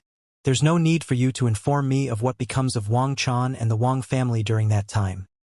Yan Yener said in an indifferent voice before she accelerated through the air, leaving the yellow-robed man and the elderly man behind. The yellow-robed man could only heave a resigned sigh upon seeing this, while the elderly man continued to remain silent. After a while, Elder Zhong finally conceded, "If this arrangement is beneficial to our sect, then I'll let you do as you please with the Wang family, Junior Martial Brother Yan. Rest assured, Senior Martial Brother Zhong. I'll be sure to handle the situation appropriately." The yellow-robed man was ecstatic. The elderly man merely shook his head without giving a reply, and he seemed to be in a rather dejected mood. The yellow-robed man didn't pay any heed to this. He knew that Elder Zhang had known Wang Chan and his father for far longer than he had, so it was only natural for him to display such a reaction. Following his initial rush of excitement, a wistful look appeared on the yellow-robed man's face as he murmured, "I still think it's quite a pity that we gave him the spirit-gathering bead, though." In response, Elder Zhong chuckled coldly and said something that came as quite a surprise to the yellow-robed man. "Do you really that spirit-gathering bead is something that belonged to our sect?" A bewildered look appeared on the yellow-robed man's face as he asked, "What do you mean, Senior Martial Brother Zhong? Didn't you personally bring out this treasure from our sect's treasure vault?" Hee. I'm not sure if this treasure initially belonged to our sect, but what I can tell you is that Old Devil Concord was the one who gave it to me." Elder Zhong chuckled. "Old Devil Concord?" The yellow-robed man was even more bewildered upon hearing this. "That's right. Not long ago, Old Devil Concord suddenly came to me and presented me with this bead, telling me that it was something that our sect had once lent to the Harmonious Bond sect. He also implied to me that Grand Elder Han of the Drifting Cloud sect was the only one who could save our sect, and that this would be the best present we could offer to him. Are you finding this difficult to believe, Junior Martial Brother Yen?" The elderly man asked with a meaningful look. The yellow-robed man's expression immediately changed as he speculated. "Even if this bead really did belong to our sect, there's no way Old Devil Concord would be generous enough to return it to us. Could it be that there's something wrong with that spirit-gathering bead?" "There's nothing wrong with the bead. I've examined it many times, and it's completely identical to the legendary Wood Spirit bead in any way. There's nothing amiss about the bead itself either. Otherwise, I wouldn't have heeded his advice and offered it to Han Li." The elderly man shook his head with a serious expression. "But there's no way that Old Devil Concord would do something like this without harboring any ulterior motives. Senior Martial Brother Zhong, you should have discussed this matter with me first. If something goes wrong here, our entire sect would be doomed." The yellow-robed man was getting very flustered. "Humph, how else were we going to recruit the assistance of the #1 cultivator in the Heavenly South region? As for discussing the matter with you in advance, would that have done us any good? What other course of action could we take to save our sect? If there was another way, we wouldn't have had to visit the Drifting Cloud sect and put on such a pathetic display," Elder Zhang harumphed coldly. The elderly man's remained furrowed upon hearing this, but he was at a loss for a response. After an extended period of silence, the yellow-robed man could only offer words of consolation to himself. "In any case, we've already given him the bead, so it's too late to do anything now. As long as there's nothing wrong with the bead itself, we'll be fine even if something were to happen." "You're certainly correct about that, Junior Martial Brother Yen. The spirit-gathering bead was a vast renowned treasure even back in ancient times. After so many years, even if something were to happen, we could easily pin the blame on someone else. Besides, even the #1 cultivator of the Heavenly South region identified the bead to be authentic. So any future mishaps won't have anything to do with us?" Elder Zhong chuckled coldly. The yellow-robed man contemplated the situation for a while before heaving a resigned sigh as he said, We can only hope that that's the case. However, in order to be safe, I suggest that we close our sect for 100 years right after our relocation. That's a good idea, Junior Marshal Brother Yen. We'll do as you say. Elder Zhang nodded in agreement. After that, the two ghost spirit sect elders weren't interested in discussing anything else, and they immediately accelerated in pursuit of Yen Yener.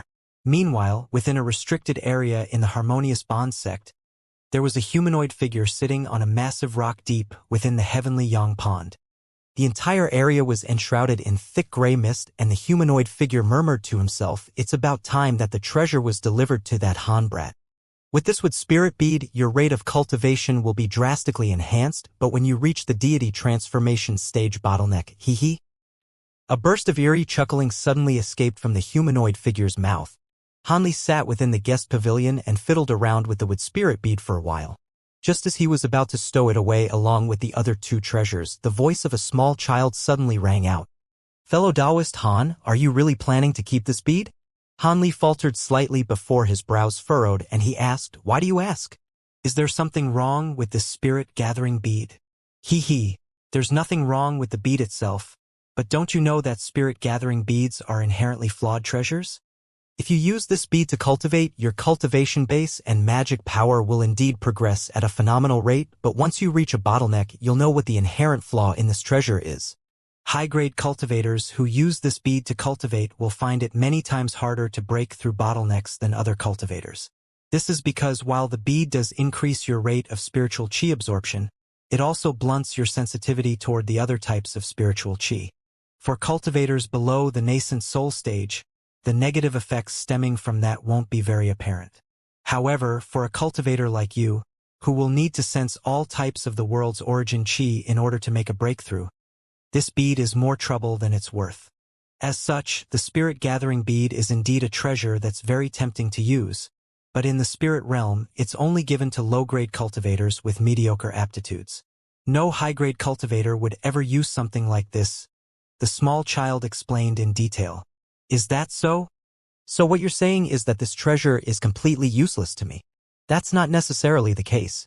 If you can find a few rare wood attribute materials, you'll be able to convert this bead into another type of treasure known as the wood birth bead. That bead won't be able to accelerate your cultivation, but after you completely refine it, you'll able to attain the immortal body ability. Even though you'll only be able to use that ability once, it'll save your life in a perilous situation, the small child replied. Immortal body? Hanli was very surprised to hear this. He had been yearning for such an ability for a long time. However, he had only seen this ability present in extremely powerful demon beasts, elder devils, and devilish corpses that had undergone devilification. He had never heard of any human cultivator who had managed to attain this ability. That's right. Each wood birth bead will allow you to unleash immortal body ability once. Following the ability's activation, even if you get decapitated or your entire body gets cut in half, you'll be able to make a full recovery, the small child replied with a chuckle. Really now? But if I can only use it once, doesn't that make it a disposable treasure? Hanli was quite tempted, but also a little skeptical. Being able to unleash the immortal body ability once will be enough to save your life under some circumstances. Why do you still look so dissatisfied? In any case, the other wood attribute ingredients required to craft the wood birth bead will be very difficult to find in the human world, and it's yet to be seen whether you'll even be able to refine the treasure. The small child harumphed with a hint of displeasure on his face. What other materials do I need? I have a pretty big collection of wood attribute materials, Hanli replied with an unfazed smile. I'll give you a copy of the list of required materials, but if you want me to tell you the refinement method, you'll have to give me some things in return, the small child said in a straightforward manner. Sure. Feel free to tell me what you need. Fellow Taoist Endless Sky. The fact that the small child was making demands came as quite a relief to Hanli. If the Endless Sky beast were willing to tell him the refinement method free of charge, he would have been feeling quite uneasy instead. After all, even though the two of them had built up a certain level of camaraderie following the lightning tribulation, it was still quite a stretch for them to refer to one another as friends. Thus, Hanli remained rather cautious of the Endless Sky Beast. He wasn't naive enough to think that they were best friends after just a few mutually beneficial deals and exchanges.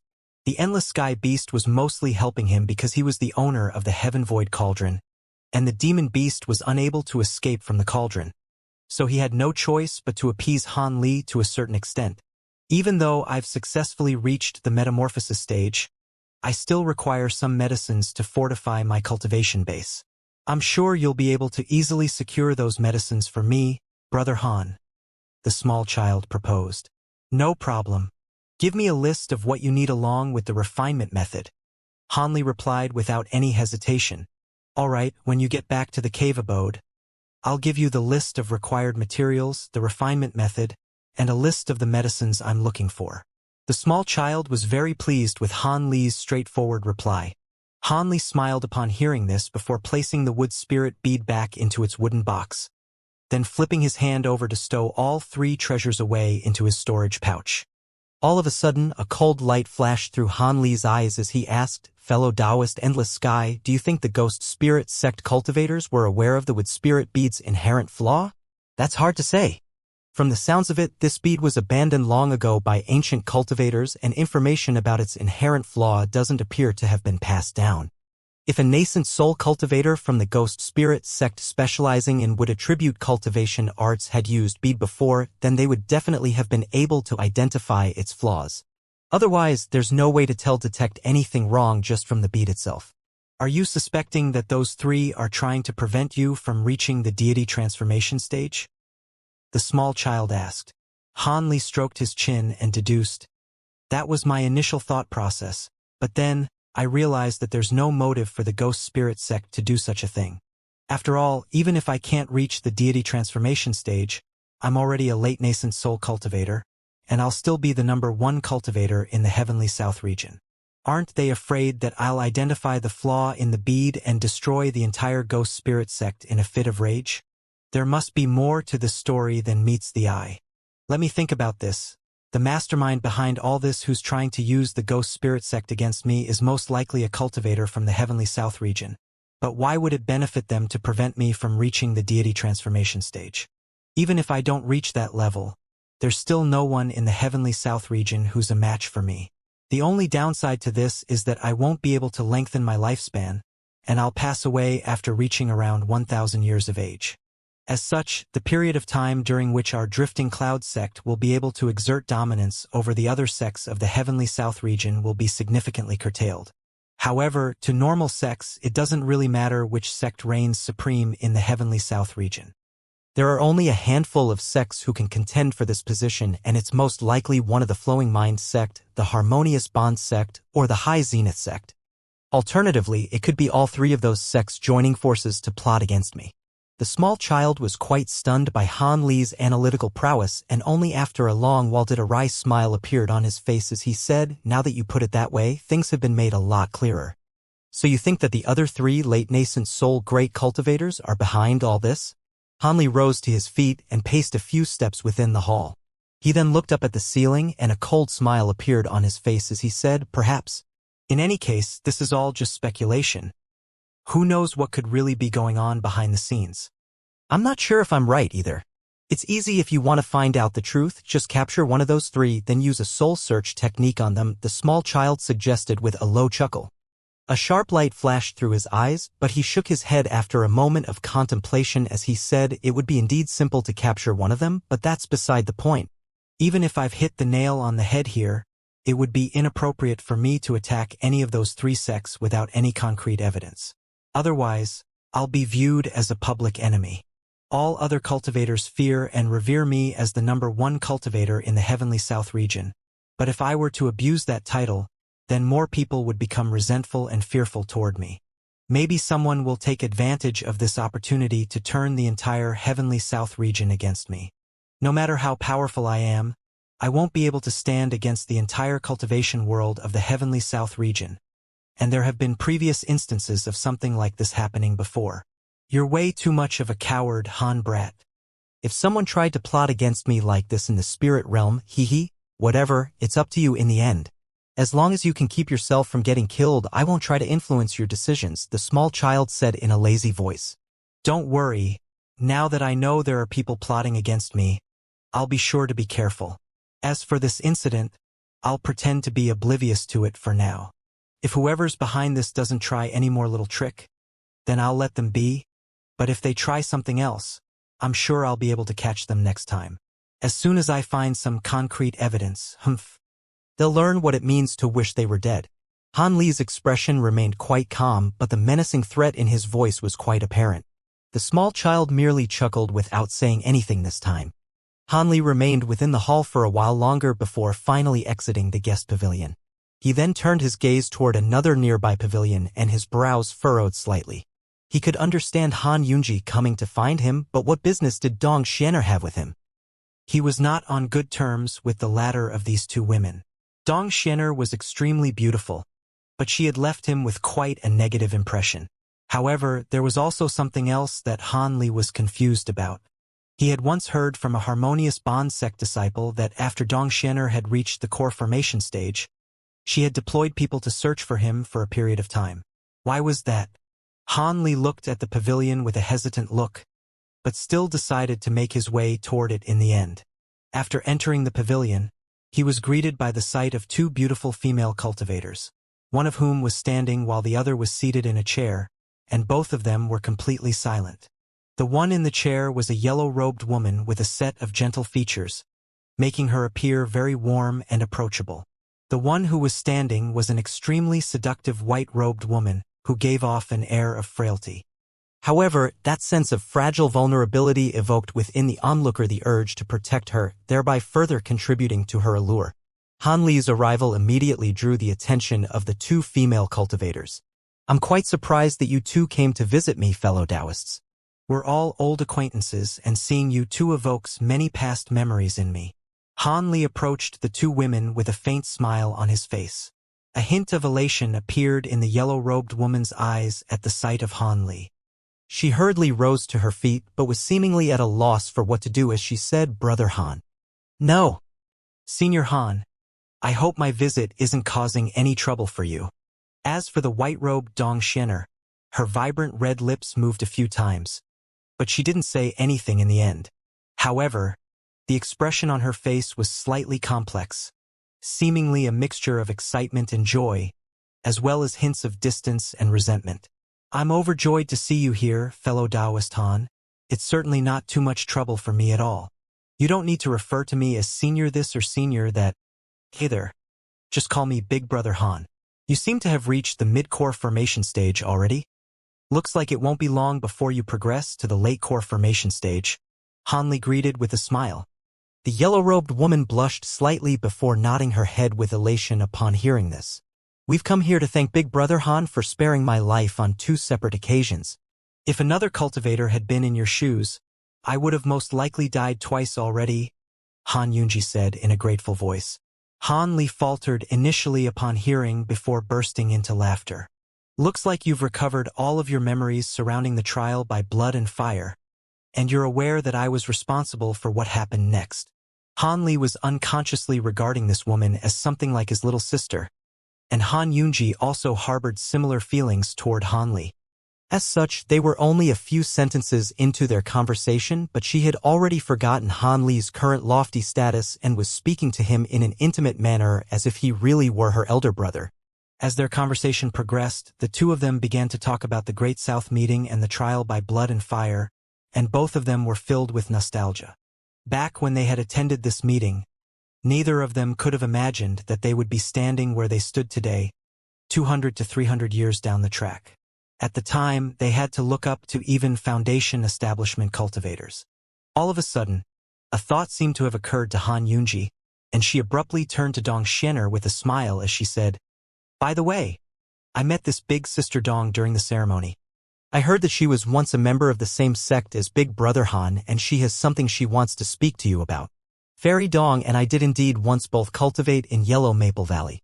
However, it appears that your cultivation base hasn't progressed in the slightest since I last saw you, fellow Taoist Dong." Only after hearing Han Yunji's words did Han Li turn to Dong Xianer with an indifferent expression. Dong Xianer's face suddenly became quite flush, and she gritted her teeth with fury as she retorted, "It's all because of you that I became like this." Han Li was completely bemused. Han Yunji also blinked with befuddlement in her eyes. Han Li soon came to his senses, and was naturally unhappy to hear this. As such, His expression darkened as he asked, "What do you mean by that, Fairy Dong? How could your stalling cultivation base have anything to do with me? If it weren't for the fact that you became an inner demon of mine, how could I have tried and failed to make breakthroughs on so many occasions? It's all because of you that I'm still stuck at the mid-core formation stage even after all these years." Dong Xian'er's rage seemed to have also made her forget Han Li's current identity, and she began to vent all of her fury and frustration. "Inner demon?" Han Li murmured to himself with a hint of bewilderment on his face. "Back when I was at the Yen clan fortress, I was abducted by Tian Buke and forcibly taken back to the Harmonious Bond sect. Only then did I discover my true lineage. It turns out that I'm a directly lineal descendant of the Harmonious Bond sect's old devil cloud part. It was only through an accident that I ended up becoming a disciple of the Yellow Maple sect.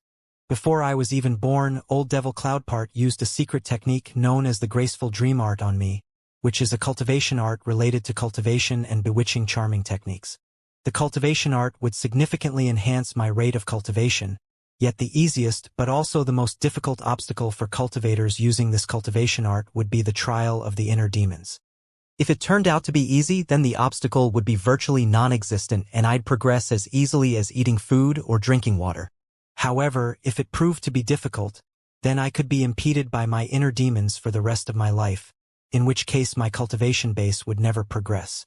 In fact, there have even been precedents in other cultivators using this cultivation art where their inner demons have been too strong and their cultivation base had even been forced to regress as a result. Dong Xian'er spat through gritted teeth. After a prolonged flabbergasted silence, a peculiar look appeared on Han Li's face as he asked, "Even so, how did I become an inner demon of yours?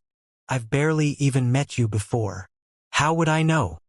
As soon as I reached the core formation stage, you began to appear in my cultivation as my inner demon. Even though I was able to barely make a breakthrough to the mid-core formation stage by recruiting some external assistance, I haven't been able to progress ever since. I have to overcome the obstacles posed by my inner demons before I can continue to make progress." I also asked Old Devil Cloud Part about this, and he told me that the reason you became my inner demon was most likely because you used some kind of special cultivation arts in the past, and was immune to my bewitching charming techniques as a result. After that, when I was abducted and suffered backlash from my own bewitching charming technique, you left too strong of an impression in my heart, thereby becoming my inner demon. Han Li was completely speechless. Han Yunji was also completely bewildered. After a long while, Han Li finally managed to compose himself. A cold light flashed through his eyes as he asked, "I heard that you once deployed some people to search for me right after you progressed to the core formation stage. If you had found me, how were you going to take care of your inner demons? How else does anyone overcome their inner demons? They either have to do so by sheer force of will or destroy the subject responsible for the manifestation of their inner demons. Alternatively, at the time, I wanted to employ the latter of those two methods." Dong Xian'er was stuttering slightly as she spoke, and a blush suddenly appeared on her face, further enhancing her seductive charm. Han Li's eyes narrowed initially upon hearing Dong Xian'er's words, but after listening to everything she had to say, a surprised look appeared in his eyes. A thought then seemed to have occurred to him, and a slightly awkward expression surfaced on his face.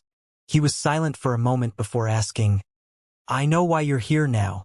You want me to use my spiritual sense to pass my secret technique onto, so you can overcome your inner demons, right?"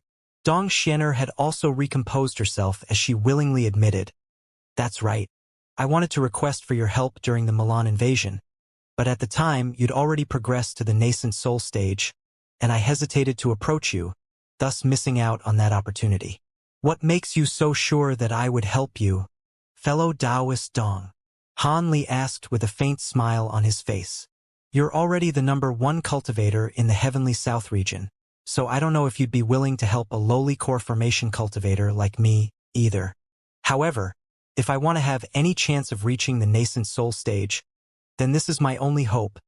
Dong Xian'er replied with an indignant look in her eyes.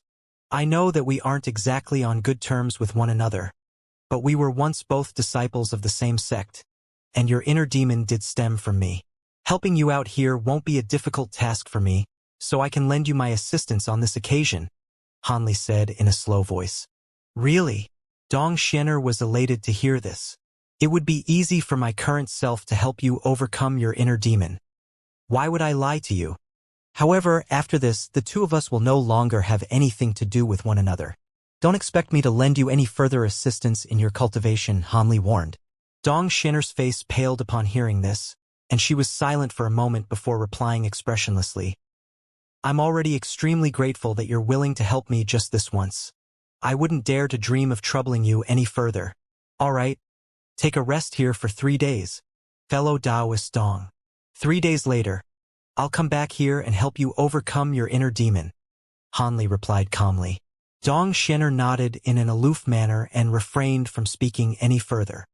After that, Hanli and Han Yunji chatted for a while longer before he departed from the pavilion. 5 days later, Dong Shinner and Han Yunji departed from the Drifting Clouds sect one after the other, returning to their respective Controlling Spirit sect and Harmonious Bond sect. After receiving Han Li's help in overcoming her inner demons, Dong Shinner would encounter no further impediment during her attempt to progress to the late core formation stage. Meanwhile, Han Yunji received many treasures and pills from Han Li, and he also entrusted her with a letter addressed to the Grand Elder of the Controlling Spirit sect.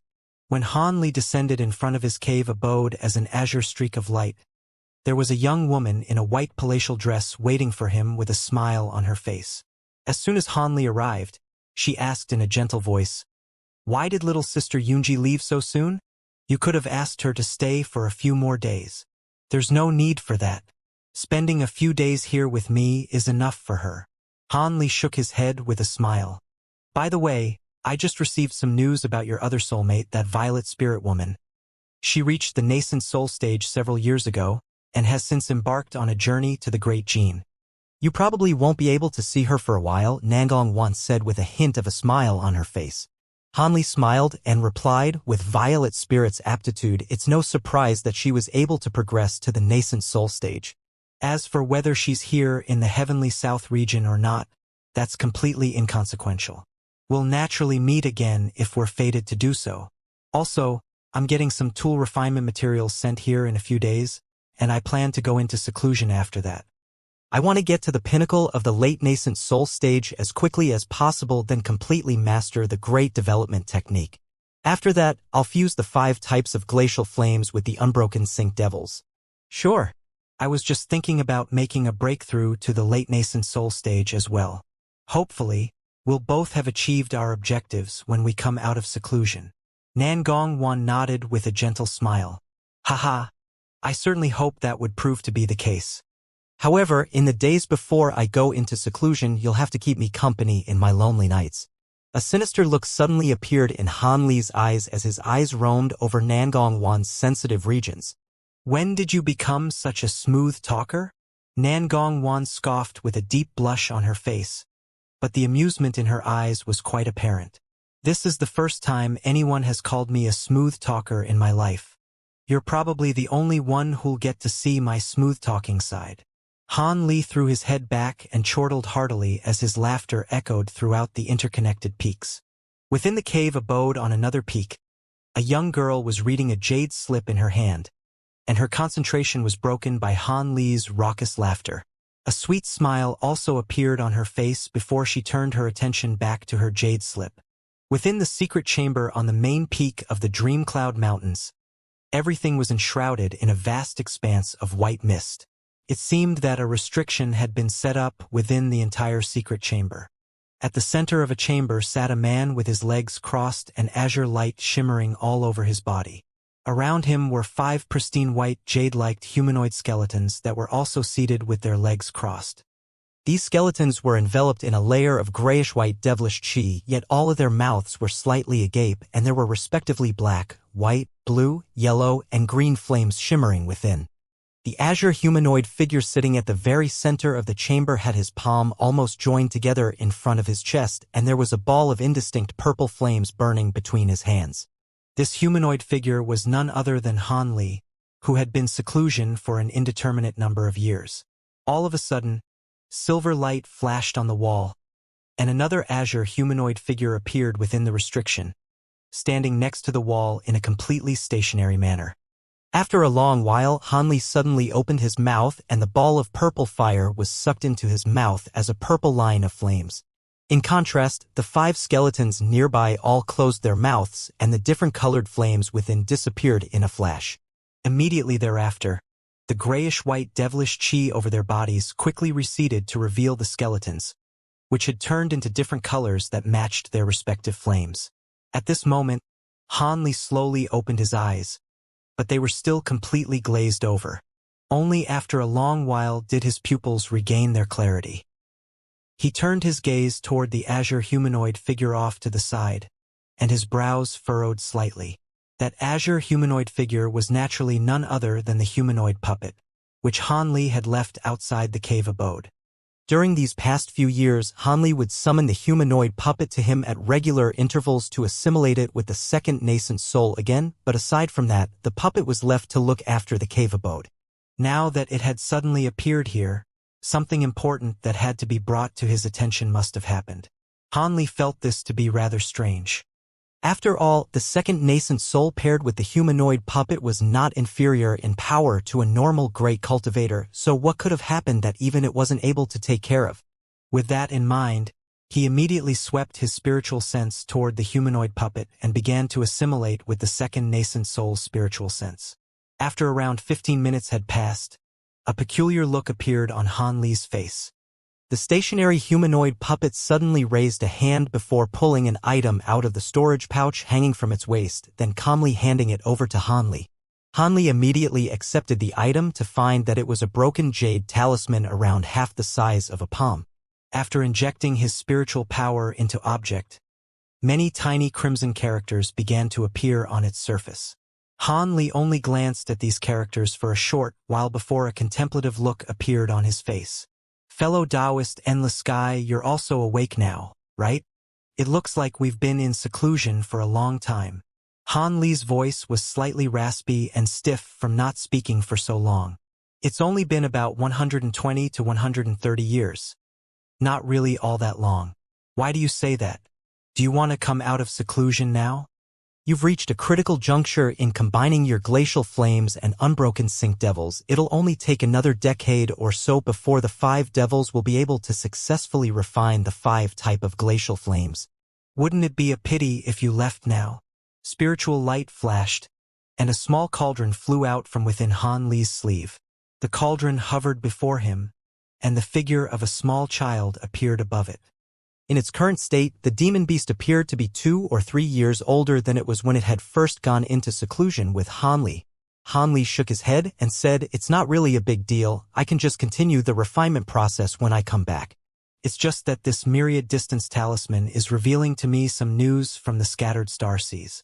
I once made a deal with the heavenly star sages, and it looks like Ling Yuling is in trouble now, so I can't just ignore the situation." The heavenly star sages? You mean that late nascent soul stage couple from the scattered star seas? Back then, I used a secret technique to examine their bodily conditions. They did have an abundance of magic power within their bodies, but they appeared to be approaching the ends of their lifespans at the time. Even if they haven't been killed, they've most likely passed away already. Otherwise, with that couple looking after the Star Palace, why would this Ling Yuling request assistance from you? The small child speculated. The message that Ling Yuling sent me has indeed neglected to mention the heavenly star sages, so it's most likely the case that they truly have passed away already. This is an opportunity for me as well. I've always been very interested in the Star Palace's divine essence-fused light. I've carefully studied the methods to progress to the deity transformation stage that the heavenly star sages provided me with, and the only viable one is to completely master the divine essence-fused light. During this trip, I can go and obtain that cultivation method, Han Li mused. I've never heard of a cultivation art known as the divine essence-fused light in the spirit realm before, so this is most likely something created by a cultivator of this world. Won't you be dabbling in too many different areas if you use this cultivation art? Take care that you don't let these things distract you from your pursuit of the great Tao, the small child cautioned. I'm aware of this. Prior to cultivating the divine essence-fused light, I'll make sure to progress to the pinnacle of the late nascent soul stage first, then try to use my glacial flames to try and break through the deity transformation stage bottleneck. If I can succeed in doing that, then there would be no need to cultivate the divine essence-fused light. Otherwise, I have no choice in this matter. Han Li said with a grave expression. If that's the case, then I don't really have anything else to say. I also know many methods that can help once progress to the deity transformation stage, but it's a shame that they would be ineffective in this world due to the sparse spiritual qi here. By the way, how have you been cultivating for the past century? The magic power within your body seems to have grown a lot more abundant, the small child asked after assessing Han Li's bodily condition. That may be true, but I'm still far away from reaching the pinnacle of the late nascent soul stage. It's going to take me at least another 50 to 60 years of cultivation to get there, and that's only through constantly taking all types of pills as well. If I were to cultivate through meditation alone, I most likely wouldn't be able to reach that point even after an entire century. Han Li heaved a forlorn sigh. At this moment, Han Li suddenly thought of the fuchsia cloud pill that he had refined in that mysterious medicine garden. If he had a sufficient number of such pills, he would be able to accelerate his rate of cultivation by several-fold. It was a pity that certain types of spirit herbs required to refine the fuchsia cloud pill had already gone extinct, and it was impossible to take those spirit herbs out of the medicine garden and plant them in the outside world. At his current cultivation base, the pills that he was taking had a very limited enhancement effect for him, and he was rather dissatisfied with their efficacy. Furthermore, he hadn't been wasting the green liquid in that mysterious vial during these past years, either. After setting aside a sufficient amount to satisfy his pill refinement requirements, the rest of that liquid had all been used to cleanse his spirit eyes and mature his spirit insects. However, he stopped cleansing his spirit eyes after just over 20 years over. This was because after cleansing his spirit eyes countless times, the bright sight spirit water no longer provided any benefits to him. As such, it would have been simply wasteful to continue cleansing his eyes with the spirit water. Despite that, Han Li's spirit eyes had already undergone a drastic transformation. After injecting spiritual power into his eyes, not only was Han Li able to see through clouds and mist, he could see objects that were 10,000 feet away as clearly as if they were right before his eyes. In that case, unless he found himself confined within a restriction that cut off one's spiritual sense, his spirit eyes would prove to be extremely pragmatic and useful to him. After maturing for over 100 years, the six-winged frost centipede finally grew their second pairs of wings. As such, they had ascended straight from 5th-grade demon beasts to become 7th-grade demon beasts, and at the same time they had attained the power to control wind and snow. If all 12 centipedes were to unleash their full power in unison, they could instantly transform an area with a radius of over 5 kilometers into a glacial land. In contrast, the gold-devouring beetles showed no signs of imminent evolution yet. He had obtained a method from Saintess Tianlan to mature these beetles through the use of 5-elemental spiritual qi, but it was clearly not the right time to employ such a technique.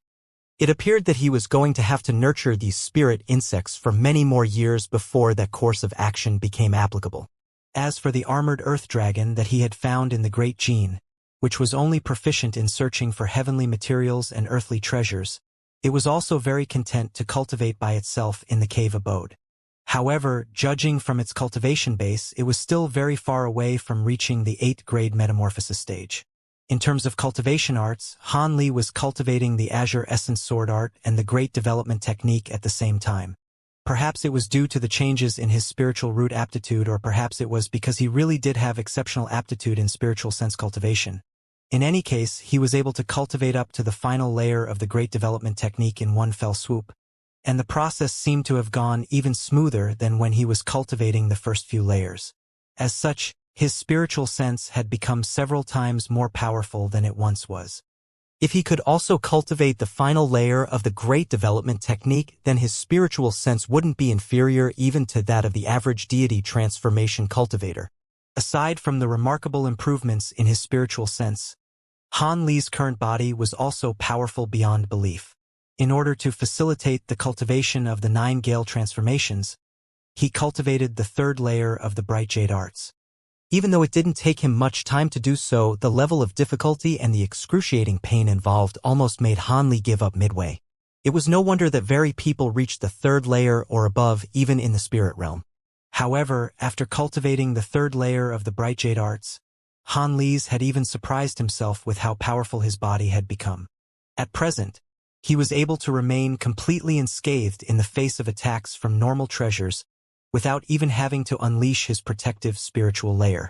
As for the 9 Gale transformations, that cultivation art had been extremely easy to progress in, and he had completely mastered it within the short span of a few years. During his seclusion, Han Li had also refined a few treasures. He naturally prioritized the refinement of the wood birth bead, which would grant him the immortal body ability on one occasion. Coincidentally, the most important supplementary materials required to refine this bead were the soul nurturing tree and the spirit well tree, 2 of the 3 divine woods. To others, these items were extremely difficult to find in the human world, but this was not an issue for Han Li. As such, he was able to easily refine the wood birth bead before absorbing it into his body. Aside from this bead, he also refined the pair of poisonous hooks he had obtained from the twin-tailed human-faced scorpion, as well as the fire dragon pillars he had sourced from the Kunwa Mountains, into 2 sets of powerful treasures. Han Li was tallying the rewards he had reaped during this period of seclusion, when he suddenly waved a sleeve through the air, tossing out a black jade vial as he began to chant something. The 5 skeletons nearby immediately shuddered as grayish-white devilish chi abruptly surfaced over their bodies, transforming them into ghostly heads each around the size of a wagon wheel. There were also devilish flames blasting out from the mouths of the ghostly heads, creating an extremely sinister sight to behold. Han Li raised a hand and cast an incantation seal toward the ghostly heads, upon which they quickly shrank down to around the size of human fists. A burst of light then erupted from the black jade vials, sucking in all 5 ghostly heads. Han Li stowed the jade vial away before rising to his feet. He swept his sleeve toward a patch of white light on the wall of the secret chamber, and spiritual light flashed as the restriction within the chamber quickly receded, revealing the stone door at its entrance. Han Li made his way over to the stone door expressionlessly, while the humanoid puppet disappeared on the spot amid a flash of silver light. In the State of You, located in the center of the Heavenly South region, there had been wars raging almost constantly among in the cultivation world, and rarely were there any prolonged periods of peace.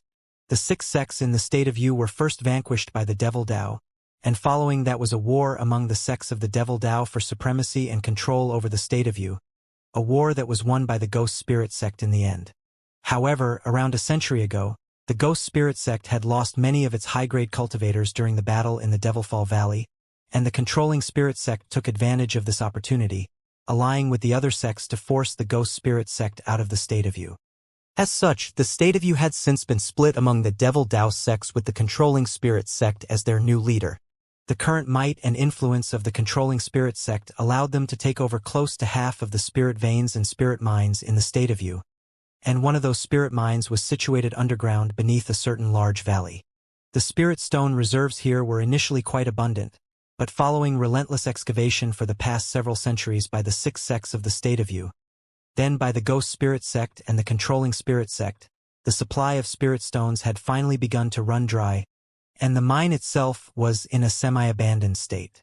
Aside from 2 chi condensation disciples from the controlling Spirit sect, there were no other cultivators present to guard the spirit mine. On that day, the 2 controlling Spirit sect disciples were standing at the underground entrance of the mine, chatting about some recent events that had taken place within the sect. Meanwhile, on the surface of the ground above their heads, an azure humanoid figure burrowed soundlessly into the earth using an earth movement technique, then appeared within a certain nondescript cave in the deepest part of the mine. Throughout this entire process, the 2 controlling Spirit sect disciples were completely oblivious to his arrival.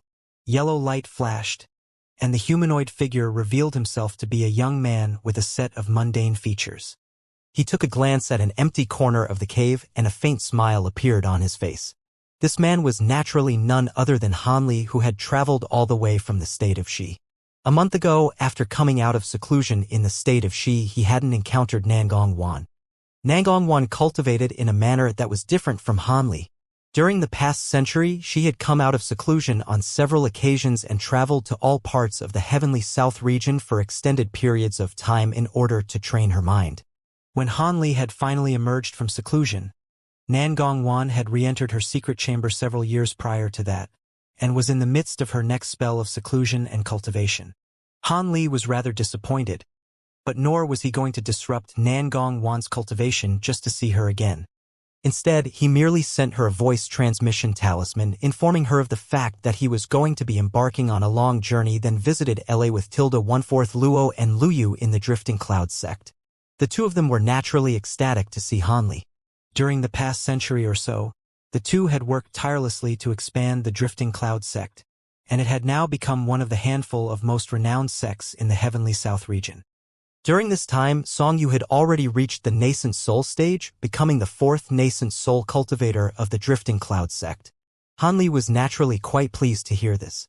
What was surprising to him was that after many years of searching, Songyu finally found a disciple who possessed an inherently powerful spiritual sense from birth over 10 years ago. However, due to the fact that Hanli was still in seclusion at the time, this disciple was left to cultivate in the sect on their own. Apparently, the disciple also possessed quite an exceptional spiritual root aptitude with a dual attribute spiritual root. Hanli's heart stirred upon hearing this, and he immediately requested to meet this disciple.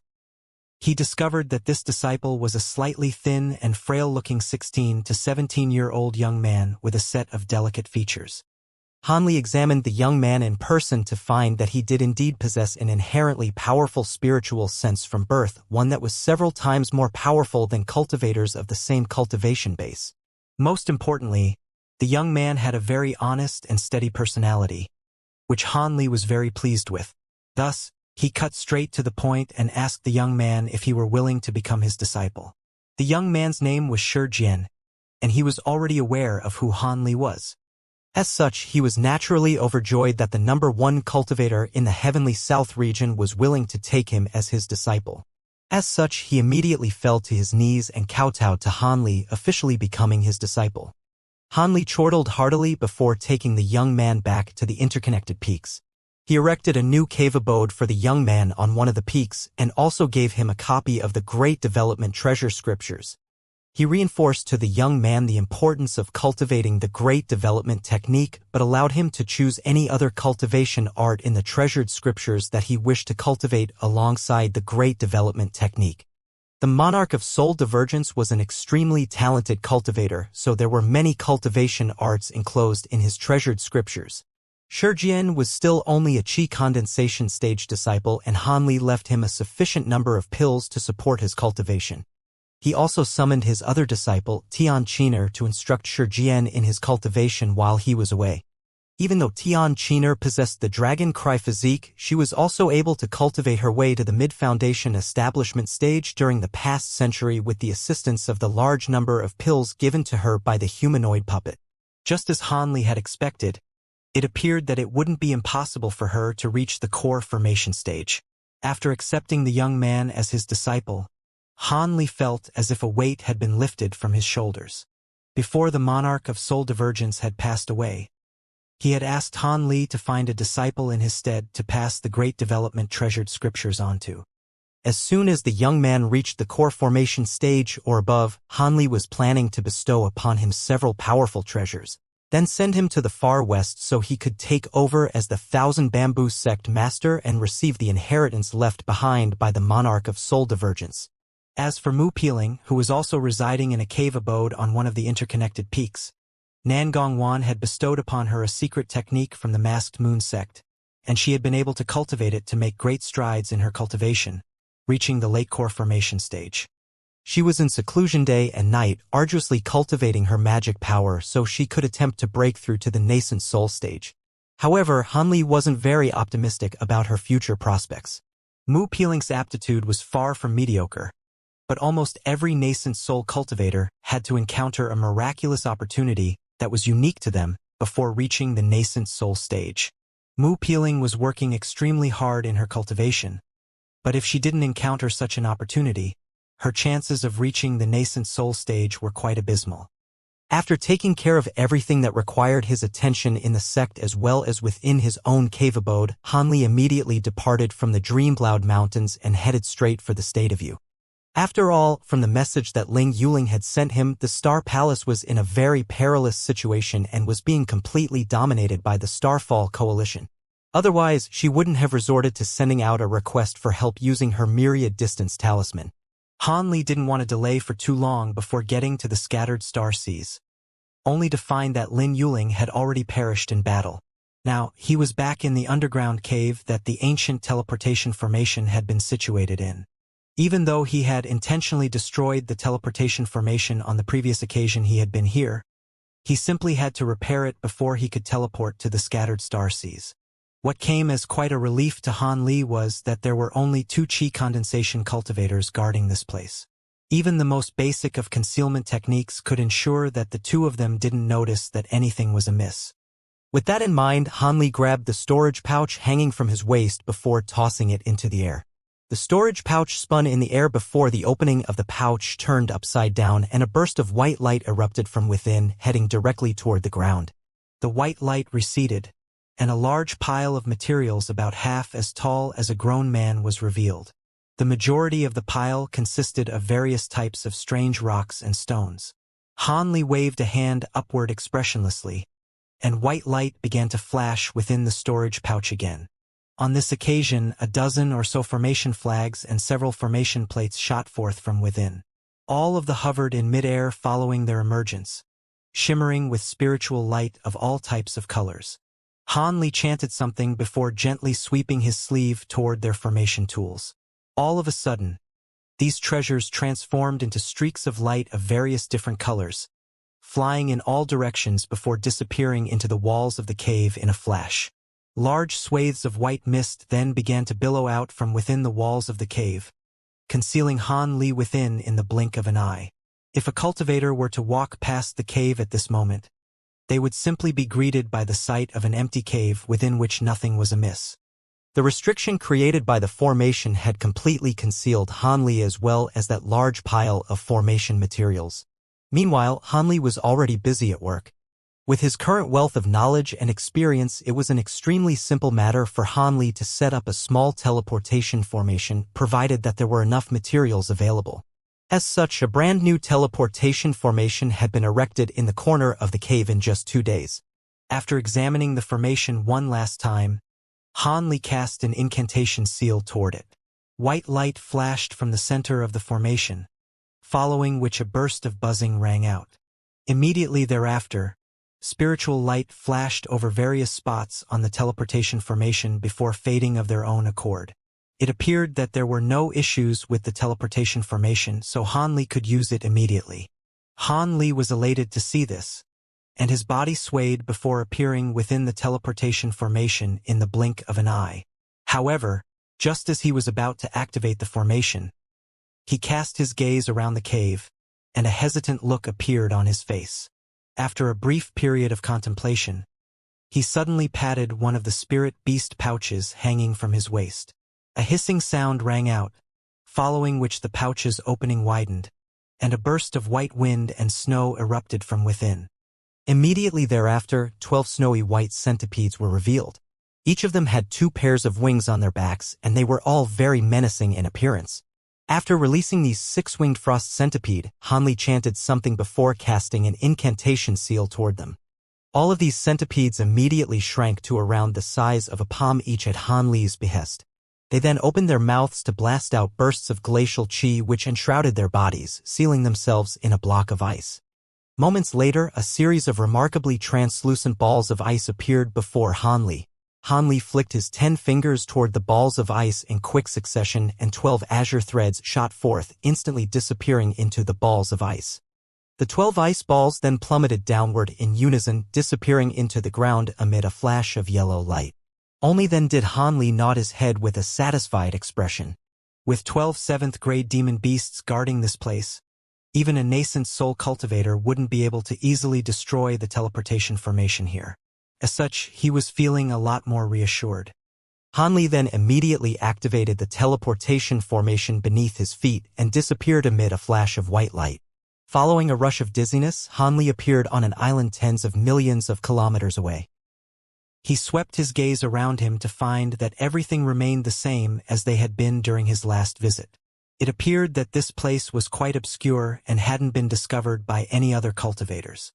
Han Li strode out of the teleportation formation and slashed his hand through the air behind him without even turning his head. A streak of golden flashed past, and the teleportation formation behind him was sliced in half amid a resounding boom. Han Li then emerged expressionlessly from within the stone chamber. Moments later, a streak of azure light rose up into the air from the island, then shot forth toward a certain direction and disappearing into the distance in the blink of an eye. Han Li traveled directly toward Heavenly Star City, passing by a few islands along the way, but he showed no intention of stopping at any of them. However, he soon discovered that all of the cultivators that he encountered along his journey were also all in a rush. If two groups of unfamiliar cultivators bumped into one another, both sides would immediately adopt wary expressions, and the atmosphere would become extremely tense. This observation made Han Li's brows furrow, and he could sense the turmoil brewing within the scattered star seas. As he approached the massive island upon which the Heavenly Star City was situated, he saw more and more traveling cultivators. Aside from groups of cultivators locked in tense confrontations, there were even some who were engaged in fierce battles, and it was quite apparent that all of the participants in those battles were not holding back at all, clearly intent on killing their enemies. In the beginning, Han Li paid them no heed. However, as the instances of such battles increased in regularity, Han Li knew that this most likely had something to do with the conflict between the Starfall Coalition and the Star Palace. Even though it appeared that the Starfall Coalition was dominating the battle, the Star Palace had been ruling over the scattered star seas for such a long time, so they had to have some trump cards up their sleeves. Furthermore, they also shared close ties with many of the large sects in the scattered star seas. Those ties were not very apparent under normal circumstances, but those powers would definitely step in when the Star Palace was truly on the cusp of destruction. The fact that there were cultivators who clearly belonged to neither the Star Palace nor the Starfall Coalition participating in the battles seemed to indicate that the Star Palace really was at the end of the road. After all, none of the other major powers would step in unless their intervention was absolutely mandatory. Of course, Han Li wasn't just going to plunge headfirst into the conflict between the Star Palace and the Starfall Coalition without doing some research first. However, it was difficult to acquire any useful information from low-grade cultivators as they simply didn't know much themselves. As such, even though he encountered many Foundation establishment cultivators along the way, he didn't stop to interrogate any of them. On that day, he was hurtling through the air as a streak of azure light when all of a sudden his expression changed slightly and he turned toward a certain direction in the distance. He stalled briefly in his flight before flying toward that direction. With Han Li's current cultivation base, it only took him several flashes while flying at full speed to cover a distance of over 5 kilometers. There, he cast his gaze downward and a hint of a smile appeared on his face. In the air at a lower altitude down below, there was a black-robed elderly man and an intimidating burly man locked in a fierce battle with one another while manipulating a shimmering yellow flying sword and an azure ring treasure respectively. Coincidentally, these two were both at the mid-core formation stage, and their treasures seemed to be roughly comparable in power as well. As such, they were completely evenly matched. If neither of them had any other treasures or trump cards up their sleeves to vanquish their opponent in one fell swoop, Han Li estimated that it would take them at least most of a day to reach a decisive result in their battle. Furthermore, it didn't appear as if either man would be capable of killing the other, so the battle would most likely conclude with one side fleeing following a close defeat. Han Li's sudden arrival naturally came as quite a surprise to both the elderly man and the burly middle-aged man. They reflexively stopped what they were doing and turned their attention to Han Li with wary expressions on their faces. Both of them swept their spiritual sense toward Han Li, upon which their expressions changed drastically. In order to draw less attention to himself, Han Li had concealed his cultivation base to only the early nascent soul stage. However, that was already enough to intimidate two core formation cultivators. The two of them waved their hands through the air almost in unison to stow away their respective treasures, immediately following which the elderly man hurriedly extended a respectful bow toward Han Li, and said, "I am by Sun of Fallen Spirit Island. May I have the honor of knowing your esteemed name, Senior?" The middle-aged man also extended a respectful bow to Han Li with a fawning expression on his face as he asked, "Do you require our assistance, Senior?" Han Li crossed his arms with an indifferent expression and said, "You don't need to know who I am. I haven't been here for many years, so I have some things to ask the two of you." The two men were very relieved to hear that Han Li was merely coming to them for information, and the elderly immediately said, "We'll be sure to tell you everything we know, Senior." Han Li nodded upon hearing this. and immediately began to inquire about the events that had taken place in the scattered star seas during the past century. The two men naturally regarded Han Li as a nascent soul stage senior who had been in an extended period of seclusion, and they hurriedly launched into a recount of the past events. Over 100 years ago, the demon beast of the outer seas took over many islands inhabited by humans and delivered an ultimatum for all human cultivators to vacate themselves from the outer seas. A battle between the humans and the demon beast naturally erupted as a result. Strangely enough, neither the Star Palace nor the Starfall Coalition deployed many cultivators to participate in this battle. Instead, many itinerant cultivators and disciples from smaller sects who were benefiting directly from those islands gathered on a large island where teleportation formations had been set up, and engaged in a fierce battle with the demon beasts. To call it a battle would actually be inaccurate, as in reality, it was just a bunch of human cultivators on a few islands, desperately trying to keep the demon beasts at bay by making use of some of the restrictions on the islands.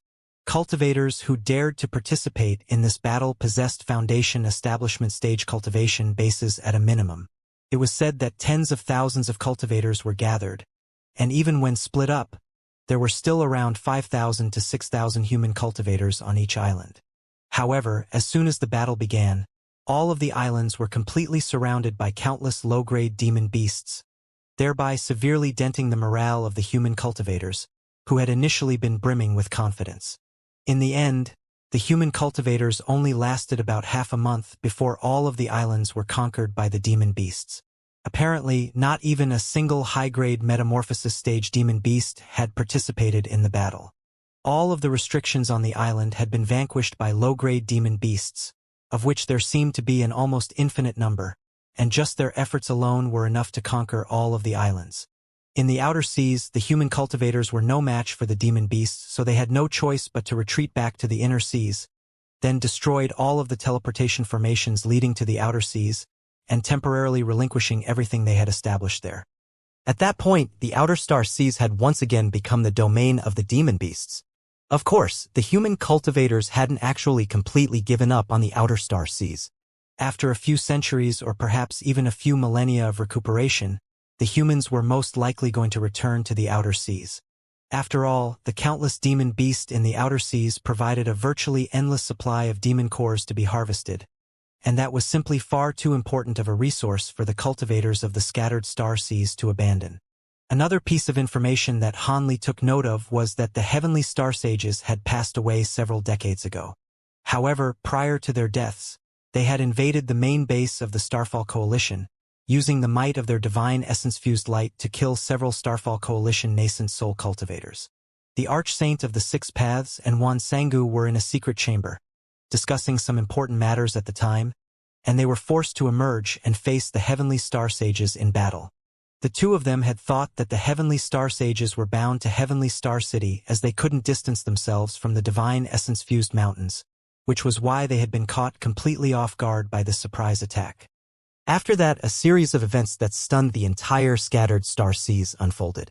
The heavenly star sages had no intention of engaging the Archsaint of the Six Paths and Wan Sangu in a prolonged battle.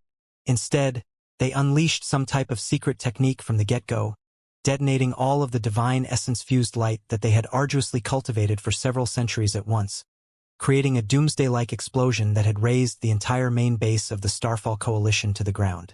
The Archsaint of the Six Paths and Wan Sangu were situated closest to the epicenter of the explosion, and even their nascent souls didn't get a chance to escape before they were instantly reduced to nothingness. As such, the most powerful beings of the Star Palace and the Starfall Coalition had been wiped off the face of the world in the blink of an eye. In comparison, the Starfall Coalition had been reduced to a far inferior state compared to the Star Palace. After all, the Archsaint of the Six Paths and Wan Sangu weren't the only ones who had perished during the attack. At the time, there were several elders and a high number of core formation cultivators present at the main base as well, and they had also been killed. As expected, in the following 2 to 3 decades, Ling Yuling took over the Star Palace and forced the Starfall Coalition into a steady decline, making the latter lose a lot of territory in the process. All of the sects that were a part of the Starfall Coalition had been placed on the Star Palace's hit list, so they had no choice but to grit their teeth and try to weather the storm. Otherwise, it was quite possible that the Starfall Coalition would have been disbanded a long time ago. Just as it appeared as if the Starfall Coalition were about to be vanquished, an astonishing event suddenly took place, heralding the resurgence of the Starfall Coalition. The sect master of the myriad gates of enlightenment, Wan Tianming, progressed to the late nascent soul stage amid the crisis, becoming the newest great cultivator on the scattered star seas. As such, the Starfall Coalition was immediately able to turn the tables. As a late nascent soul cultivator, Wan Tianming was able to unite the entire coalition, becoming the undisputed coalition leader. After that, he slew several Star Palace elders in battle and forged a resounding reputation for himself. In the following few decades, the Star Palace was no match for Wan Tianming's aggressive assaults, as they had no great cultivators to stand against him. Thus, the Starfall Coalition stormed back with a vengeance, recovering all of their lost territories, then claiming some more.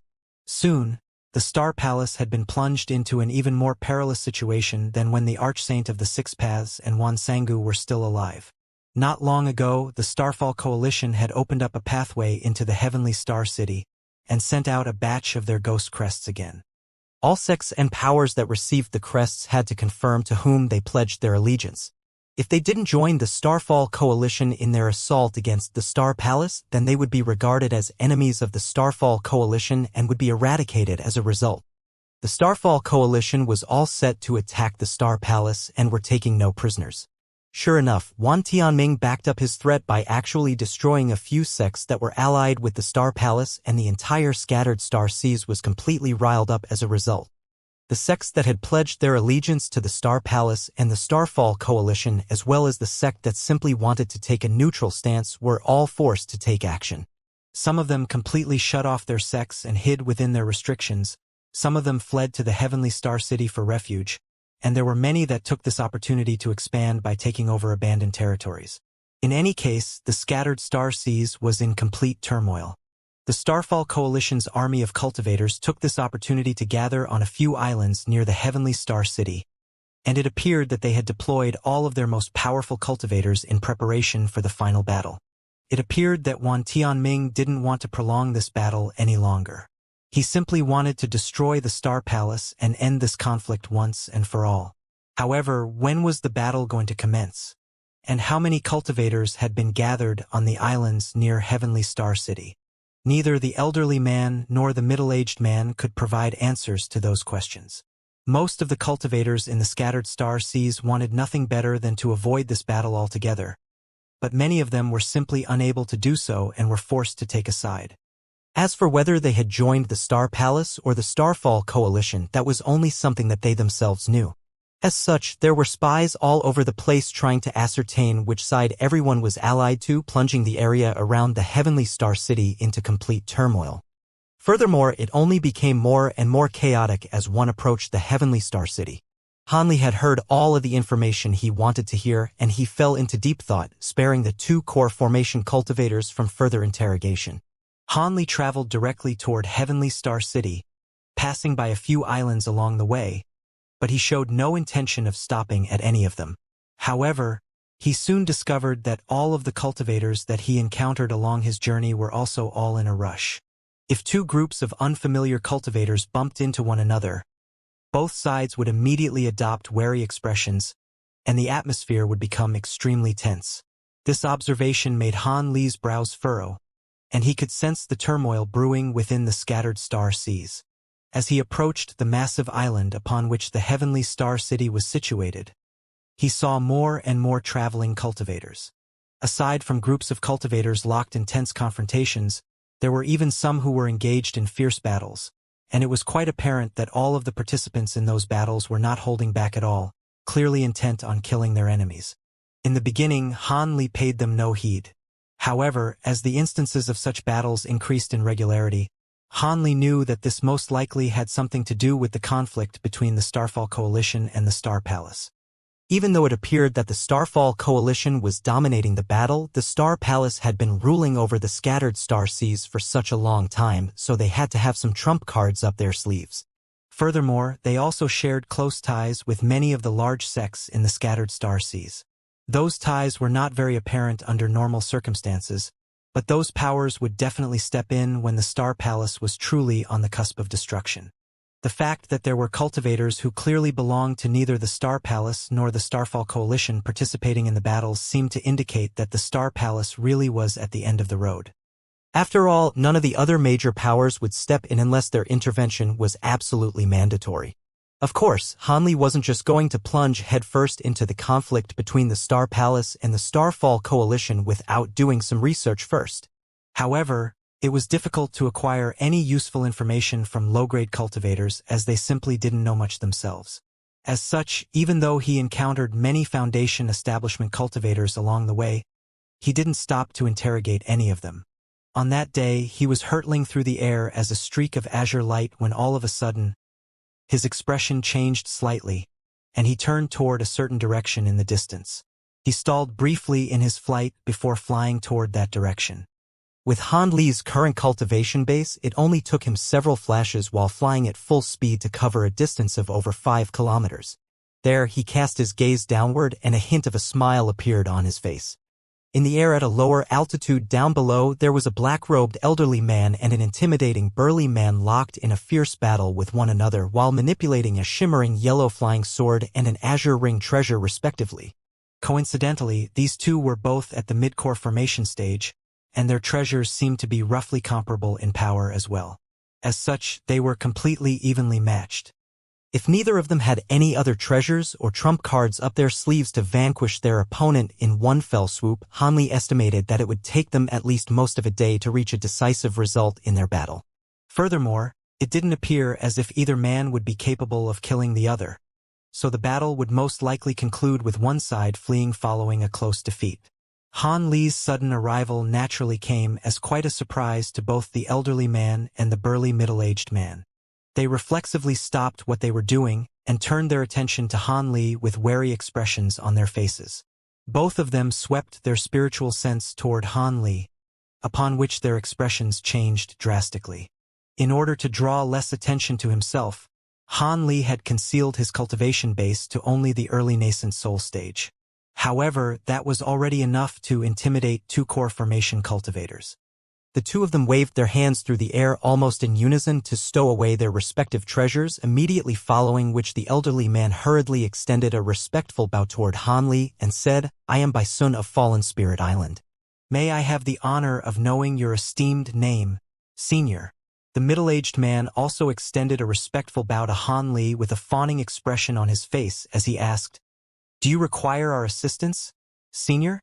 Han Li crossed his arms with an indifferent expression and said, "You don't need to know who I am. I haven't been here for many years, so I have some things to ask the two of you." The two men were very relieved to hear that Han Li was merely coming to them for information, and the elderly immediately said, "We'll be sure to tell you everything we know, Senior." Han Li nodded upon hearing this, and immediately began to inquire about the events that had taken place in the scattered starseas during the past century. The two men naturally regarded Han Li as a nascent soul stage senior who had been in an extended period of seclusion, and they hurriedly launched into a recount of the past events. Over 100 years ago, the demon beast of the outer seas took over many islands inhabited by humans, and delivered an ultimatum for all human cultivators to vacate themselves from the outer seas. A battle between the humans and the demon beast naturally erupted as a result. Strangely enough, neither the Star Palace nor the Starfall Coalition deployed many cultivators to participate in this battle. Instead, many itinerant cultivators and disciples from smaller sects who were benefiting directly from those islands gathered on a large island where teleportation formations had been set up, and engaged in a fierce battle with the demon beasts. To call it a battle would actually be inaccurate, as in reality, it was just a bunch of human cultivators on a few islands, desperately trying to keep the demon beasts at bay by making use of some of the restrictions on the islands. Cultivators who dared to participate in this battle possessed Foundation establishment stage cultivation bases at a minimum. It was said that tens of thousands of cultivators were gathered, and even when split up, there were still around 5,000 to 6,000 human cultivators on each island. However, as soon as the battle began, all of the islands were completely surrounded by countless low-grade demon beasts, thereby severely denting the morale of the human cultivators, who had initially been brimming with confidence. In the end, the human cultivators only lasted about half a month before all of the islands were conquered by the demon beasts. Apparently, not even a single high-grade metamorphosis stage demon beast had participated in the battle. All of the restrictions on the islands had been vanquished by low-grade demon beasts, of which there seemed to be an almost infinite number, and just their efforts alone were enough to conquer all of the islands. In the outer seas, the human cultivators were no match for the demon beasts, so they had no choice but to retreat back to the inner seas, then destroyed all of the teleportation formations leading to the outer seas, and temporarily relinquishing everything they had established there. At that point, the outer star seas had once again become the domain of the demon beasts. Of course, the human cultivators hadn't actually completely given up on the outer star seas. After a few centuries or perhaps even a few millennia of recuperation, the humans were most likely going to return to the outer seas. After all, the countless demon beasts in the outer seas provided a virtually endless supply of demon cores to be harvested, and that was simply far too important of a resource for the cultivators of the scattered star seas to abandon. Another piece of information that Han Li took note of was that the heavenly star sages had passed away several decades ago. However, prior to their deaths, they had invaded the main base of the Starfall Coalition using the might of their divine essence-fused light to kill several Starfall Coalition nascent soul cultivators. The Archsaint of the Six Paths and Wan Sangu were in a secret chamber discussing some important matters at the time, and they were forced to emerge and face the heavenly star sages in battle. The two of them had thought that the heavenly star sages were bound to Heavenly Star City as they couldn't distance themselves from the divine essence-fused mountains, which was why they had been caught completely off guard by this surprise attack. After that, a series of events that stunned the entire scattered star seas unfolded. The heavenly star sages had no intention of engaging the Archsaint of the Six Paths and Wan Sangu in a prolonged battle. Instead, they unleashed some type of secret technique from the get-go, detonating all of the divine essence-fused light that they had arduously cultivated for several centuries at once, creating a doomsday-like explosion that had razed the entire main base of the Starfall Coalition to the ground. The Archsaint of the Six Paths and Wan Sangu were situated closest to the epicenter of the explosion, and even their nascent souls didn't get a chance to escape before they were instantly reduced to nothingness. As such, the most powerful beings of the Star Palace and the Starfall Coalition had been wiped off the face of the world in the blink of an eye. In comparison, the Starfall Coalition had been reduced to a far inferior state compared to the Star Palace. After all, the Archsaint of the Six Paths and Wan Sangu weren't the only ones who had perished during the attack. At the time, there were several elders and a high number of core formation cultivators present at the main base as well, and they had also been killed. As expected, in the following 2 to 3 decades, Ling Yuling took over the Star Palace and forced the Starfall Coalition into a steady decline, making the latter lose a lot of territory in the process. All of the sects that were a part of the Starfall Coalition had been placed on the Star Palace's hit list, so they had no choice but to grit their teeth and try to weather the storm. Otherwise, it was quite possible that the Starfall Coalition would have been disbanded a long time ago. Just as it appeared as if the Starfall Coalition were about to be vanquished, an astonishing event suddenly took place, heralding the resurgence of the Starfall Coalition. The sect master of the Myriad Gates of Enlightenment, Wan Tianming, progressed to the late nascent soul stage amid the crisis, becoming the newest great cultivator on the scattered star seas. As such, the Starfall Coalition was immediately able to turn the tables. As a late nascent soul cultivator, Wan Tianming was able to unite the entire coalition, becoming the undisputed coalition leader. After that, he slew several Star Palace elders in battle and forged a resounding reputation for himself. In the following few decades, the Star Palace was no match for Wan Tianming's aggressive assaults, as they had no great cultivators to stand against him. Thus, the Starfall Coalition stormed back with a vengeance, recovering all of their lost territories, then claiming some more. Soon, the Star Palace had been plunged into an even more perilous situation than when the Archsaint of the Six Paths and Wan Sangu were still alive. Not long ago, the Starfall Coalition had opened up a pathway into the Heavenly Star City and sent out a batch of their ghost crests again. All sects and powers that received the crests had to confirm to whom they pledged their allegiance. If they didn't join the Starfall Coalition in their assault against the Star Palace, then they would be regarded as enemies of the Starfall Coalition and would be eradicated as a result. The Starfall Coalition was all set to attack the Star Palace, and were taking no prisoners.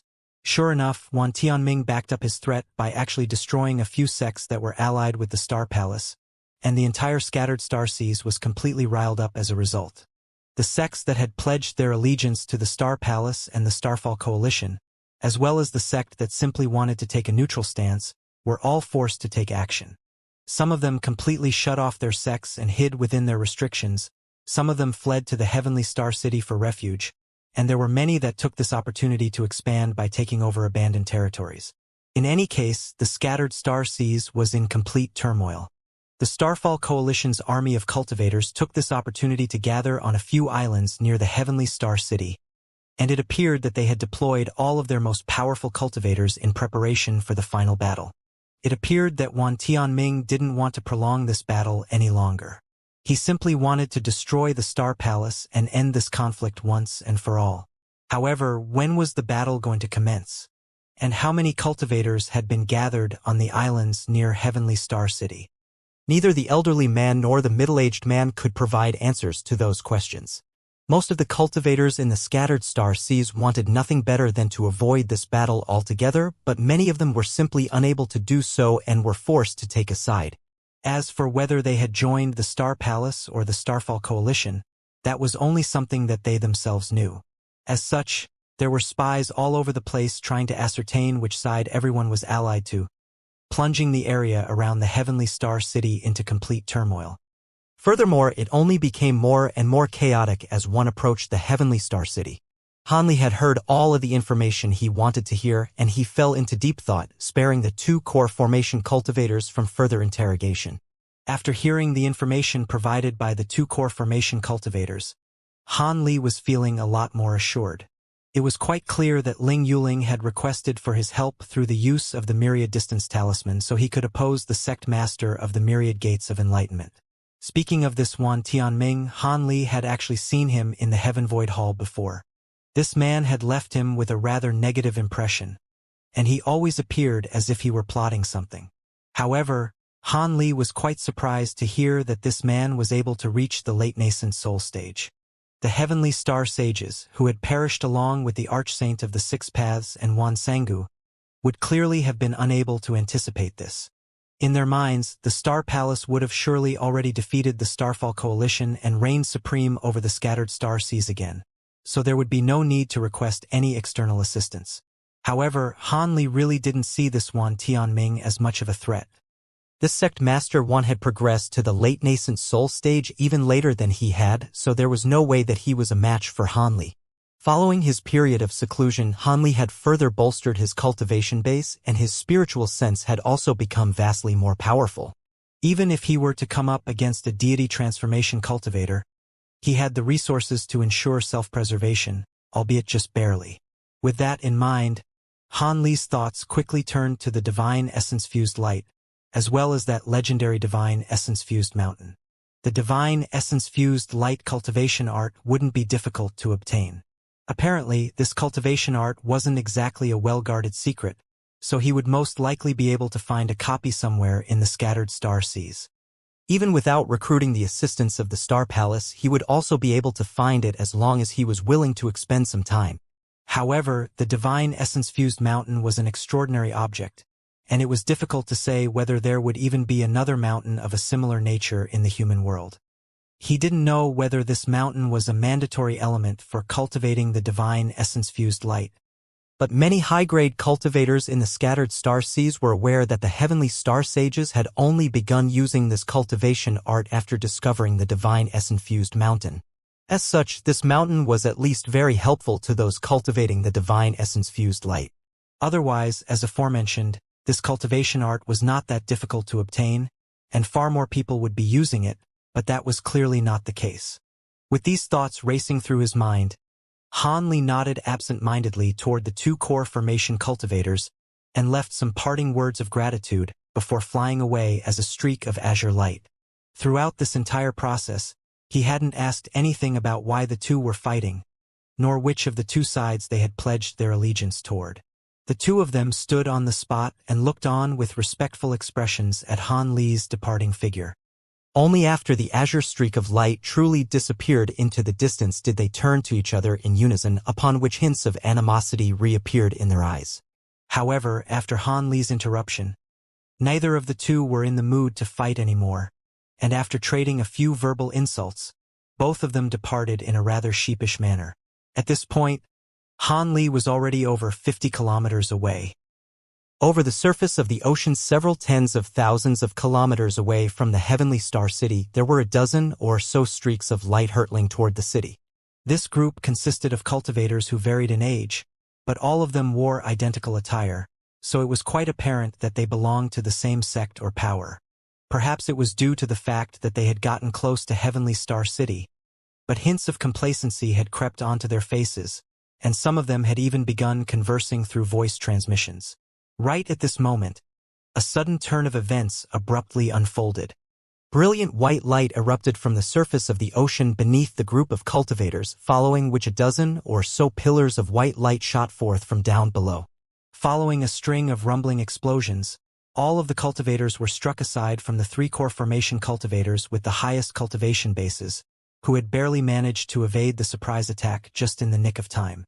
Howls of anguish immediately erupted as these people were reduced to nothingness amid the pillars of white light.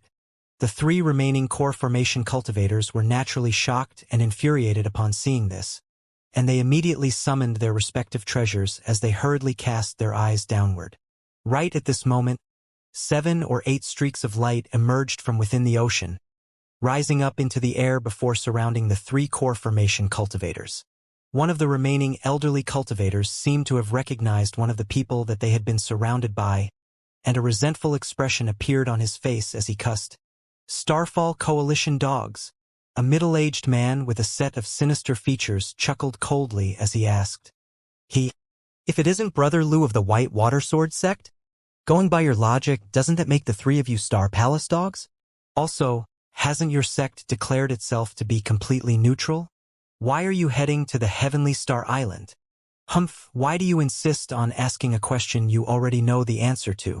Our White Water Sword sect has always been a branch of the Star Palace, so it's naturally our duty to provide the Star Palace with our assistance during its time of need. That's enough chit-chat. Let's go.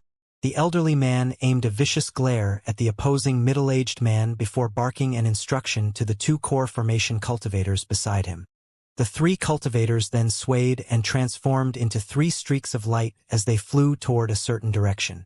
Furthermore, as they rushed away into the distance, the 3 streaks of light suddenly combined into one massive pillar of intertwining red, yellow, and white light several tens of feet in length, sweeping toward the opposing Starfall Coalition cultivators in that direction with astonishing speed. It appeared that the elderly man knew that his trio would be no match for such a large number of enemies, and he immediately decided to escape. However, the 2 Starfall Coalition cultivators situated in that direction weren't flustered in the slightest at the sight of the oncoming 3-colored pillar of light. Instead, they merely glanced at one another before raising their hands in unison.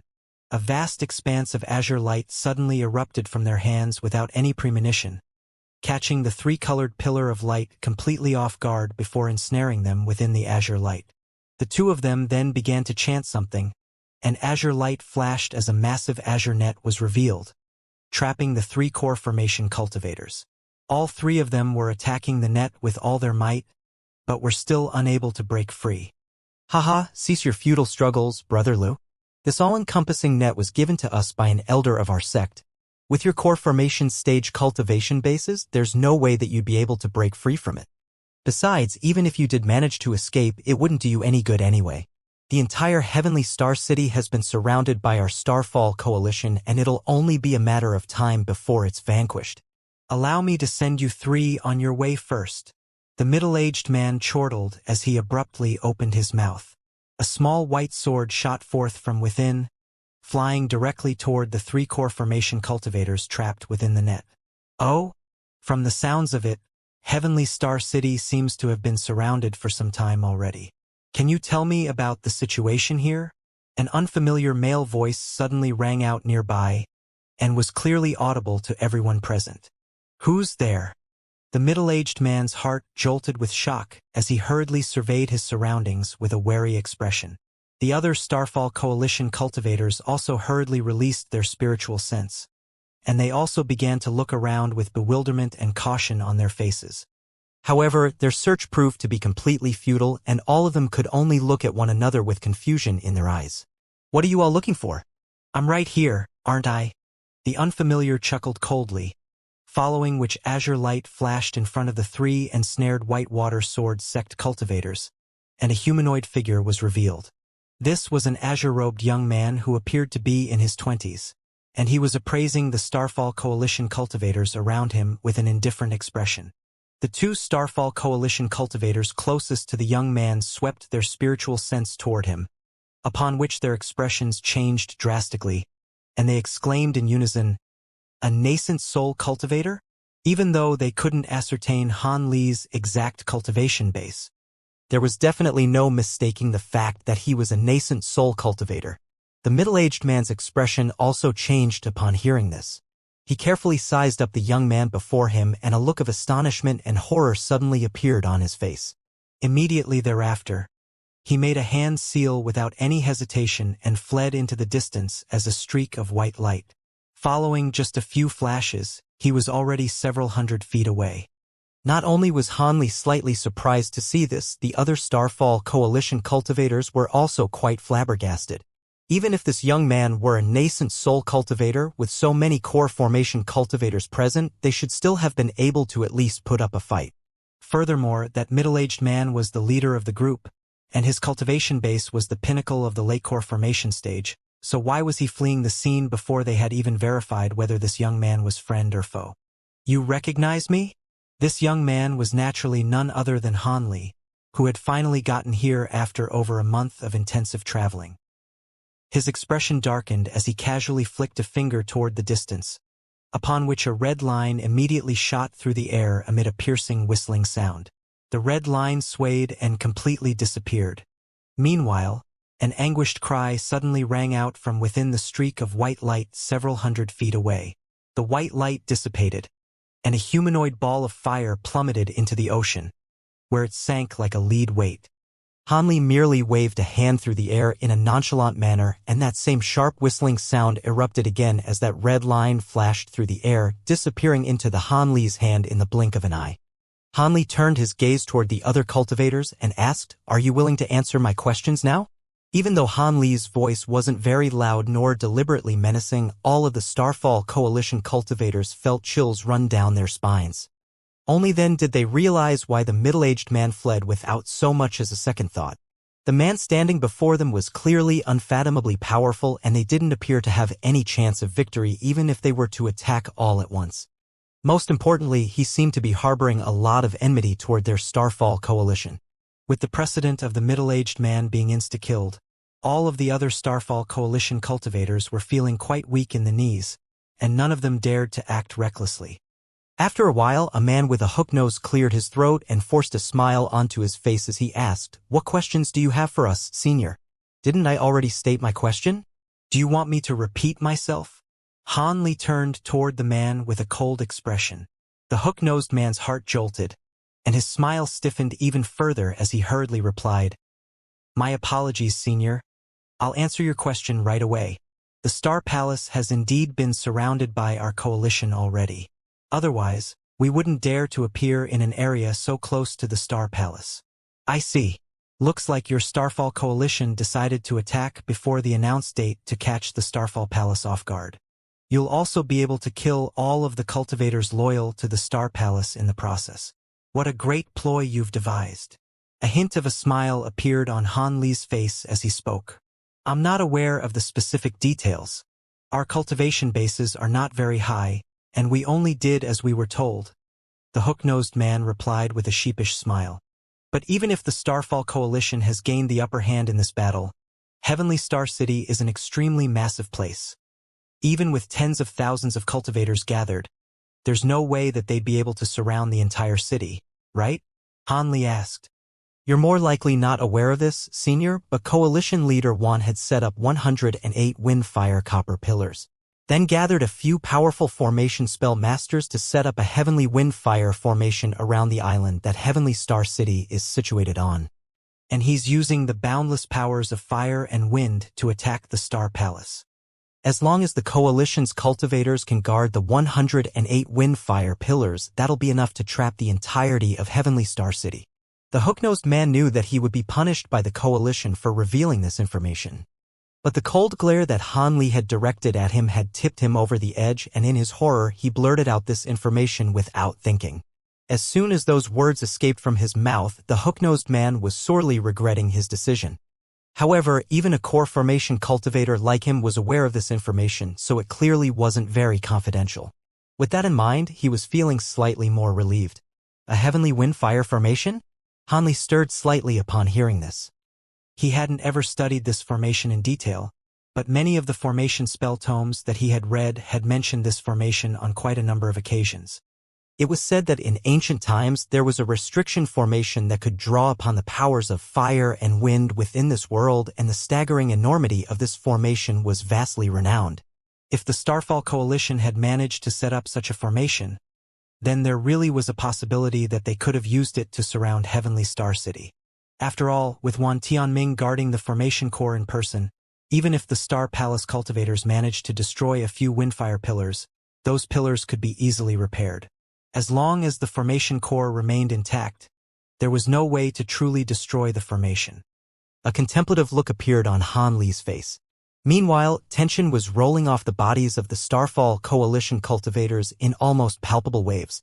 It didn't take a genius to be able to tell that Han Li was here to reinforce the Star Palace, so they were in a very perilous situation. In contrast, the three white water sword sect cultivators ensnared with the azure net were ecstatic. The elderly man hurriedly yelled, "Senior, we've come here to reinforce the Star Palace, and those people are all cultivators from the Starfall Coalition's Enforcement Division. They've killed countless cultivators who have pledged their allegiance to the Star Palace, and they deserve to die countless deaths for their crimes. Don't let these people live, Senior." All of the Starfall Coalition cultivators' faces paled upon hearing this. The two cultivators who were standing the farthest away from Han Li glanced at one another before flipping over their hands in unison, producing a small yellow flag each. They then immediately tossed those flags into the air, upon which they transformed into two yellow clouds that enshrouded the bodies of the two cultivators. Within the blink of an eye, the two yellow clouds had completely vanished. In the next instant, the yellow clouds appeared over 200 feet away before quickly disappearing again. Teleportation. Han Li's pupils contracted minutely as a hint of surprise appeared on his face. However, a cold chuckle then escaped his mouth as he abruptly raised a hand, feigning a grabbing motion toward the azure net that had ensnared the three white water sword sect cultivators. The two Starfall Coalition cultivators controlling the net felt as if a resounding boom had rung out directly in their heads, and they were struck by an intense spell of dizziness. They lost control of the all-encompassing net as a result, and it reverted back into a ball of azure light, allowing the three ensnared cultivators to escape while the net landed in Han Li's hand. Han Li paid no heed to the words of gratitude extended toward him by the three rescued cultivators as white and azure light flashed behind him, materializing a pair of wings on his back. The wings flapped gently, and Han Li disappeared amid a gust of wind. It was quite clear that he had set off in pursuit of the two cultivators who had just teleported away. The remaining Starfall Coalition cultivators were both shocked and elated to see this, and they all glanced at one another before fleeing in different directions. Han Li was an extremely fearsome enemy, so they were certainly not going to take a gamble with their lives and hope that Han Li would spare them out of the kindness in his heart. However, the three white water sword sect cultivators were naturally unwilling to allow their enemies get away. As such, all three of them let loose enraged roars as they also set off in pursuit of the Starfall Coalition cultivators. In the distance, two muffled thumps erupted in midair. Immediately thereafter, white light flashed and two yellow clouds shot back as if they had been struck by some kind of immense force. A gentle breeze blew past, and Han Li appeared out of thin air, appraising the two yellow clouds nearby with a cold deriding sneer on his lips. A third inky black eye had appeared over his glabella, and it disappeared again following a flash of black light. The two Starfall Coalition cultivators within the yellow clouds were revealed again with blood-stained robes and extremely pale faces. They both appeared to have been severely wounded and were in a state of shock and horror. Ever since they had obtained these 2 yellow sand Buddhist flags, they had managed to use them to escape from nascent soul cultivators on several occasions. As such, they were extremely confident in the ability of this pair of treasures. Otherwise, they wouldn't have dared to flee the scene even after witnessing Han Li's fearsome might. However, Han Li had merely thrown 2 nonchalant punches through the air and their confidence had been completely shattered.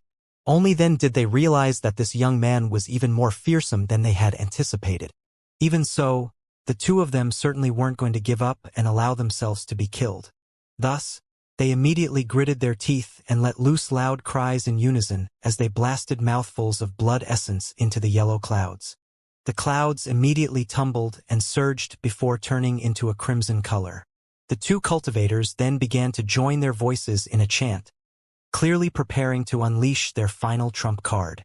A cold light immediately appeared in Han Li's eyes as he abruptly opened his mouth. 2 piercing streaks of yellow light shot forth from within, appearing in front of the crimson clouds in the blink of an eye before instantly puncturing them. 2 anguished cries rang out from within the crimson clouds before the 2 cultivators plummeted toward the sea down below. Right at this moment, Han Li pointed a finger at them expressionlessly. The 2 small golden swords emerged from thin air again before revolving around the 2 Starfall Coalition cultivators. Balls of golden light erupted, instantly enshrouding the 2 cultivators within, following a vast expanse of blood began to rain down from above.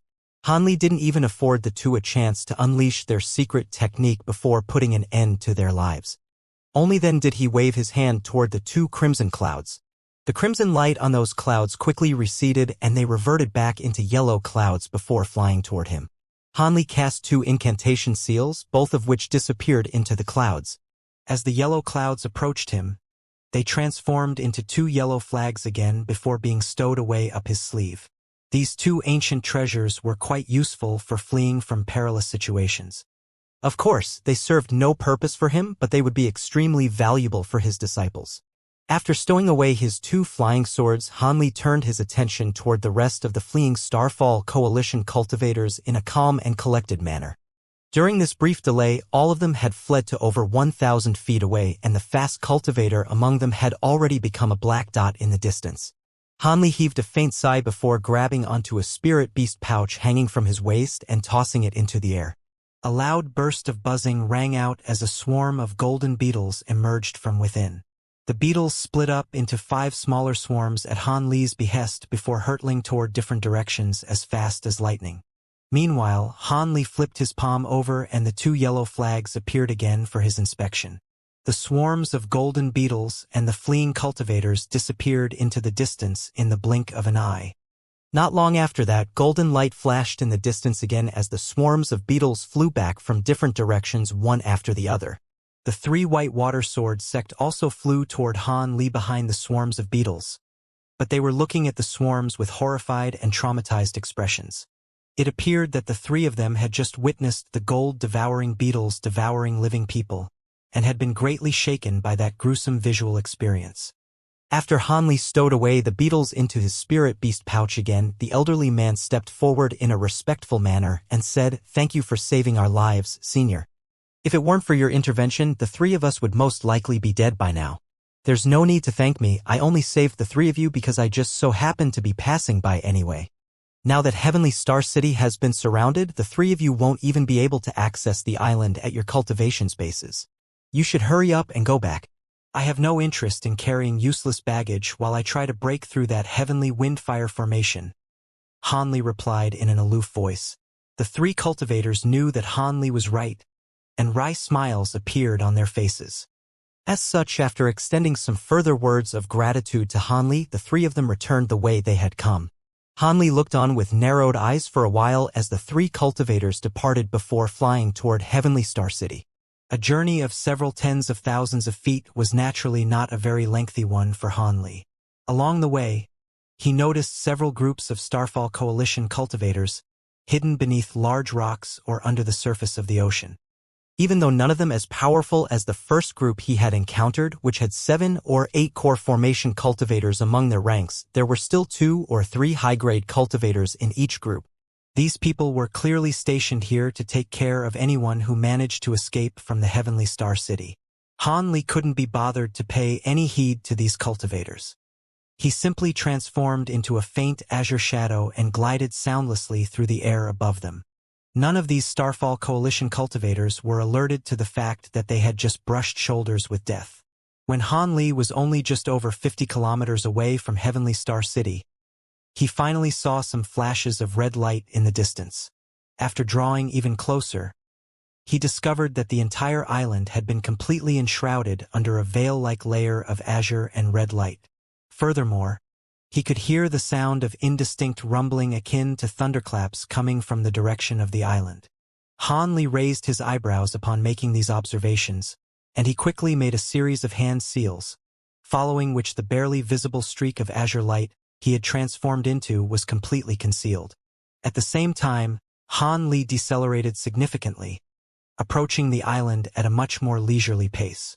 After flying for several tens of kilometers, the situation around Heavenly Star City was finally completely revealed to Han Li. There were countless black spots visible on the surface of the ocean in the extremely far distance. Upon closer inspection, he discovered that these were spirit boats of all types of different styles and models. Some of them were as tall as pavilions with intricate carvings running along their hulls, while some were only around 20 feet in length with very crude and simple designs. There was also great diversity in the materials that these boats were constructed from, including light green spiritual wood, pristine and flawless jade, and even some completely pitch-black iron boats that glistened under the sunlight. These spirit boats were all positioned around 3 gargantuan pillars that extended over 1,000 feet up into the sky. Each pillar was entirely yellow in color with azure and red light rippling like water over their surfaces. These streams of azure and red light were pouring upward relentlessly, and they were clearly responsible for maintaining the veil of light enshrouding the entire island. Han Li knew that these massive pillars were most definitely the legendary Windfire pillars, and the Starfall Coalition cultivators in those spirit boats down below had clearly been deployed here to guard the pillars. From a rough visual estimation, Han Li determined that there were about 2,000 to 3,000 cultivators down below. In order to avoid raising the alarm, he refrained from using his spiritual sense to ascertain their numbers. However, he was certain that there were definitely nascent soul cultivators among their ranks. As for whether the sect master of the myriad gates of enlightenment was also there, that was something that only the heavens knew. However, there were a total of 108 Windfire pillar, so surely he couldn't just happen to be situated near one of these 3, right? If this sect Master Wan really were in the general vicinity and tried to stop him, Han Li didn't know whether that would count as bad luck for him or for Wan Tianming. The Heavenly Windfire formation was an extremely renowned and powerful formation, but according to Han Li's knowledge, this massive formation had been invented with the purpose of attacking large sects in mind. As such, it was extremely effective against large numbers of normal mid-grade and low-grade cultivators, but it wasn't particularly effective in the face of individual high-grade cultivators. At his current power level, it would only be slightly troublesome at most for him to bypass this formation, and there was no way that it would actually be able to trap him. Han Li stood in midair and hesitated for a long while. He then cast his gaze toward a certain direction in the distance, turning his attention away from the spirit boats and 3 pillars directly before him and flying toward the veil of azure and red light instead. At this moment, there was a 3-story ship floating on the surface of the ocean at the foot of one of the pillars. The ship was extremely large and had been entirely crafted from beautiful green jade, thereby creating a spectacle of mesmerizing beauty to behold. In the highest level of the ship, there were several cultivators seated around a square jade table chatting about something with smiles on their faces. There were a few plates of rare spirit fruits placed on the jade table, and all of the cultivators seated around the table appeared to be quite carefree and relaxed. A white-robed scholar at the table turned to the elderly man sitting across from him, and he smiled as he asked, "Senior Long, I heard that if we can conquer the Star Palace this time, Coalition leader Wan would agree to hand over one of the 3 spirit islands of the myriad gates of enlightenment, the Heavenly Fortune Island, to your Golden Lotus sect. Is that true?" The elderly man glared at the scholar out of the corners of his eyes and replied, "You sure are quite well-informed, Nephew Ning. Fellow Taoist Wan did indeed make that promise to me. The spirit vein on the Heavenly Fortune Island is superior to the one on the island I'm currently residing on. so relocating there will be very beneficial for our sect's future development. A gray-robed, middle-aged Taoist priest chuckled. Indeed, the Heavenly Fortune Island is quite renowned throughout the entire scattered star seas for the quality of its spirit vein. On top of that, the island produces many types of rare spirit herbs as well, so it'll only be a matter of time for your Golden Lotus sect to rise to another level following the relocation. Speak for yourself, fellow Taoist Hua. Weren't you also given a dozen or so types of rare materials? Otherwise, why would an old reclusive monster like you decide to come out and offer Brother One your assistance? The elderly man replied with a nonchalant smile. Among the 3 people on the top level of the ship, 2 were early nascent soul cultivators.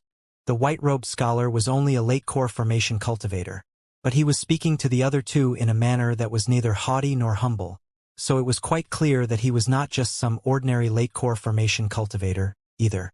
The middle-aged man smiled upon hearing this, and was just about to say something again, when a low ringing sound rang out from the windfire pillar closest to them.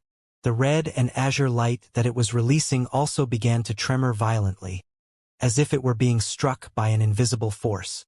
Someone's trying to break through the formation? The Taoist priest exclaimed as he immediately rose to his feet. The elderly man and the scholar also stirred slightly as they also stood up and turned their attention toward the massive pillar. The Taoist priest summoned a formation plate and made a hand seal before quickly pointing his finger several times in quick succession. The attack is coming from the southwestern direction. Wait a minute. It's someone trying to come in rather than get out. Those guards are so useless. Azure light flashed around the elderly man's body, following which an azure carriage suddenly appeared. A sinister smile appeared on his face as he said, "Let's go, fellow Taoist Hua." Seeing as the invader was able to bypass the guards and dares to try and break through the heavenly wind fire formation, they're definitely no ordinary person. This place isn't very far away from where the attack is taking place, and with the power of the windfire formation standing in his way, there's no way that he'll be able to immediately gain access to Heavenly Star City. I'll be in your care. Then, Brother Long. The middle-aged Taoist priest immediately strode into the carriage without any hesitation. The elderly man cast an incantation seal onto the carriage, and its entire structure was immediately enshrouded under a ball of azure light. The carriage shuddered before disappearing in the veil of red and azure light nearby, as if it had truly merged as one with the formation. The jade carriage was flashing through the red and azure light at an astonishing speed without any impediment, and the middle-aged Taoist priest standing in the carriage stroked his beard as he praised, "Amazing! I've heard many great things about your heavenly wind carriage, but I didn't think it would attain such an incredible ability here in this windfire formation." TSK, it seems that Brother One must have been aware of your carriage's ability, which is why he organized for you to guard such an important location. Perhaps that's indeed the case. Although ever since fellow Taoist One progressed to the late nascent soul stage, his thoughts and intentions have become more and more unpredictable to the likes of you and me. The elderly man replied with a nonchalant smile. The middle-aged Taoist priest smiled upon hearing this, but gave no reply. The heavenly wind carriage beneath their feet was traveling far faster than even a normal mid-nascent soul cultivator was capable of, and under the guidance of the tracking formation plate in the elderly man's hand, they had traveled several tens of kilometers in what seemed like just a few moments. Take care now, that person is just up ahead. They seem to have broken through most of the formation already and are about to completely escape from the powers of fire and wind, so they must be quite powerful. The elderly man stared at the formation plate in his hand, and a grave expression appeared on his face for the very first time. Before the Taoist priest had a chance to respond, he immediately made a hand seal and began to chant something. Brilliant azure spiritual light erupted from the jade carriage, making the entire carriage and its passengers blurry and indistinct. In the blink of an eye, they had completely disappeared into the veil of red and azure light. The elderly man had unleashed a secret technique to conceal himself and the Taoist priest. As such, they would be able to survey the situation from the shadows before deciding whether they should attack or retreat. The middle-aged Taoist priest nodded in approval at this course of action. The 2 of them refrained from using their spiritual sense as the jade carriage rose into the air, decelerating significantly in the process. After flying for a few more kilometers, the two of them finally caught sight of the person attempting to break through the formation in the distance, upon which expressions of surprise appeared on both of their faces. The cultivator attacking the formation appeared to be absurdly young. He seemed to be a young man in his 20s. Furthermore, he hadn't summoned any treasures and had only manifested a layer of protective azure light around his body. Despite that, he was able to fly through the red and azure light at a consistent pace, and the process seemed as easy to him as if he were taking a stroll in the park. Who is that? Could it be that he's a mid-nascent soul cultivator? The elderly man exclaimed. If any other high-grade cultivators from the Starfall Coalition had been in the same position as these two, they would have immediately been able to identify Han Li. Due to the incident surrounding the Heaven Void Cauldron, Han Li's portrait had been spread all over the scattered star seas. Even though so many years had passed, all cultivators had astonishing memories, so there was no way that they would have failed to recognize him. However, unfortunately for these two, they were nascent soul cultivators whom Wan Tianming had recruited from outside the Starfall Coalition. Even though the respective sects they belonged to were also quite powerful, they were almost constantly in seclusion, so they knew very little about what was happening in the scattered star seas. If it weren't for the fact that Wan Tianming had offered them extremely lucrative remunerations, they most likely would have declined to participate in this battle. As such, the two of them were completely unfamiliar with Han Li, and were quite bewildered as a result. Even so, the elderly man and the Taoist priest weren't actually fearful toward Han Li. If they were to join forces, they would be able to put up a fight even against a mid-nascent soul cultivator. Furthermore, their enemy may not even be a mid-nascent soul cultivator. No matter how little they kept up with current affairs, they were still aware of all of the old monsters on the scattered star seas who were at the mid-nascent soul stage above. As such, rather deciding to retreat, the elderly man continued to approach Han Li, confident in his jade carriage's ability to shield them from Han Li's detection. When the two of them soundlessly reached a spot in the air around 300 feet above Han Li, the two cultivators carefully appraised him again. They discovered that Han Li had a set of mundane facial features and was wearing a nondescript azure robe. Aside from the storage pouches and spirit beast pouches hanging from his waist, there was nothing about him that caught their eyes, and it was impossible to determine his origins. The elderly man's brows furrowed as he turned toward the middle-aged Taoist priest with an inquisitive look. The Taoist priest only hesitated momentarily before slowly nodding his head. Thus, the two of them laid their hands on their respective storage pouches at the same time, taking a deep breath in unison as they prepared to unleash a devastating surprise attack. However, right at this moment, Han Li suddenly raised his head and smiled up at them. A pair of white and azure wings appeared on his back, and he abruptly disappeared following a gentle flap of those wings. The two cultivators were extremely alarmed by this sight. They were able to reach the nascent soul stage, so they naturally weren't ordinary cultivators, and the elderly man immediately decided to abort the attempt to unleash a surprise attack as he hurriedly stomped down upon the jade carriage underfoot, pouring his magic power into the carriage in a panicked frenzy.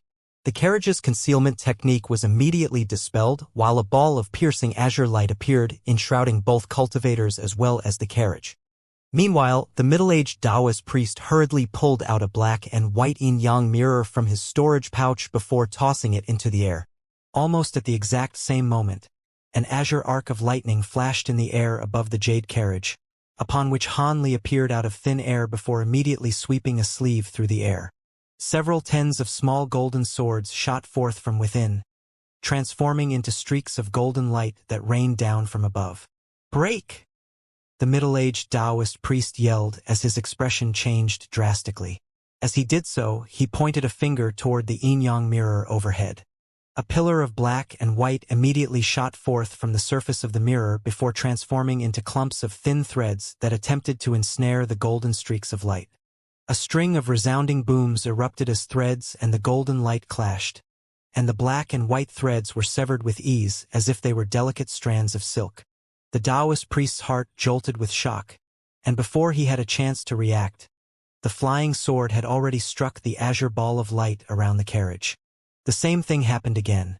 The azure light was only able to withstand these streaks of golden light for a brief moment before being completely punctured, and the golden light continued onward, having barely been slowed down at all by the obstacles thrown at them.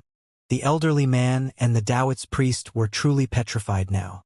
The two of them rose into the air at the same time, abandoning the jade carriage beneath their feet as they fled through the air in different directions.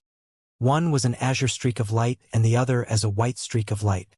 In the blink of an eye, they were already over 100 feet away and had just barely managed to evade the small golden swords.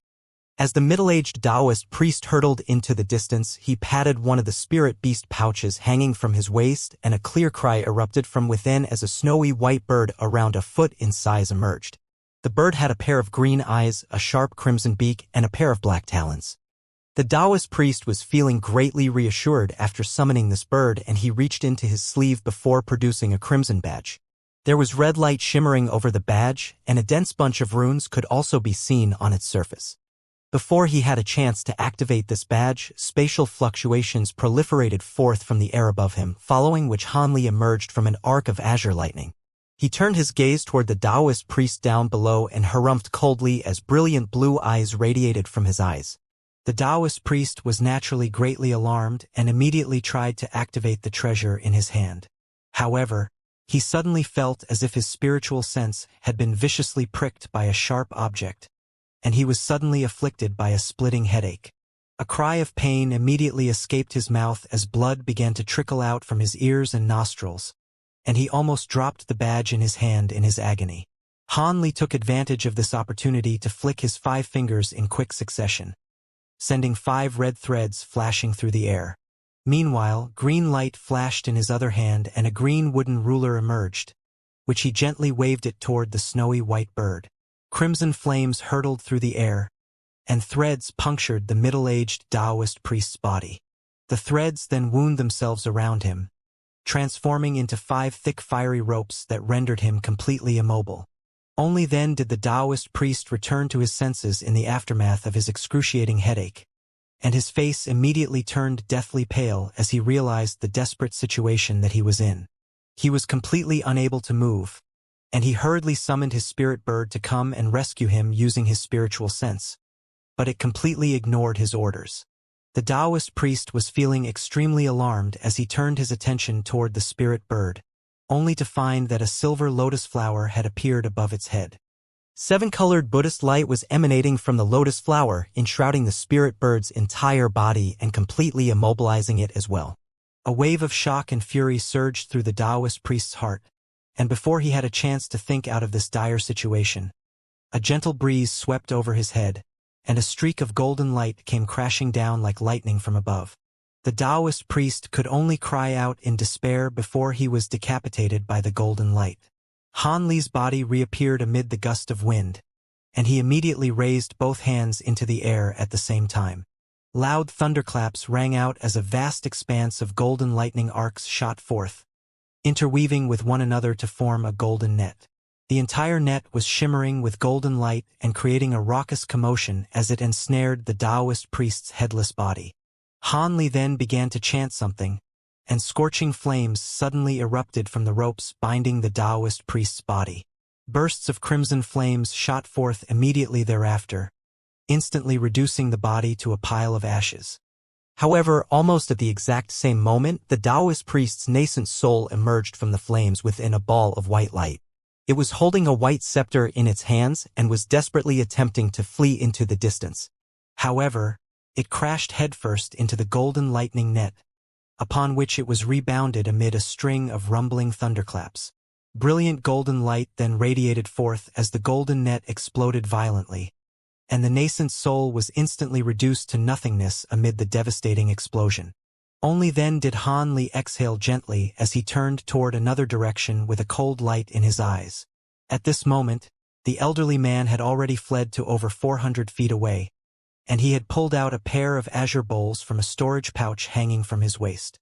He hadn't even made up his mind about whether he wanted to attack Hanli yet, and the Taoist priest was already dead.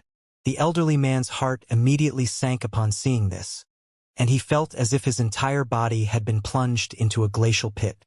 As Hanli swept his gaze toward the elderly man, the latter suddenly raised an arm, and a burst of azure light flashed as it used the sharp edge of one of his bowls to dismember one of his own arms. The amputated arm exploded amid a loud thump, and the resulting blood mist enshrouded the elderly man's entire body as a blood-curdling shriek rang out. The blood around the elderly man's body transformed him into a faint crimson shadow, which hurtled rapidly into the distance. Following just a few flashes, the crimson shadow had already covered a distance of over 1,000 feet, and the speed of its movement was rather astonishing, even to Han Li. Han Li's eyes narrowed and a hint of hesitation appeared on his face. During that split-second delay, the crimson shadow completely disappeared into the distance. Han Li stroked his chin and shook his head as a slightly forlorn look appeared on his face. It appeared that this man had mastered a movement technique similar to the blood shadow evasion technique.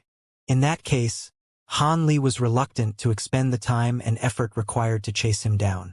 His top priority was to get to Heavenly Star City as quickly as possible, after all.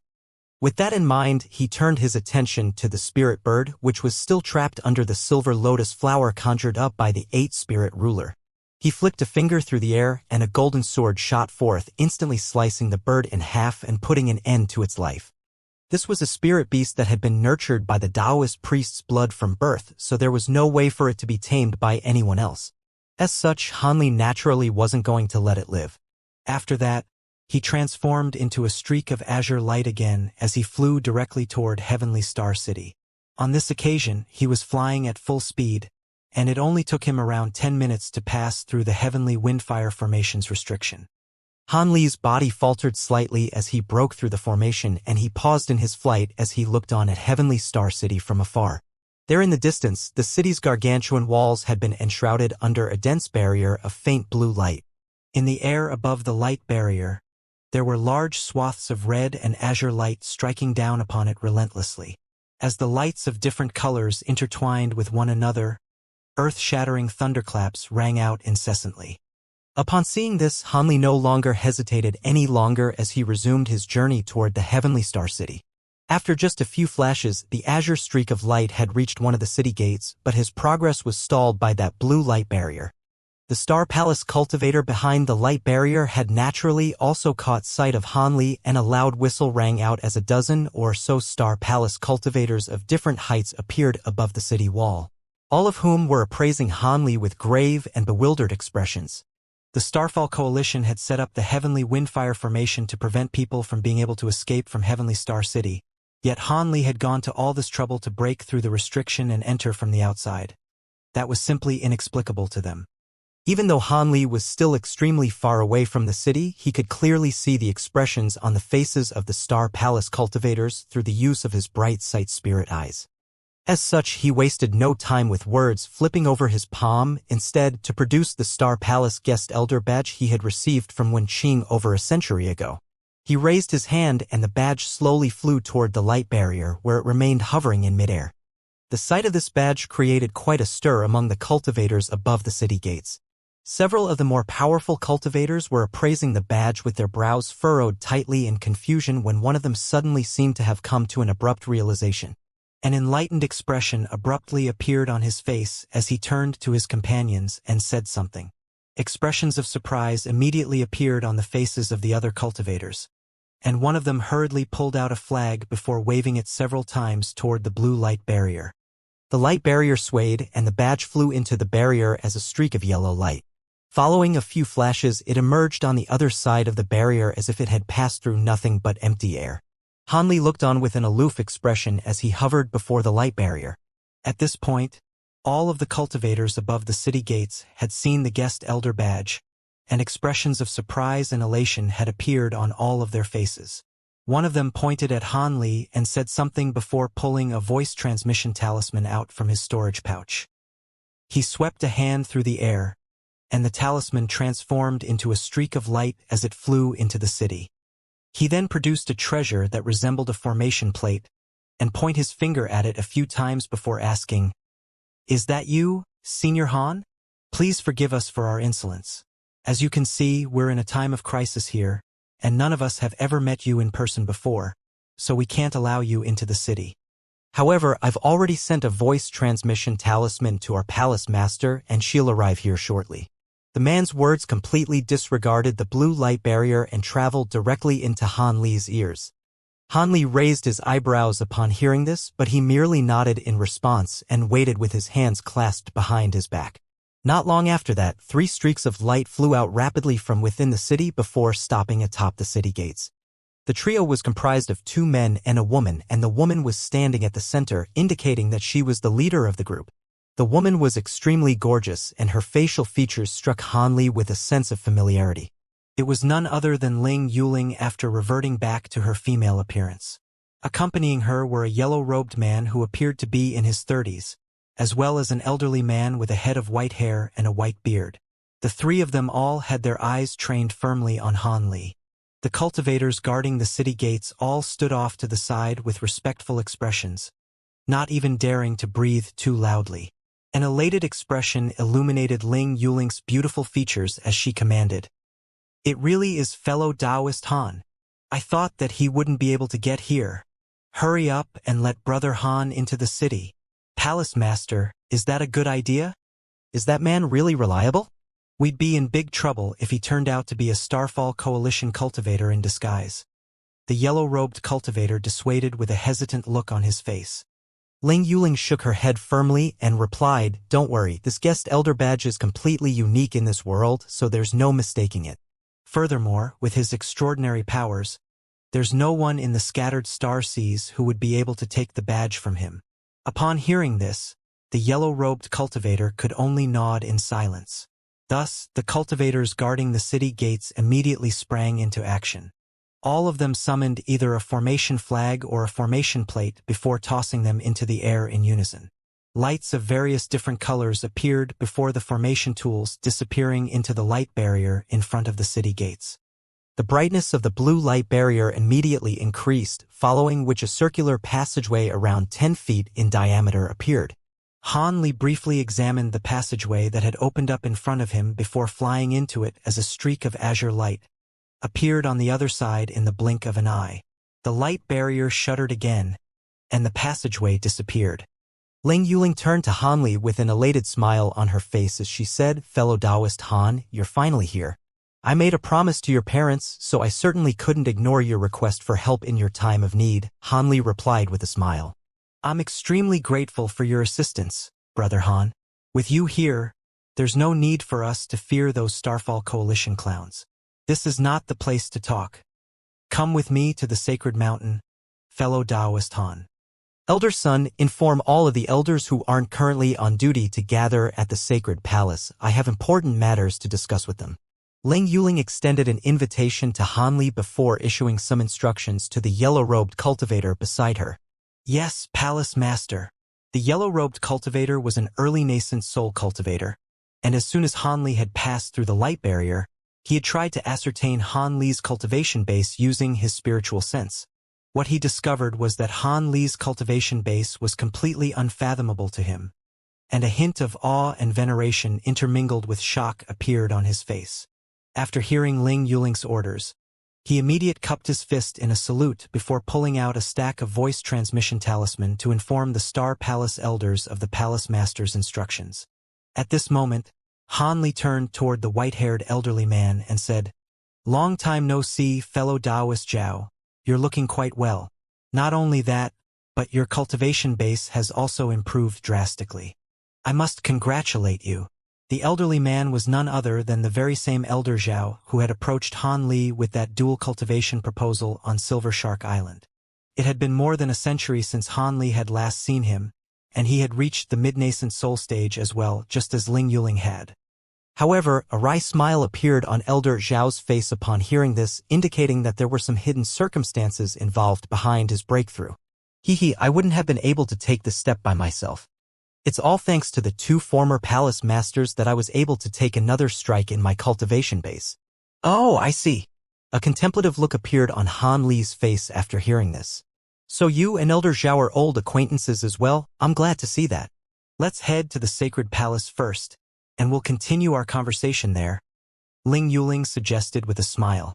Han Li naturally had no objections to this, and he nodded in response. Thus, the group rose into the air and flew toward the sacred mountain at the center of Heavenly Star City.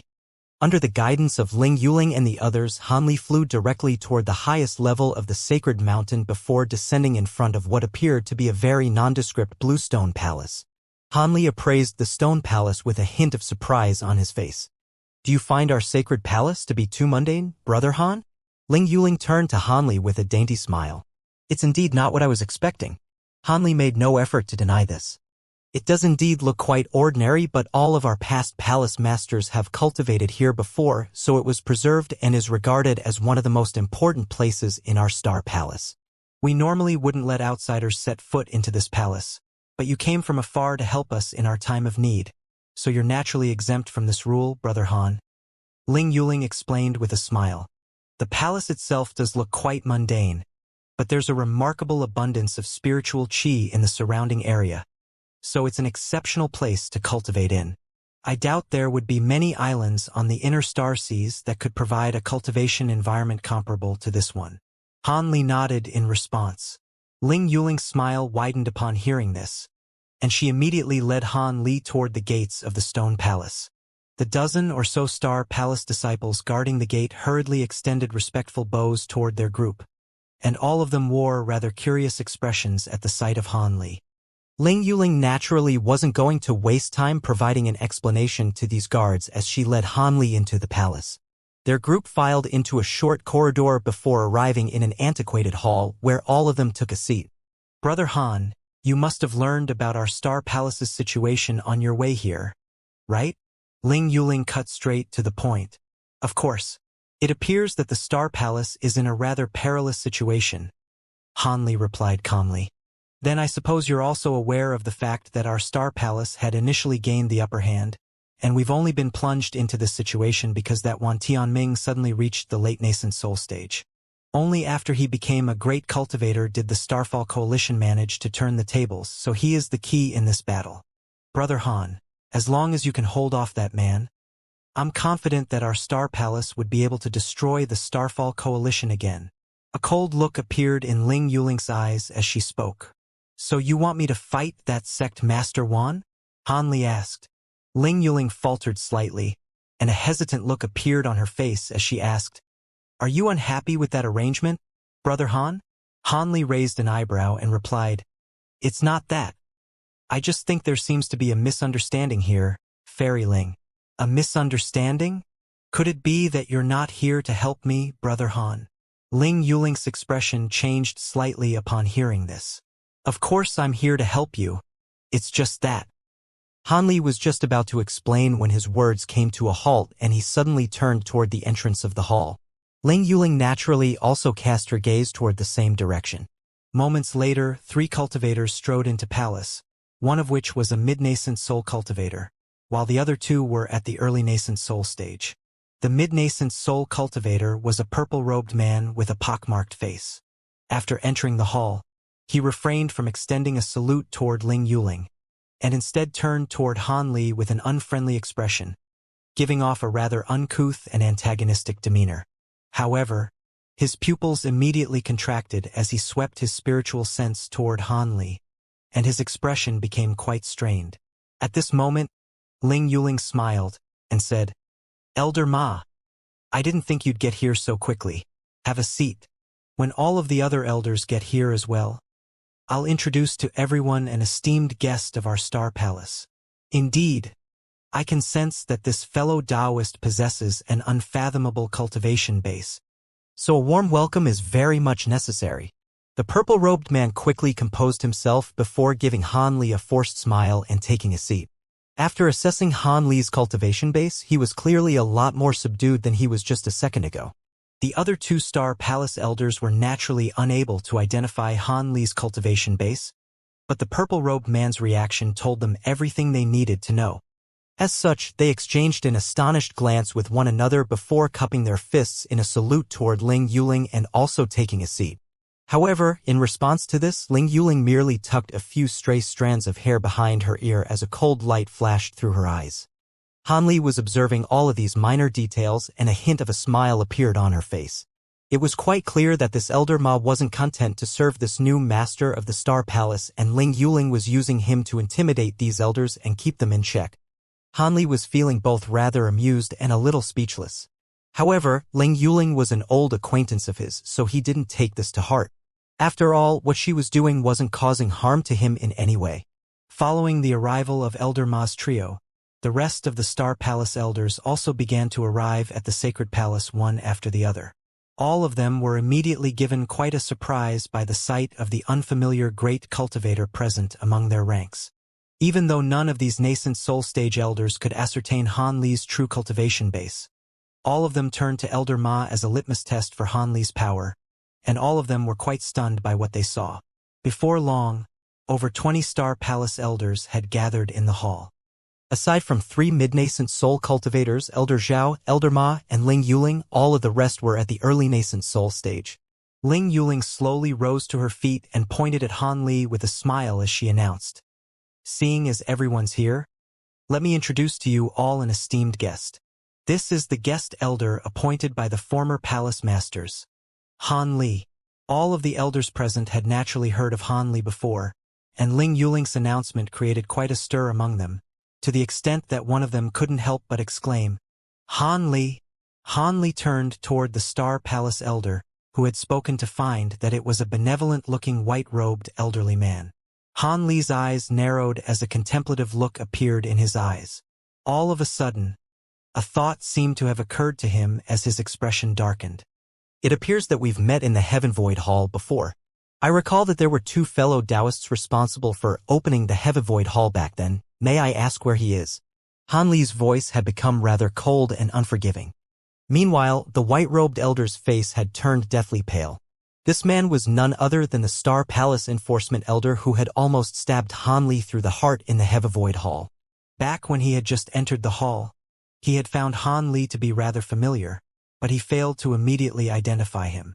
However, Ling Yuling's introduction made him recall the memories of the events that had taken place in the Heaven Void Hall, and he naturally managed to identify Han Li.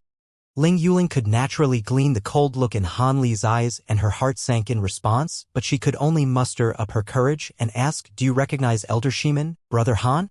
A series of emotions quickly flashed through Han Li's eyes, and he seemed to have arrived at some sort of decision as he reverted back to his normal calm expression, and replied, "I'm not very familiar with him. It's just that fellow Taoist Shiman had caused some trouble for me back when I hadn't reached the nascent soul stage." Ling Yuling was quite relieved that Han Li was making light of the matter, and she hurriedly changed the subject as she said, "I see. If Elder Shiman caused you any offense in the past, I hope you may forgive him, Brother Han. Let's get back to our discussion about Wan Tianming, shall we? After all, the top priority for our Star Palace is to eradicate the Starfall Coalition." The white-robed elder was also slightly relieved after hearing Han Li's words, but he was still unable to completely quell the fear in his heart. "I don't know what the late sages told you, fellow Taoist Ling, but the promise I made to them was that I would only step in if and when your life is under direct threat, and I'll do everything in my power to save you. I didn't promise them that I would fight for the Star Palace against a cultivator of the same cultivation base as mine to the death," Han Li said in a slow voice. His words were met with complete silence. "If the Star Palace falls, do you think I can remain safe, fellow Taoist Han? Besides, I'm not asking you to fight Wan Tianming to the death. I'm simply asking you to hold him off while I lead the Star Palace in a retaliation against the Starfall Coalition. Surely that's within your capabilities, Brother Han," Ling Yuling said in a slow voice as her brows furrowed. "That is indeed something I'm capable of doing. However, Wan Tianming is a great cultivator as well, and I won't be able to predict whether he'll try to engage me in a battle to the death. If you agree that I can flee the battle should he unleash some type of powerful trump card, I can consider stepping in on this occasion. Then again, the welfare of the Star Palace and your safety are 2 completely different matters.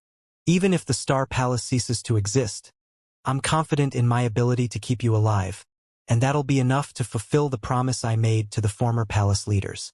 Otherwise, it's really not worth it for me to take this risk just for the benefits that the sages offered me in return." Han Li's calm reply highlighted the crux of the matter.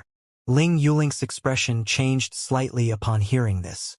Meanwhile, Elder Zhao had read between the lines, and his brows furrowed as he stroked his beard.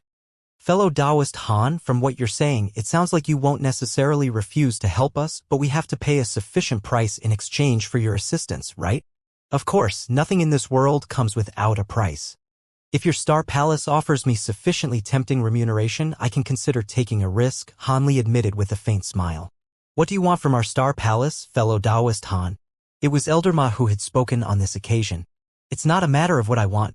Instead, it's a matter of what your Star Palace is planning to offer to me. Han Li replied expressionlessly. Different expressions appeared on the faces of the Star Palace elders, and some of them were beginning to converse through voice transmission. In reality, none of them were overly surprised by Han Li's rejection. If someone were to ask them to fight a cultivator of the same cultivation base to the death for no reward, they certainly wouldn't agree to do so either.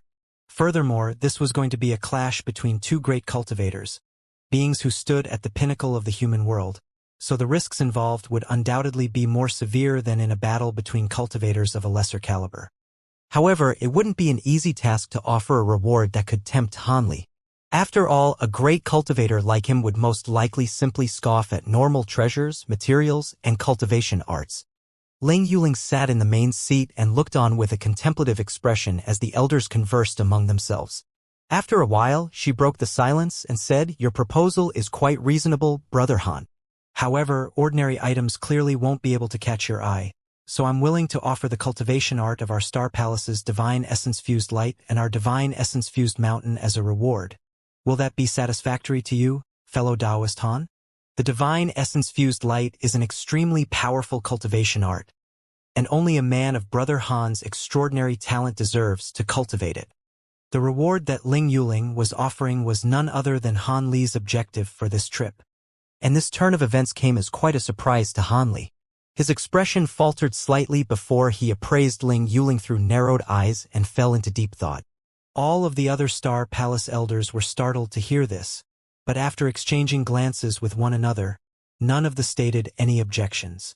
The Divine Essence-Fused Light was indeed an extremely powerful cultivation art that had been used by the late Heavenly Star Sages. However, it was also quite renowned to be very difficult to cultivate, and its disadvantages were also quite apparent. As such, for normal nascent soul cultivators, this was certainly a tempting prospect, but it wasn't actually one that held much practical value. As such, no one had any objections to Ling Yuling's proposal. Instead, they were all worried about whether Han Li would actually agree to this deal. Much to their surprise, Han Li only contemplated the offer for a short while before nodding with a meaningful expression. "It seems that Fairy Ling already knew what I wanted. I'm not a greedy person, so I won't ask for any more than that. I'm happy to accept this offer. When the time comes, I'll help your Star Palace hold off Wan Tianming. I can't guarantee that I'll be able to kill him, but I'll make sure that he won't be able to attack any of you. All right, our Star Palace has full trust in you, Brother Han. I'll get someone to give you the cultivation art for the Divine Essence-Fused Light, and once this battle concludes, I'll present the Divine Essence-Fused Mountain to you."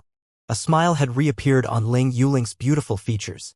Seeing as he had achieved his objective, Han Li didn't wish to stay here any longer, and he rose to his feet as he said, "In that case, I'll be awaiting further instructions from you on how to proceed, fellow Taoist Ling.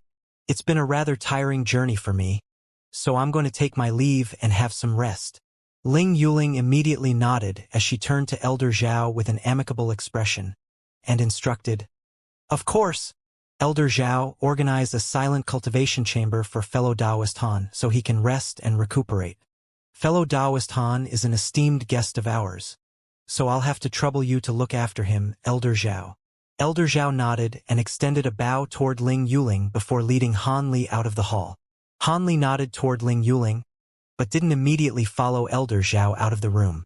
Instead, he suddenly turned his gaze to Elder Shimant, upon which a faint blue light shimmered through his eyes, and only then did he make his way out of the hall in an unhurried manner. A chill ran down Elder Shimant's spine at the sight of Han Li's cold gaze, and at the same time, he felt a sharp pain in his spiritual sense, which almost made him jump up from his seat. However, after Han Li turned and left, the sharp pain in his spiritual sense completely disappeared, as if it had just been a figment of his imagination. Elder Shiman was naturally very alarmed, and he hurriedly conducted a thorough examination of his own body with his spiritual sense, only to find that nothing was amiss. Elder Shiman was greatly relieved after making that discovery. It appeared that he had been excessively paranoid. After all, they were situated in the Star Palace right now, and even a great cultivator wouldn't dare to attack him. However, at the same time, he had made up his mind. As soon as this conference was over, he was going to find an obscure location to hide in and only emerge when the battle began. During this time, he was going to take extra care not to bump into Han Li in order to ensure his own safety. After all, that attack he had unleashed in the Heaven Void Hall all those years ago had almost taken Han Li's life, and now that Han Li was far more powerful than he was, it was very unlikely that he would simply be willing to let bygones be bygones. If he had known that Han Li would become so powerful, he would have either refrained from attacking him or made absolute sure that he was dead. Elder Shiman's heart was filled with remorse as he heaved an internal sigh. As soon as Han Li and Elder Zhao had left, Elder Ma turned to Ling Yuling with a skeptical expression and asked, "Palace Master, is that Han Li really going to be able to hold off Wan Tianming? And are we sure that he can be trusted? What if this man is actually allied with the Starfall Coalition, and he lends his assistance to them during the battle instead? If that happens, we'll be completely lost. Wouldn't it be safer to continue to guard Heavenly Star City through the use of our restriction?" "Don't worry, Elder Ma. I've known fellow Taoist Han even before he made the deal with my late parents. Even though we're not close friends, I know that he has a lot of bad blood with the Starfall Coalition due to the incidents surrounding the Heaven Void Cauldron many years ago, so there's no way that he would pledge his allegiance to them. As for whether he can actually hold off Wan Tianming, I'm confident in his ability to do so. After all, fellow Taoist Han reached the late nascent soul stage even earlier than Wan Tianming did, and he also has the Heaven Void Cauldron to assist him, so he should be the more powerful of the two great cultivators no matter how we look at it. Besides, do any of you have any better ideas? The restriction around our Heavenly Star City is indeed quite powerful, but it definitely won't be able to last for too long under the constant bombardment from the Heavenly Windfire Formation. We can't just take a passive approach and hope for the best. A decisive result has to be reached, and either the Starfall Coalition has to fall or our Star Palace will cease to exist," Ling Yuling replied in a firm voice. Elder Ma contemplated the situation for a while, but was unable to provide any alternative tactics, so he could only reluctantly concede. "If that's the case, then it seems we can only rely on that man." Elder Ma was the most disobedient and uncouth Star Palace elder by far, so Ling Yuling was quite pleased that even he had no objections to her proposed course of action. As such, she continued, "Let's discuss how we're going to attack the Starfall Coalition, and also how we're going to break their Heavenly Windfire Formation." Within a peaceful, silent cultivation chamber, Han Li sat with his knees crossed and his eyes closed as he made a strange hand seal. After a long while, he suddenly stirred as he slowly opened his eyes. "Are you going to find that Elder Shiman now?" The Endless Sky Beast's tender voice sounded beside his ears. "You know what I'm up to?" Han Li remained expressionless, but his voice had become more grim. "I don't know exactly what secret technique you used, but you clearly used your spiritual sense to place a spiritual marker on that man before you left the hall. Even though that secret technique was nothing special, the power of your spiritual sense ensures that none of the cultivators in the palace would have been able to detect what you were doing. I'm assuming you didn't place the spiritual marker on that man so you could invite him out for a meal, right?" The demon beast chuckled. "Seeing as you already know everything, then there's nothing for me to deny. That man almost took my life in the Heavoid Hall. I'm not a petty person, but I can't just forgive a man who tried to kill me. It would have been difficult for me to kill him in that stone palace, but he's left the palace now, so it's time for me to strike," Han Li admitted with a cold smile. He patted the storage pouch hanging from his waist, and silver light flashed as the humanoid puppet soundlessly appeared. It then hovered toward a nearby wall before disappearing in a flash. After that, Han Li rose to his feet and pushed open the door of the silent cultivation chamber before making his way outside. After passing through a short corridor, Han Li arrived in a large hall. Elder Zhao was seated and sipping on some tea, and he was rather surprised to Han Li emerge from the chamber. A faint smile appeared on Han Li's face as he said, "Elder Zhao, you're using a wood attribute cultivation art as well, right? If you don't mind, would you be willing to discuss cultivation experiences and insights with me?" Half a day later, a certain soul lamp in a restricted area of the Star Palace was suddenly snuffed out. The Star Palace disciple looking after the lamps was given a massive fright, and he hurriedly reported this matter to the higher-ups of the sect. The entire Star Palace plunged into turmoil, and not long after that, several Star Palace elders broke into a secret chamber in Elder Shimon's cave abode. Several hours ago, there were disciples who had personally witnessed Elder Shimon entering that secret chamber. However, the chamber was now completely empty. Even if he had actually passed away, as the dimming of the soul lamp suggested, there was no body to be found. The higher-ups of the Star Palace were almost sure that this had something to do with Han Li. After all, they had all seen the interaction between Elder Shimon and Han Li in the Stone Palace. Anyone could tell that this great cultivator had a vendetta against Elder Shimon. However, despite their suspicions, all of the Star Palace elders simply pretended to not suspect anything, and none of them went to interrogate Han Li. He was a great cultivator whom no one wanted to mess with, and most importantly, they couldn't find any evidence that Han Li was the culprit behind all this.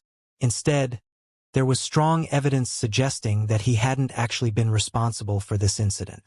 During the time period in which Elder Shimon had perished, Han Li had been discussing cultivation insights and experiences with Elder Zhao the entire time. Of course, it wasn't difficult to tell that this was a smokescreen intentionally set up by Han Li to prevent anyone from being able to aim a convincing accusation against him. Despite knowing the truth, it was still an extremely harrowing notion to all of the Star Palace elders that Han Li could wipe a nascent soul cultivator off the face of the world without even having to go after him in person. If he were a normal cultivator, they could naturally disregard all evidence and capture him before using a soul search technique to confirm everything. However, who would dare to do that to a late nascent soul great cultivator? Even the elders who had been quite close with Elder Shimon knew better than to kick up a fuss.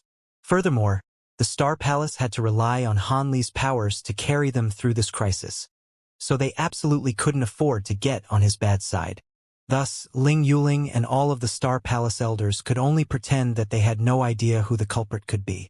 After discussing cultivation experiences and insights with Elder Zhao for about half a day, Han Li returned to his silent cultivation chamber. Almost immediately thereafter, Elder Zhao received news that Elder Shimon had passed away, and he was rooted to the spot for a long while. In the end, he could only give a wry smile with a resigned expression on his face. After that, he departed from the cave abode and left 2 core formation disciples there in his place. Han Li could kill a nascent soul cultivator even without leaving the cave abode, so it was just a waste of time for him to remain behind and keep an eye on Han Li anyway. It was much wiser for him to get out of there as soon as possible in case Han Li decided to kill him as well. As such, a peculiar sequence of events unfolded. A Star Palace elder had clearly just perished, yet this incident was completely glossed over, and it seemed that none of the higher-ups of the Star Palace wanted to mention anything about it. Even the words Elder Shimon had become a taboo phrase that could only be mentioned in hushed whispers. Instead, everyone was focusing their attention on making preparations for the upcoming battle. 5 days later, Han Li emerged from the silent cultivation chamber and arrived at the sacred palace again. On this occasion, there were more than 30 core formation cultivators also gathered here on top of the Star Palace elders. Most of these cultivators were at the late core formation stage, so their powers were only just below that of the Star Palace elders. When Han Li slowly made his way into the hall, all of the cultivators turned their attention to him in unison. Most of them wore expressions of awe and veneration, while some were quite fearful of his arrival. However, one thing remained constant, and that was no matter which direction Han Li cast his gaze toward, all of the cultivators gathered there would immediately lower their heads and avoid his gaze. Using his humanoid puppet to take care of an early nascent soul cultivator was an extremely simple task for Han Li, but in doing so, he had intimidated the entire Star Palace. In the past, all of these Star Palace cultivators only knew that Han Li was a great cultivator, but no one had seen him in action, so they couldn't help but be skeptical about whether he would actually be able to hold off Wan Tianming. After all, Wan Tianming had slain many Star Palace elders in the past several decades, and his reputation was second to none in the scattered star seas. Ironically, Han Li's assassination of a nascent soul elder instilled everyone with a lot more confidence in his abilities. That was something that neither Han Li nor Ling Yuling had anticipated. Of course, Ling Yuling was naturally very glad that their morale had been boosted, while Han Li simply didn't care. Please take a seat, fellow Taoist Han. I'll start organizing the preparations for the upcoming battle right away, Ling Yuling said in a respectful voice. Han Li nodded as he took a seat before producing a white jade slip to read, completely ignoring everyone else in the process. Ling Yuling merely smiled upon seeing this, but her expression instantly became quite grave after turning to the rest of the cultivators and delivering a series of instructions. Even though most of Han Li's attention was focused on the jade slip, he wouldn't actually completely ignore what Ling Yuling was saying. The Star Palace's plan was very simple. Even though the Heavenly Wind-Fire formation was comprised of 108 wind-fire pillars, they were only planning to attack the 36 wind-fire pillars surrounding Heavenly Star City. According to the analysis from several of the Star Palace's formation spellmasters, these 36 pillars were the most important ones, and as long as they could destroy most of those pillars, the formation would be vanquished as a result. Of course, the formation core that Wan Tianming was guarding had to be conquered by the Star Palace before that. Thus, one nascent soul stage elder and core formation cultivator after another rose to their feet at Ling Yuling's behest, and all of them wore serious expressions as they listened to the duties being delegated to them. A sense of fierce killing intent had spread through the entire hall. Before long, all of the cultivators present had been assigned to attack a certain windfire pillar. However, the distribution of high-grade cultivators was rather uneven. There were 2 or 3 nascent soul cultivators in some groups, while in others there wasn't even a single nascent soul cultivator. Han Li was rather surprised by this arrangement. However, he quickly understood why such arrangements had been made. There were most likely Star Palace spies in the Starfall Coalition as well, so they must have already ascertained the forces guarding each individual windfire pillar, and were delegating troops accordingly. Even though Han Li continued to focus his attention on his jade slip, a faint smile had appeared on his face. Ling Yuling delegated duties very quickly, and after just a short while, almost all of the cultivators in the hall had been assigned with specific roles. Finally, her voice faltered as she turned to Han Li, and a smile appeared on her face as she said, "Fellow Taoist Han, you, Elder Zhao, Elder Ma, and I will be responsible for attacking the formation core that's being guarded by Wan Tianming. Is that all right?" Han Li raised his head and replied nonchalantly, "Sure. However, I'm only responsible for taking on Wan Tianming. I won't attack any other cultivators unless they attack me." A hint of surprise appeared in her eyes at the sight of Han Li's carefree expression, but she was naturally quite glad that Han Li had accepted her arrangement. Even though she had heard some things about Han Li from the Heavenly Star Sages, she didn't actually know if Han Li was all that powerful among late nascent soul cultivators. She was really worried that Han Li would underestimate his enemy and fall on his own sword, so she elaborated on some of Wan Tianming's signature abilities and treasures in order to help Han Li prepare for the upcoming battle. Han Li's expression remained quite nonchalant as he listened to her description. Ling Yuling could only heave an internal sigh upon seeing this, and she repressed the urge to ask Han Li what chance he thought he had of victory. In any case, defeat was not an option for the Star Palace. "Let's go." After one final instruction, all of the cultivators in the palace instantly rushed out from within. All of the low-grade Foundation establishment disciples had already gathered at all 4 of Heavenly Star City's gates, and they were primed to attack as soon as the core formation cultivators arrived to lead them into battle. Han Li glanced at the jade slip in his hand before closing his palms together, upon which the jade slip abruptly disappeared. The jade slip contained the cultivation art for the divine essence-fused light, and it was indeed quite profound and complex. Even after several days of arduous observation, he had only made a little progress. He was very curious about just what kind of extraordinary existence the divine essence-fused mountain was to be able to assist in the mastery of this cultivation art. Han Li was considering these matters in a rather absent-minded manner as he also exited the stone palace along with the other elders. Much to Han Li's surprise, there was a massive carriage over 100 feet in length parked outside the palace. The entire carriage had been constructed from some type of unidentifiable green wood, and all types of runes had been carved onto its surface. It was quite apparent that this was an extremely intricately and painstakingly crafted carriage. However, what was even more noteworthy was that the carriage was being drawn by 4 demon beasts several tens of feet in length. all of which were of the same green color as the carriage itself. This was the first time that Han Li had been flabbergasted following his arrival in Heavenly Star City. The 4 green demon beasts only appeared to be at the 5th or 6th grade, but they were most definitely flood dragons. If he recalled correctly, flood dragons were extremely protective of their brethren. The Star Palace was indeed very powerful, but how could they use actual flood dragons to draw their carriages? Weren't they afraid of drawing the ire of the entire flood dragon race and bringing disaster to the Star Palace? At the sight of rare expression of surprise that had appeared on Han Li's face, Ling Yuling smiled and asked, "Is there really a need to be so surprised by a few low-grade demon beasts, fellow Taoist Han?" A blue light flashed through Han Li's eyes, and he suddenly said, "Wait, these demon beasts possess the bodies of true flood dragons, but their souls seem to be rather strange." A hint of admiration appeared in Ling Yuling's eye as she explained, "You really do have a good eye, Brother Han. The souls in the bodies of these demon beasts are indeed not the souls of flood dragons.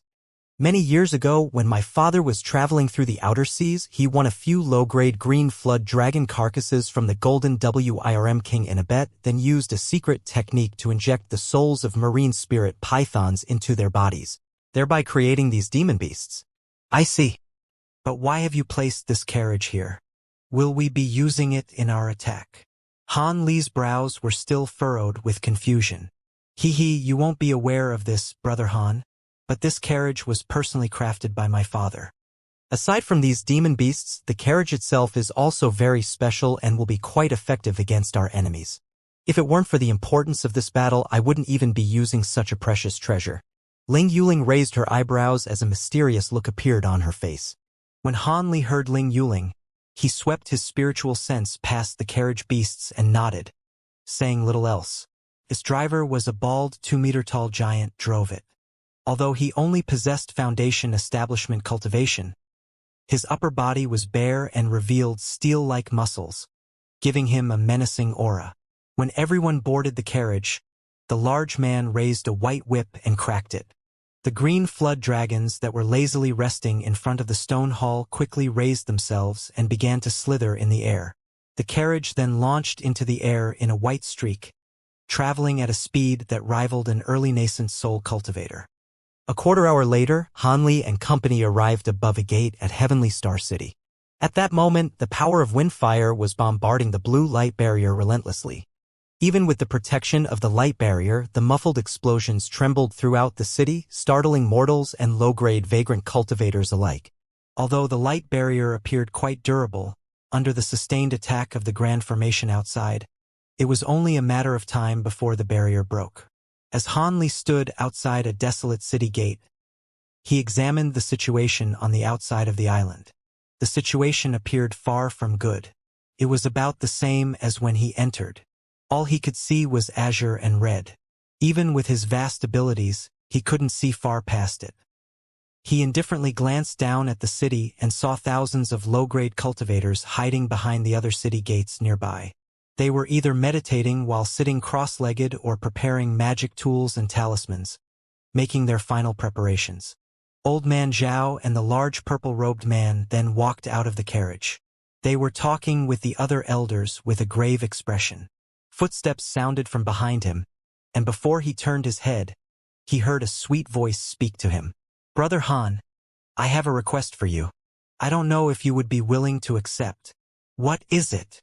Han Li turned around, showing not the slightest surprise on his face. Ling Yuling stood behind him wearing faint green palace robes. Her beautiful face wore an unclear expression, and her brow was tensed as if she were discussing something of great importance. Ling Yuling gritted her teeth and produced a faint blue jade slip, handing it towards Han Li with a hopeful gaze. "The next battle will decide the life and death of our Star Palace. To tell the truth, the Starfall Coalition attracted a few cultivators that previously remained hidden in bitter cultivation. Even with Brother Han's assistance, our chances of victory are only half. If we win this battle, we won't further trouble you, but if we were to suffer a grand defeat, I hope you will be able to take the people listed in the jade slip away from the scattered star seas. I hope you'll consider it." "What do you mean by that?" Han Li frowned. "It's nothing much. The people I listed are closely related to me. Although I am confident no one knows the relationships between us, there is still a possibility the Starfall Coalition will exterminate them if we are defeated.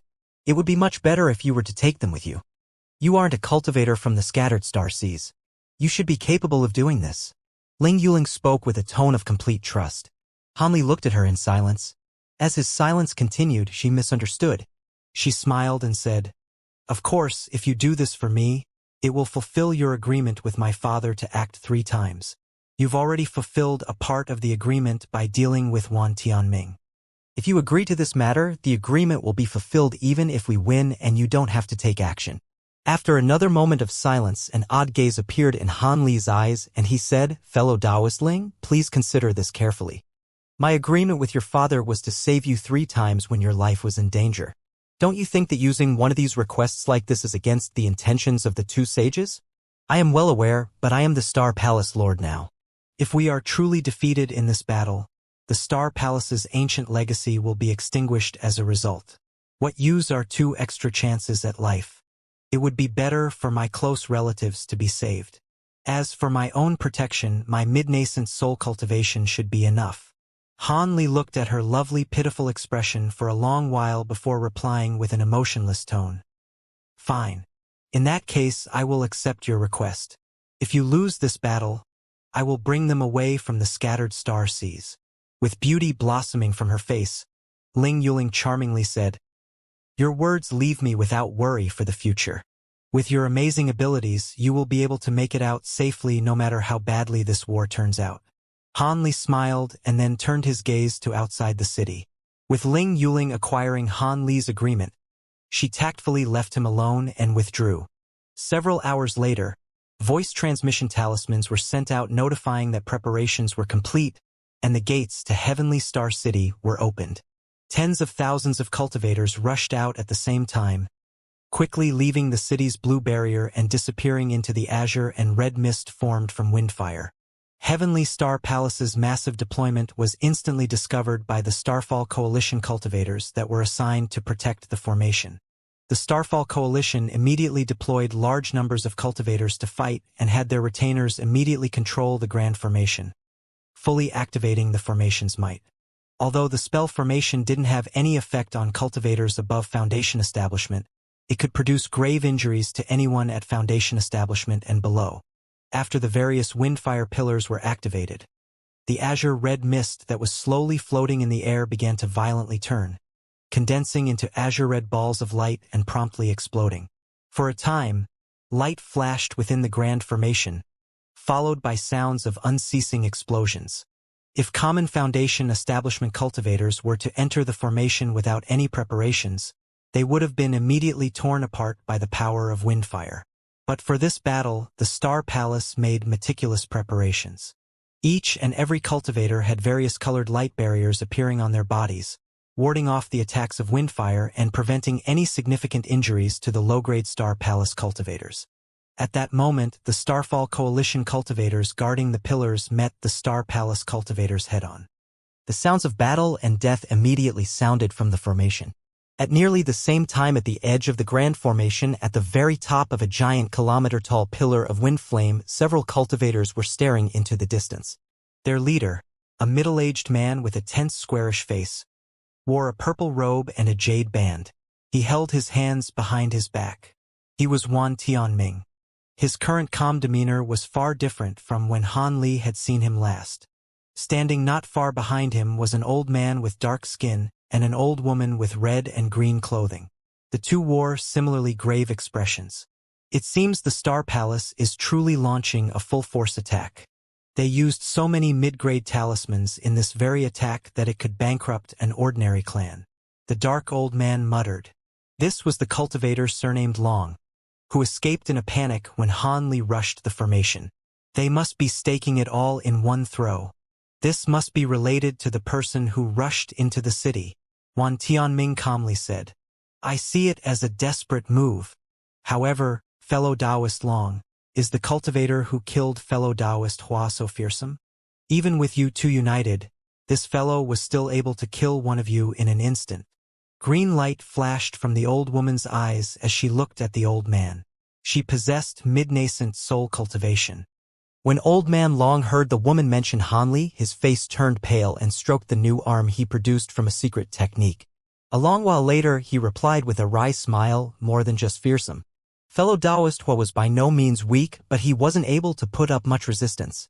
Had I been any slower in escaping, I feared I wouldn't be standing here today. He most likely isn't a mid-nascent soul cultivator, but a late-nascent soul grand cultivator. A sneer appeared on the old woman's face and she bluntly said, "A grand cultivator? I see that fellow Taoist Long has been frightened to the extent where his mind became muddled. Apart from fellow Taoist Mo, how can there be other late-nascent soul cultivators from the inner seas? The Star Palace would have already recruited them otherwise, and whittle away at our alliance after such a long period of time." Old Man Long's face grimaced as a result. Wan Tianming faintly smiled. "That isn't certain. The image of the cultivator that fellow Taoist Long produced for me is somewhat familiar. After several days, I came to recognize the person. It is someone that fellow Taoist Chiu should know as well." "Oh? Could Brother Mo explain?" the old woman asked in astonishment. "Do you remember when the Heavivoid Cauldron emerged into the world several hundreds of years ago? When our alliance issued a kill order on a cultivator named Han Li?"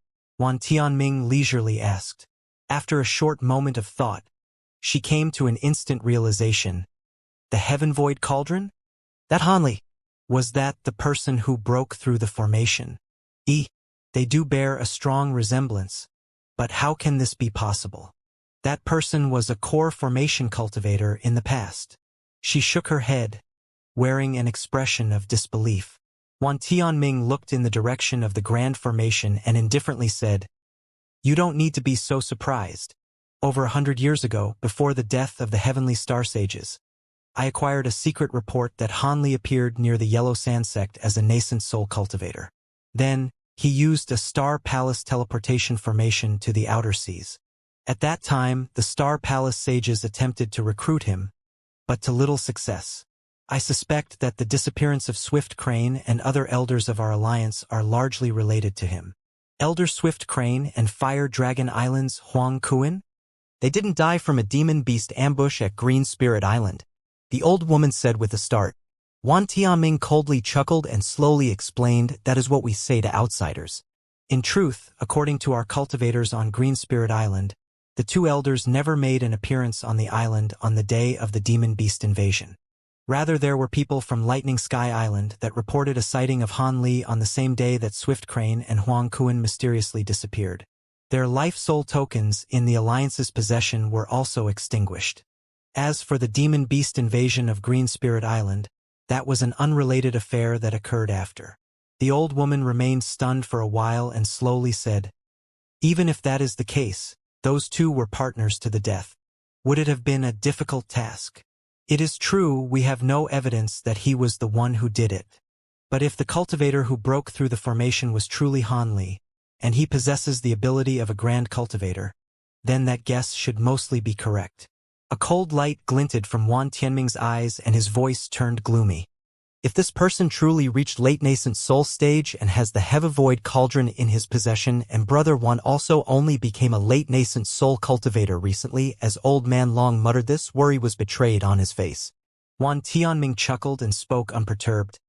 "Since I know this person, how could I not have a plan to respond? Be at ease. If he arrives, leave him to me. I won't say that I have complete certainty to kill him, but I am confident I will defeat him." The two elders exchanged a glance and betrayed astonishment from their faces, but relief soon appeared on their faces. Since this was said by the sect leader of a grand sect, his words should hold true. "If you're saying that, then we are assured. We'll deal with the others." The old woman wore a sinister smile. Wan Tianming eventually turned around and wore an odd expression on his face. "I will feel at ease to hand over the ordinary problems and the formation core to you two fellow Taoists. But do you plan on fighting with your backs against the wall? There will be many high-grade cultivators targeting the formation core. As such, I will request for assistance to help you two defend the formation core." Startled, the old man yelped, "Assistance? You mean?" Wan Tianming didn't directly reply, but rather raised his hand, releasing a giant fireball from his sleeve. It ruptured high in the air in a flourish of vermilion flame. This eye-catching scene was noticed by all the cultivators nearby the huge pillar, arousing some discussion amongst them. As these people were bewildered, something happened above them. A charming voice spoke from a 10-meter long that appeared. "Brother, fellow Taoist Wan has summoned us. It seems the time has come to make use of us. It was truly boring hiding here for such a long amount of time. Time has little meaning to cultivators like ourselves. Since Brother Wan had us reveal ourselves, it seems the time for battle has come, and no small one by any means. We should be able to kill enough this time around." A deep man's voice spoke from the boat. Soon after, 2 blinding white streaks shot off from the boat, circling once in the air and landing on top of the huge pillar. The white light vanished in a flash, revealing a male and female cultivator in front of Wan Tianming and company. The man had round eyes, long hair drooped over his face, and a tall, sturdy body. The woman had pale, soft flesh and an exquisite body, the makings of a seductive appearance. After a brief moment of alarm, Old Man Long recognized the two that appeared and couldn't help but cry out in terror, "The twin Lan devils?" Even the overbearing old woman's complexion turned pale. The dainty woman glanced at Old Man Long and gorgeously smiled. "Oh? I didn't think that there were still people that recognized us in the scattered star seas. We've lived in seclusion at Devilson Island for many years." The old woman briefly hesitated and spoke with a fearful expression. "Weren't you two exterminated by the heavenly star sages? How can you be here?" "It is true that in the past we were nearly done in by those 2 old bastards, but through some luck we're managed to make it out here today."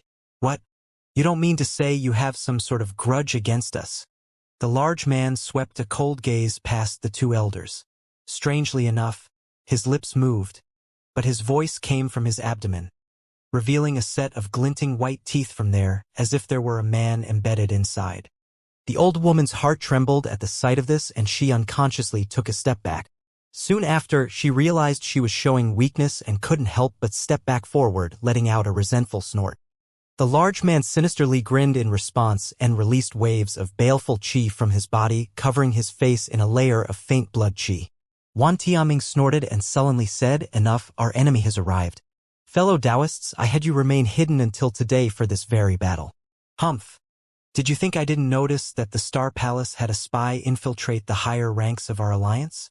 Now let's see who has fallen into our trap."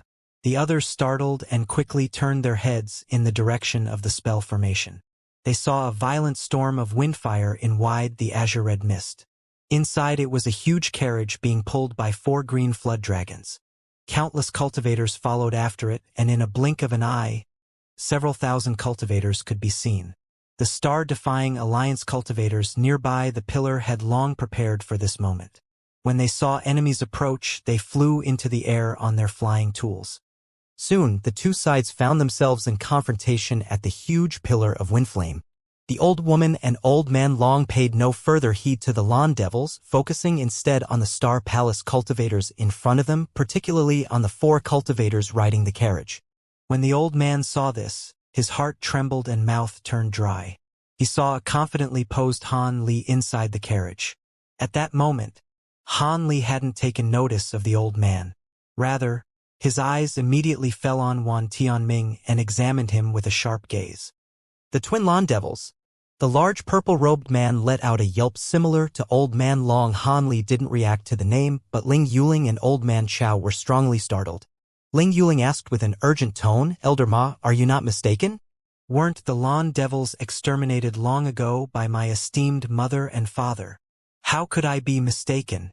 I followed the 2 palace lords when they personally pursued the 2 devils after such a long period of time. After that, the 2 palace lords jointly advanced to late nascent soul stage. Absolutely baffling. If the 2 devils truly managed to survive, they should have already reached the end of their lifespans. How could they have survived until now?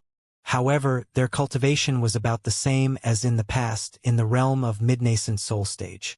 Obvious confusion appeared on the large man's face.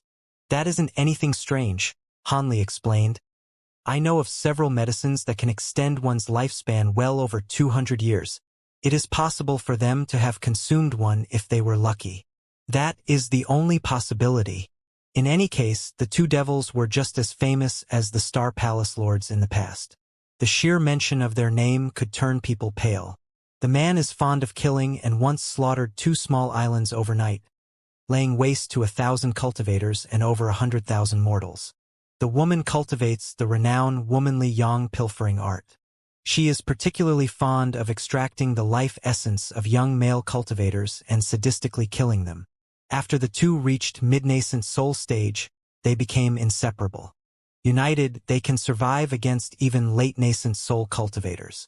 Were it not for the Star Palace lords taking the risk to fight them, I fear they would be running rampant today. With gloomy complexion, Elder Chow gave Han Li a rough explanation. Han Li stroked his chin and said, "So it was like that. It seems they've prepared this for a while. Even if I battle with Wan Tianming, you don't have a high chance of victory with those two present." Ling Yuling grimaced. "In truth, I originally thought to suppress them with overwhelming force with the elders that I've brought with me. But now that these two fearsome characters appeared, I fear it will take all our power to not be defeated. A stalemate would be a good result." Han Li smiled, but before he could speak, a person from the giant pillar began to slowly fly towards them. As soon as he saw him, he shut his mouth and coldly glared at him. The person flying towards them was Wan Tianming. Wan Tianming flew to the middle before he paused and smiled at Han Li. "Fellow Taoist Han, I didn't think that your cultivation would make such progress in becoming a grand cultivator since we last met in Heaven Void Hall. And if I'm correct, you aren't a person from the scattered star seas. Why are you taking part in the battle between our alliance and the Star Palace? How about this? Regardless of what that girl pledged you, I will double whatever price. And I won't even need you to do anything so long as you agree not to fight in this war." When those from the Star Palace heard this, their expressions massively changed. Han Li was shocked. "Double the price? Fellow Taoist Wan is truly generous." Han Li laughed and wore a mysterious smile on his face. "Do you feel it isn't enough?" Wan Tianming asked with a calm tone. "Oh, it's enough, plenty enough. It is a pity that I am fighting this war due to a promise I made many years ago, and I'm not fond of breaking my promises. But if you were to peacefully withdraw, I'll consider your offer for the next time." Han Li lazily replied with a clear, mocking tone. These words left the cultivators on both sides flabbergasted. Wan Tianming's smile disappeared to be replaced with a gloomy expression. "Since Brother Han has made his decision, then we will have test our might. However, our battle will bring disaster to our juniors nearby. Wouldn't it be better to fight somewhere farther?" Wan Tianming said icily. "Yes, I had that in mind as well." Han Li promptly agreed without the slightest consideration. This had surprised Wan Tianming, but after he gloomily examined Han Li, he held his hands in an incantation gesture and turned into a purple streak, flying in the direction of Heavenly Star City. Han Li turned around and took a glance at Ling Yuling and the others. He nodded with a smile and closely followed after him in an azure streak. In the blink of an eye, the two late-nascent soul cultivators tore through the air and disappeared out of sight. Ling Yuling and Old Man Chow exchanged a glance, both revealing a trace of worry from their faces. Wan Tianming had already known about Han Li's existence and took the initiative to challenge him to a fight. Could it be he had another plan in mind? However, Han Li didn't hesitate in following him. This only added to their apprehension, as dissuading him would only damage their morale. The man from the Lawn Devils extended a scarlet tongue and licked his lips before letting out a bewildering cackle. "Hee, since fellow Taoist Wan is gone, it's time to take action. Let's see how your abilities stand up, Junior. TCH, it's been several hundred years since I've killed a nascent soul-grade cultivator." Afterward, he held his hands in an incantation gesture and spouted out a white bone band. At that same time, a blood mist was released from his body, filling the nearby 100 meters in an instant. Ghost shrieks loudly wailed from within it as it moved to engulf the Star Palace cultivators. Following that, the dainty woman at the large man's side let out a giggle of ecstasy and waved her sleeve, producing a fragrant pink fog. Those who smelled it would lose their sense of self. Old Man Long and the old woman exchanged a glance before spitting out a golden ball and 13 green blades, respectively, before sending it off in an attack. When the Star Palace cultivators saw this, they didn't dare to delay and made use of their own abilities, releasing their light in return. Several of the Star Palace's early nascent soul cultivators met the attacks of the mid-nascent soul stage lawn devils. Various lights met the devilish chi, followed by violent explosions. The attacks found themselves in a deadlock. When the lower-grade cultivators saw this, they all shouted and rallied themselves, releasing their own magic tools and treasures as they charged forward, officially starting the melee. Of course, these cultivators all kept their distance from the battles of the nascent soul-grade cultivators taking place at the center. For a time, sounds of explosions and murder filled the air. The chaos prevented anyone from seeing which side had the advantage, and it was clear the battle wouldn't end anytime soon. Meanwhile, Hanli and Wan Tianming turned to streaks of light and traveled nearly 500 kilometers in a single breath before eventually coming to a stop. Hanli appeared from the azure light and observed him with his hands behind his back. Not the slightest expression betrayed from his face. With his vast spiritual sense as of current, he could tell if there were any cultivators hiding nearby. He wouldn't have allowed Wan Tianming to lead him otherwise. After sweeping his spiritual sense in a radius of 50 kilometers, he found nobody, nor did he find any spell formation or restrictions. When he glanced again at Wan Tianming, he saw a calm expression on his face. As thoughts churned in his mind, he found the situation quite funny. It appeared Wan Tianming was the same as himself, with complete trust in their combat abilities. Wan Tianming looked around him before turning his gaze back to Han Li.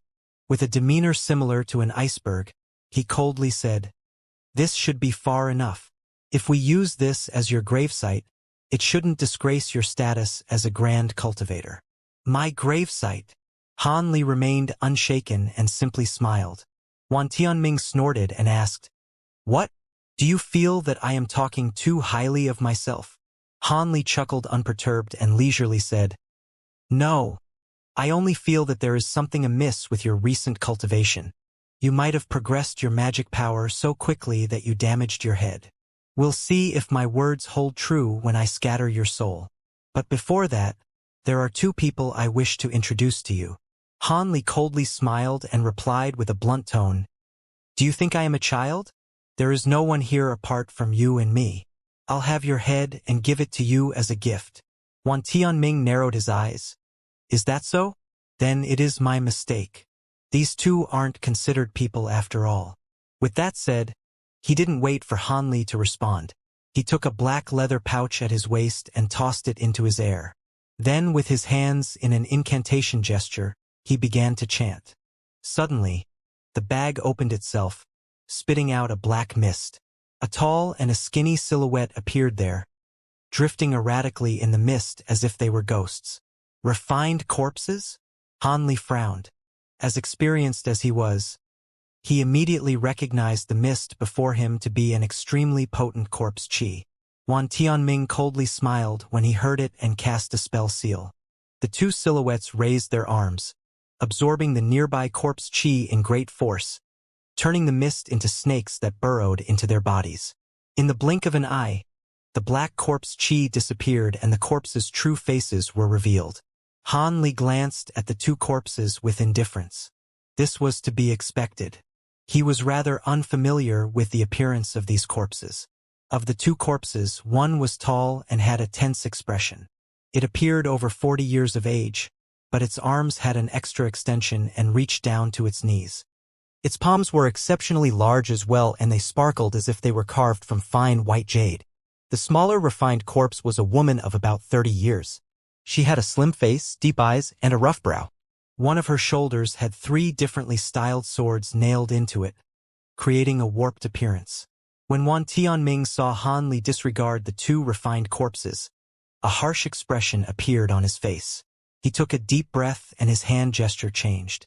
Suddenly, frightful sounds of breaking bones snapped from his body and he promptly grew several inches. He then opened his mouth and violently spouted out mists of purple chi, enveloping himself in a 10-meter-wide cloud in the blink of an eye. Soon after, the cloud fiercely turned and began to shine of ever-changing colors. When Han Li saw this, he stroked his chin and he broke into a smirk. He dropped his hands, summoning a 3-colored fiery streak from one of them and a green light from the other. Han Li remained indifferent. His plan was to use pure force and a full-powered assault to beat down the enemy, no matter what methods they used. First, he would use the 8-spirit ruler to trap him, and then approach closer to him, finishing him off with a full-powered attack of the Triflame fan. Having thought that, blue light flickered from his eyes and muffled thunder rang from his back, summoning a pair of azure-white wings. Just as he thought to use his wings to approach him, he was stunned by what he witnessed. His appearance completely changed within the cloud and the sounds of snapping bones came to a stop. Afterward, astonishing devilish chi pressured the air, and the cloud turned sinisterly gray and icy cold. Han Li's pupils narrowed and his heart thumped. Wasn't Wan Tianming the sect master of the myriad gates of enlightenment?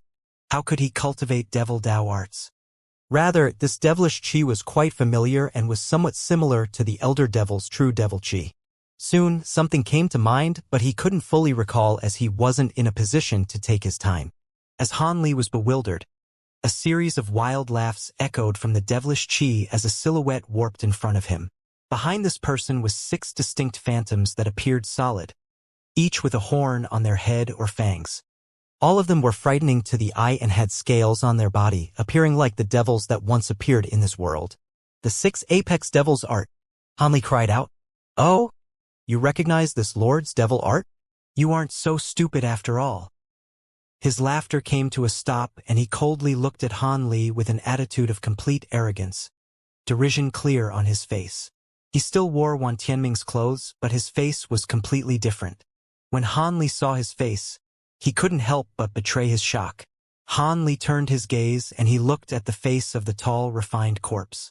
Then he looked at the man wearing Wan Tianming's clothes before letting out a long sigh. Apart from their stature, their faces looked entirely the same. Should I call you Wan Tianming or Archsaint Six Paths? Han Li blinked and wore a grave expression. You figured out who I am? Wan Tianming coldly snorted. The movement of his body caused the 6 devil phantoms behind him to tremble. To the best of my knowledge, the 6 apex devils art is the greatest devil Dao art in the scattered star seas, and only you could have cultivated it to this degree. It seems you've somehow managed to survive during that time, but there are a few things that I don't understand. How did you seize Wan Tianming's body, and how did you transform into his likeness? Why does this refined corpse resemble you? Could it be an incarnation you cultivated, or did you refine your own body into a corpse devil? As Han Li slowly spoke, he regained his calm demeanor. Archsaint Six Paths sinisterly laughed. Why should I answer a dead man? Soon after, his shoulders trembled and 2 of the 6 phantoms from behind him shot towards 2 of the refined corpses. The 2 refined corpses suddenly trembled and they stiffly opened their eyes, revealing them completely stained dark green. Archsaint Six Paths continued, chanting a cryptic and profound incantation, causing the somewhat shriveled corpses to be engulfed in gray devilish chi. The 2 corpses let out a piercing shriek and their bodies massively grew. In the blink of an eye, their bodies expanded to 15 meters in height as they groaned in agony. One of the corpses had a body that was jet black with large copper scales. It had a pair of sharp antelope horns and a long azure tail that slightly waved. The other corpse had its body covered in blood-red bone spokes. Silver light shined from its limbs as if cast from silver. Its triangular head bore a sinister appearance with 4 slender dark green eyes. After their transformation, the 2 refined corpses appeared completely similar to the 2 devil phantoms that entered their bodies. But shockingly, they now possessed a true physical form. When Han Li saw this, his heart trembled. Archsaint Six Paths wildly laughed. When the 6 apex devils art is cultivated to its peak, it can summon the true devil sage's soul fragments to possess a body, rendering them abilities that could rival a deity transformation cultivator in battle. It was only there was never a human in the mortal world that ever cultivated to that stage. Even so, the 2 devils I've summoned each possess the ability of a late nascent soul cultivator. Now that you are outnumbered, do you believe that you can keep your life? With a command of his spiritual sense, the 2 devils floating in front of him suddenly vanished from sight. The space 3 meters in front of Han Li warped, followed by the bizarre appearance of the 2 devils. The horned devil shot towards Han Li's abdomen in an azure streak at lightning speed. The spiked devil remained still as its body trembled, the sounds of explosions echoing nearby. Dense foot-long crimson bone spikes filled the air as they shot towards Han Li in an enveloping barrage. At such a close distance, such a momentous attack could not be avoided. It appeared Archsaint Six Paths had the same plan in mind as Han Li, to destroy their opponent in a single blow with overwhelming force. A trace of pride and confidence was written on the Archsaint's face. He believed that even if Han Li managed to somehow survive this flawless joint attack, he wouldn't make it out unscathed. But in that next moment, the old devil's expression froze. Just as the horned devil's charge and the bone spike barrage was about to tear apart Han Li, the azure-white wings on Han Li's back flapped, summoning a huge gust. Following that, his body faded from sight. The azure streak and the bone spikes passed through empty space. Startled, Archsaint Six Paths quickly looked around him. But before he could release his spiritual sense around him, azure lightning flashed from above the horned devil's head, followed by Han Li's reappearance. He wordlessly raised his hand and released an azure ruler below him where it soon blurred. A foot-wide silver lotus suddenly appeared beneath the horned devil. The lotus simply spun once before seven-colored Buddhist light rushed out from the lotus, holding the horned devil rigidly in place and freezing the devilish chi in its body. Han Li expressionlessly raised his other hand, now summoning a fan covered in three-colored flame. Before he commanded it to take any action, its fearsome spiritual power pervaded the air. At that moment, the other devil finally noticed Han Li's new location. It had no other thought but to attack. With a long shriek, all the bone spikes surrounding it circled in the air before shooting towards Han Li's new location. They traveled with speed that could overtake a dragon. In the blink of an eye, countless bone spikes arrived near Han Li. Han Li glanced at the attack without revealing the slightest fear. Silver light flashed in front of him. A small shield appeared where there was nothing and created a layer of dense silver light around him. The blood spikes then arrived before the silver light. Fist-sized explosions burst as each spike struck, creating the clatter of heavy rain. The barrier soon rippled and began to violently sway as if it were on the verge of collapse. The might of the bone spikes was far beyond imagination.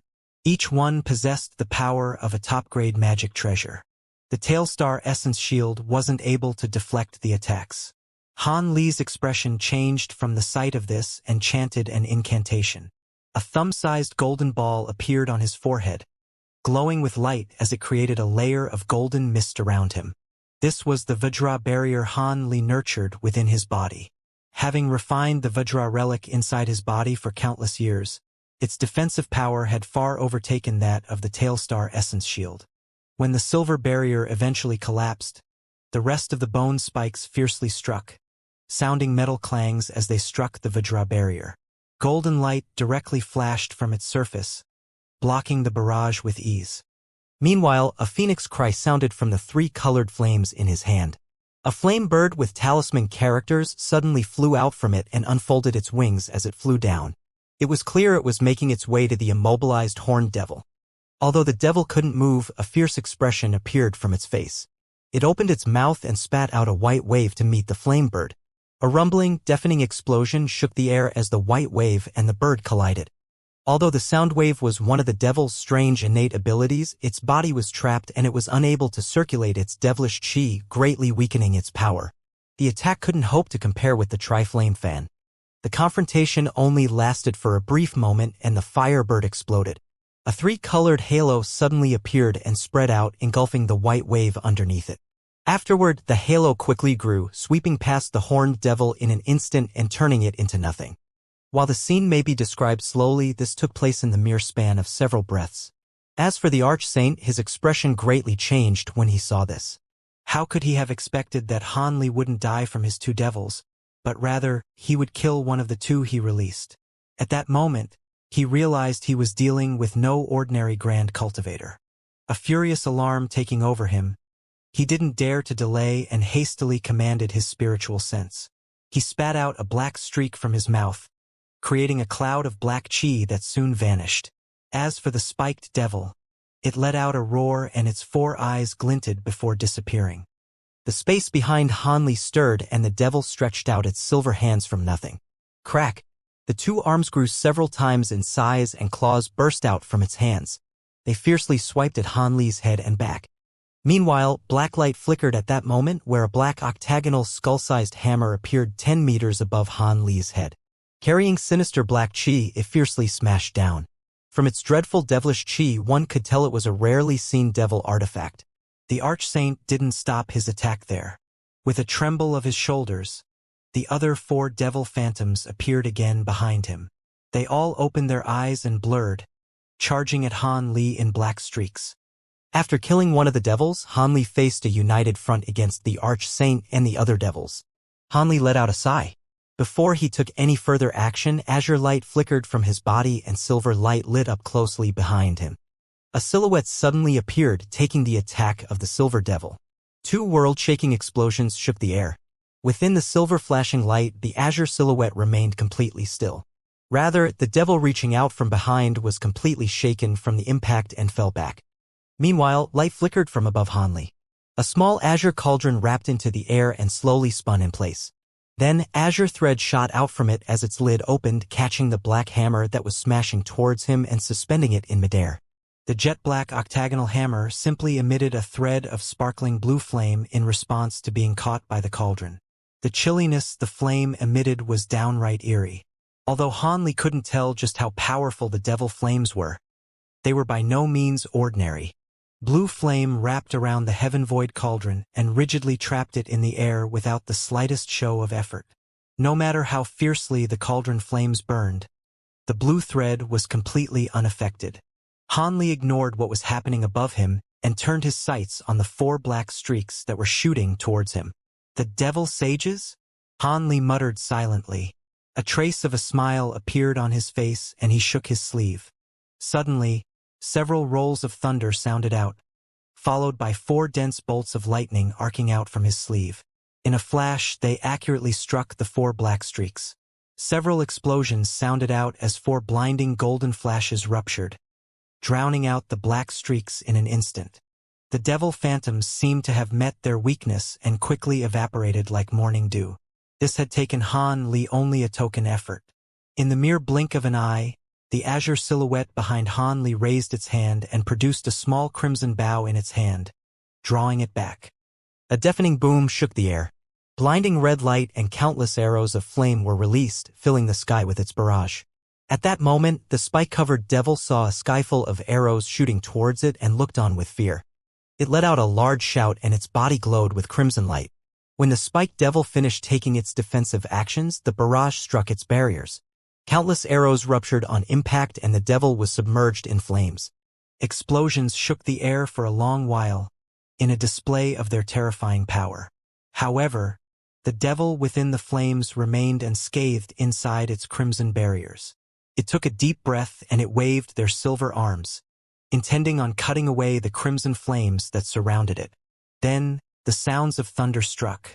In the devil's fright, it discovered that a green arrow was shooting towards them in an arc of lightning. Although the devil didn't know the arrow was precisely, it blurred from sight in an attempt to dodge it. But what the devil failed to sense while they were distracted by the arrow was the black crystal knife that strangely appeared above them. As silently as it appeared, it dropped down and slid itself toward its head. The spiked devil hadn't noticed a thing. Suddenly, the azure silhouette halted their attack and the endless barrage of flame arrows came to a halt. Baffled by this change and still evading the green arrows, a black streak silently circled one of the devil's necks like a bolt of lightning, and its triangular head toppled of its neck. The crimson light barrier may as well have been air. This came as no surprise. The knife was refined from a devil essence diamond, an extremely rare material condensed for countless years from pure devilish chi. How could a barrier quickly formed from devil chi hope to block it? With Han Li's second nascent soul residing in the human-like puppet, it didn't require any instruction. In the instant the dagger executed the devil, it rushed forward to the devil's corpse. It opened its mouth and a cloud of black light rushed out from it, enveloping the corpse. Then, it dragged out a phantom from the body that had a striking resemblance to the devil. The phantom was so dim that it looked like it could disperse at any moment. It was then dragged back into the puppet's mouth in the cloud and absorbed by the second nascent soul residing inside of it. The pure devilish chi would prove to be significant to the cultivation of the Zenith arts. With the phantom absorbed, the headless devil corpse dissolved into ash with a gentle wind. Then in a blur, the puppet returned to Han Li's side with its arms behind its back. From a distance, if it weren't for the difference of their clothes, it would appear as if there were two of Han Li standing side by side. At the moment, Han Li was fiddling with his tri-flame fan as he calmly looked across from him. Han Li indifferently said, "Fellow Taoist Six Paths, I've already seen your 6 Apex Devils technique. If you don't have any else to impress me with, I will be sending you off." When Archsaint Six Paths heard this, his face grew pale and disbelief was betrayed from his eyes. Two of the late nascent soul stage demons he regarded as his trump cards were exterminated with ease. It was beyond belief. Furthermore, his opponent was able to make use of the flame fan, the small azure cauldron, and the green wooden ruler. Each of these treasures possessed an immense power.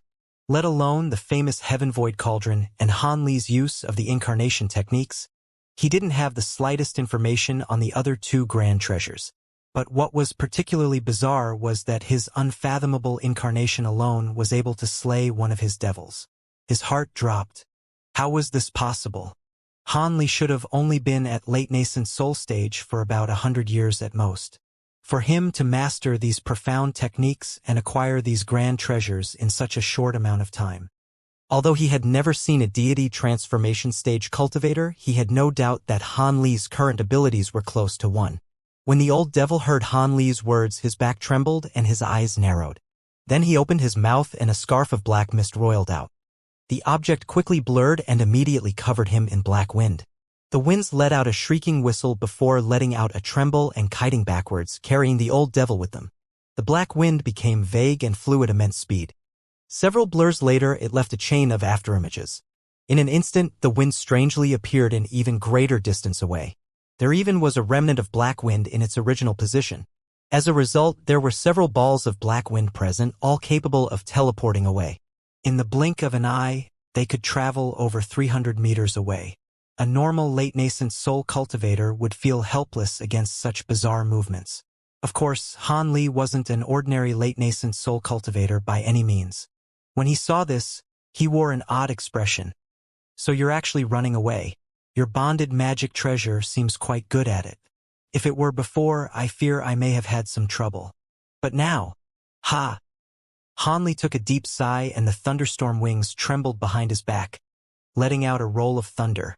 Arcs of white and azure lightning appeared on the wing's surface. Soon after, they formed balls of lightning in the surrounding air, spinning in place. As he stretched out his wings, he floated in the air, drifting slightly to the side. At the moment, he was looking in the distance at the black blur that was Archsaint Six Paths. He snorted and fanned his wings once. Gales immediately erupted around him and the suspended balls of lightning raged, striking together. Azure-white lightning erupted in deafening booms only for the gales to gather all of it into the 2 wings. Covered in a layer of lightning, the thunderstorm wings wildly flapped several times, followed by Han Li disappearing from his original location in a flash of azure-white lightning.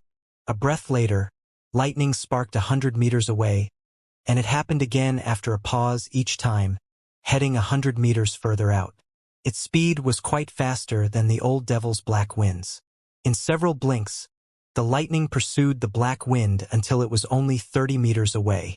As Han Li rode the lightning, he could clearly see the old devil's face of terror within the black wind.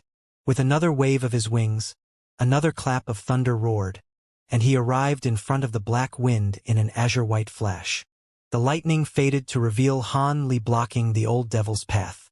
The black gales came to a brief stop, only to quickly change direction. At that moment, Han Li sneered and held his hands in an incantation gesture, and lightning clapped from within him. His stature burst several inches in size, grew thicker, with 4 arms jutting out from his flesh. Golden light lit up on his skin only for a moment before disappearing. In the blink of an eye, he turned into a large man of immense strength and stature. This was the transformation after making use of the 3rd layer of the bright jade arts. With this transformation done, he raised his hands, summoning purple flames in his hands, and he held them together to form a large purple saber of flame. Afterward, the wings on his back strangely trembled and he shot forward. but his body strangely warped the moment he set off and his wings trembled with inconceivable frequency, causing the nearby air to warp with its movements. He disappeared in a white line along the way. When the old devil saw this, he knew things were turning out for the worst. Seeing that he could no longer flee, he concentrated the magic power in his body and caused the black wind surrounding him to surge in size. At the same time, he flipped his hand, producing a crimson shield in front of him. Just as he was about to activate it, a white line appeared above him and vanished as soon as it had appeared. Following that was the old devil's loud yell. The crimson shield now fell to the ground along with the part of his arm, the rest of his arm covered in purple ice. The stump of an arm was smooth and sleek, leaving not a drop of blood behind. The old devil then realized that a slender gap had been cut through his black winds. He looked in the direction of the attack and his severed arm. There was no warning. Frightened, he hastily pointed to the crimson shield in front of him with his remaining arm. The shield flew high and enveloped him in a screen of crimson flame. Simultaneously, he released his spiritual sense around him, flusteredly searching anywhere for any sight of Hanli. At that moment, the white line reappeared 30 meters behind the old devil. After circling once in the air, it paused and revealed a silhouette, Hanli. He saw Hanli examining his own body. The two wings on his back were gently fluttering, and a purple light blade was still being held in his hand.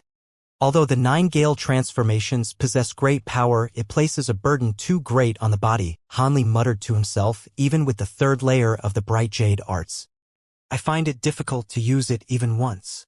That is only natural. Hanli heard a boy's voice with a careless tone. This technique was something that the bird-type demon cultivators founded. As a human, you won't be able to truly make use of this technique even with the aid of the thunderstorm wings. A far greater strain will be placed on your body than an ordinary demon bird cultivator after forcefully making use of this technique. As for the bright jade arts, you're only able to use its 3rd layer a few times at most. Forcing any more would cause your body to quickly fall into a state of collapse. If you plan on making full use of this technique, you'd best cultivate the next layer of the bright jade arts. So it was like that, Hanli sighed. Although I made use of it several times when I was cultivating it, I hadn't felt the strain of distant use since I was in such limited space. He waved his hand and scattered the purple blade he held. The child then chuckled and spoke no further. Following Hanli's appearance, the old devil immediately discovered trace of him. However, the soaring sky beast's child form was undetectable to him, nor could he hear his voice transmissions. All he heard was Hanli softly muttering to himself. Bewilderment flickering from his eyes, he quickly slapped a spirit beast pouch at his waist. Black light suddenly flashed, summoning a jet-black, 2-headed python. Although it was only 10 meters long, its tri-horned head and the green chi leaking out from its mouth displayed its incredibly venomous nature. Then, Archsaint Six Paths opened his mouth and spat out an item wrapped in black light. The item spun once in the air and the light faded away to reveal a small white flag. Following an incantation from the old devil, it massively expanded to 3 meters tall. When Hanli saw the banner, he couldn't help but reveal his surprise. The pole of the banner was forged from human bones with black mist across its surface. Great talisman characters faintly glowed from it, and there were 3 different skulls embedded in it, all of them wearing a sinister smile, showing their crooked, wicked, sharp fangs. Their laughs shook the blood of those who heard it. With a soft shout, the old devil pressed his hand against the bone banner. The 3 skulls trembled as black mist spouted out from their mouths. They fished up his severed hand, fighting each other as they devoured pieces of it. The skulls flashed with crimson light, their stature immediately enlarged. With this, most of the terror on Archsaint Six Paths' face vanished, and he sullenly turned to look at Hanli. It appeared the old devil had regained his senses. With the bizarre speed that Hanli displayed, he knew escape was no longer an option. He would be rushing to his death if he continued to flee. It would be better to struggle to the very end, hoping to find any chance of victory. As a result, he revealed the last treasure he held in reserve, something that had never been seen by others. Hanli frowned as the sight of this.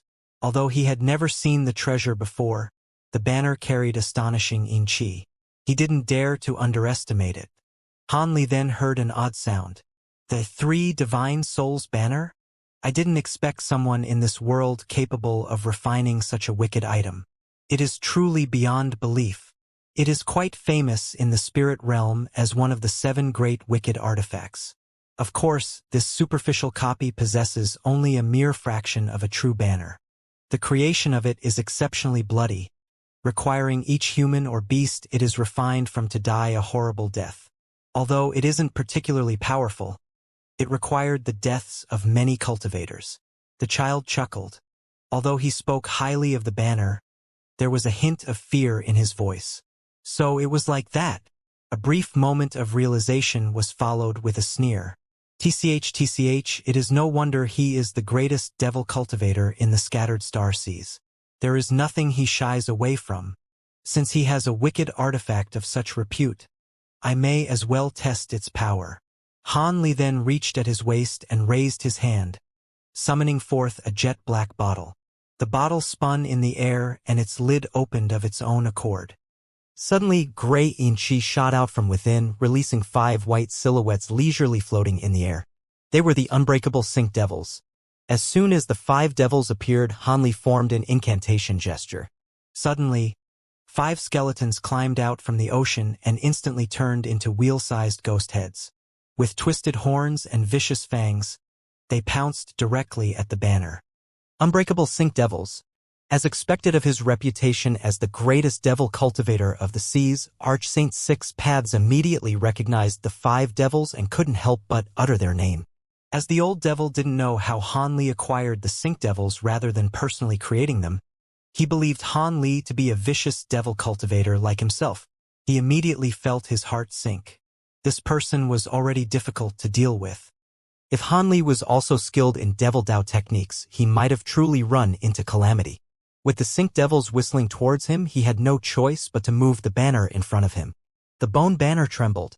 Its 3 embedded skulls let out chilling cackles before opening their mouths and spouting out pitch-black Yin-Chi. As they continued their charge, the Sync Devils opened their mouths, spouting out green Yin flames. For a time, black Chi and green devil flames roiled together and ruptured continuously. In the following moment, the old devil's cheek switched. In the confrontation, the Sync Devils in fire pushed back the black Chi with overwhelming force. Archsaint Six Paths let out a string of curses in his mind. To the best of his knowledge, the Sync Devils should only have the abilities expected of the late core formation stage, but the ghost heads before his eyes displayed a power far beyond that. They suppressed the 3 early nascent soul stage devil skulls embedded in his banner. But it also stood to mention that a magic treasure's power heavily depended on the wielder's magic power and control. The old devil gritted his teeth and formed an incantation gesture with a single hand, opening his mouth to spit out a mist of blood essence. The bone banner loudly droned, absorbing all of it in an instant. Its talisman characters roiled with great intensity and countless fist-sized skulls began to appear around it. These phantoms opened their mouths all at once, spitting out countless streams of black Chi, massing together to take the form of a black flood dragon. The dragon circled in the air once before pouncing towards the 5 ghost heads. 2 of the Sync Devils faintly trembled, turning back from their ghost head forms to skeletons. They slapped their hands together and summoned a pair of meter-long bone sabers in their hands. Without any fear, they charged to meet the flood dragon in battle. With 2 less ghost heads, the Yin fire released by the remaining 3 Sync Devils greatly weakened, stabilizing the confrontation with the bone banner's black Chi. Black Chi and Yin flames were in deadlock. The old devil felt a moment of relief, but when he looked at Han Li again, his heart trembled. Han Li was looking at the battle with his hands behind his back, wearing a mysterious smile on his face. It was at that moment he suddenly sensed something amiss and he returned his gaze to the battle. He betrayed bafflement on his face and his heart dropped. Suddenly, a feeling of extreme danger appeared above his head. Suddenly, the strange 2-headed python spiraling above his head let out a noisy, bewildering cry, catching the old devil's attention. He turned his head and to find an azure silhouette floating 10 meters behind him. A black crystalline knife had cleaved through the black wind surrounding him and was slowly making its way to his crimson light barrier. Had he not turned around, he feared his body would soon lack a head. Archsaint Six Paths' face was drained of all blood. When the second nascent soul inside the puppet saw that his ambush was exposed, he suddenly cast an incantation gesture. With the sound of tearing space, the knife blinked forward. As for the puppet, Silver light brightly glowed from its body before disappearing without a trace. Meanwhile, Han Li finally took action after standing from a distance with his hands behind his back. With a cold glint lighting up in his eye, he raised his hand and green light flashed as the 8-spirit ruler strangely warped in front of him. He grabbed the ruler and waved it at 6 paths. Then, with a flutter of his wings and a clap of thunder, he vanished. Incapable of paying attention to what Han Li was doing, the old devil saw the jet-black knife stop for just a moment before easily piercing his defensive barrier. In that instant, he let out a deafening shout. His figure blurred and suddenly, a black streak flew out from the bottom of his chest to meet the saber. Following that, his body turned into 2 copies of itself and shot off in different directions. As Archsaint's 6 paths split into 2, the 2-headed serpent spat out a torrent of inky liquid beneath it, creating a toxic mist that enveloped everything 30 meters below it. Explosions relentlessly exploded. Black light and the knife struck and erupted in a ball of blinding black light. It was unknown what treasure 6 paths released, but it managed to block the devil essence diamond knife. Silver light flashed and the puppet strangely appeared at the old devil's original position. The roiling toxic mist enveloped it completely. Following its appearance, the 2-headed snake rocked its head and dived at the puppet. But in the next moment, a silver lotus appeared above the serpent's head without warning. It was a foot large and glowed brightly with 7-colored Buddhist light. The black serpent's movements immediately slowed as the Buddhist light trapped it and stopped it immediately. Only its 2 pairs of green eyes were moving. Immediately after, 2 silver threads swiftly cut through the green mist and wrapped around the serpent's 2 heads, only for them to topple off. Then, as the green mist roiled, the human puppet slowly flew out without displaying the slightest damage. In truth, the serpent was actually an interesting animal. The toxic mist was on par with the 10 absolute poisons of the cultivation world. If common cultivators touched it, they would immediately perish. But this wasn't the most vicious part of the poison. Rather, it is able to penetrate most elemental barriers without any warning or sensation. Any nascent soul cultivator that didn't guard against this would meet their end. This was the reason the old devil labored over nurturing the spirit beast. Contrary to expectations, the puppet didn't possess any flesh, thus making the poison ineffective no matter how powerful and allowing the serpent to be killed with ease. One of 6 paths phantoms had a mental connection with the black serpent. Having immediately felt when the serpent died, he betrayed a trace of fear on his face. Without even turning around, he pointed to the bone banner and then fled with all his might. The banner trembled before black light brightly glowed as if about to take to the sky. It was at that moment, an arc of azure lightning flashed above the phantom as Han Li came into view. With blue light flickering from his eyes, he looked down and waved his hand, creating a net of lightning underneath him. Then, he summoned a small azure cauldron with a flip of his other hand, releasing countless azure threads in a simultaneous barrage off. Although the old devil had a miraculous doppelganger technique displaying hardly any difference in their spiritual sense, Han Li's bright sight spirit eyes were able to see right through them and instantly recognized minute differences, as well as which was true Archsaint. Both of the phantoms loudly yelled with trembling shoulders upon seeing Han Li launched an attack. The attack arrived right before one of the phantoms in an instant. At this moment, the phantom appeared much dimmer and vague than just a moment before. The true Archsaint shook his sleeve and summoned a blue jade umbrella over his head.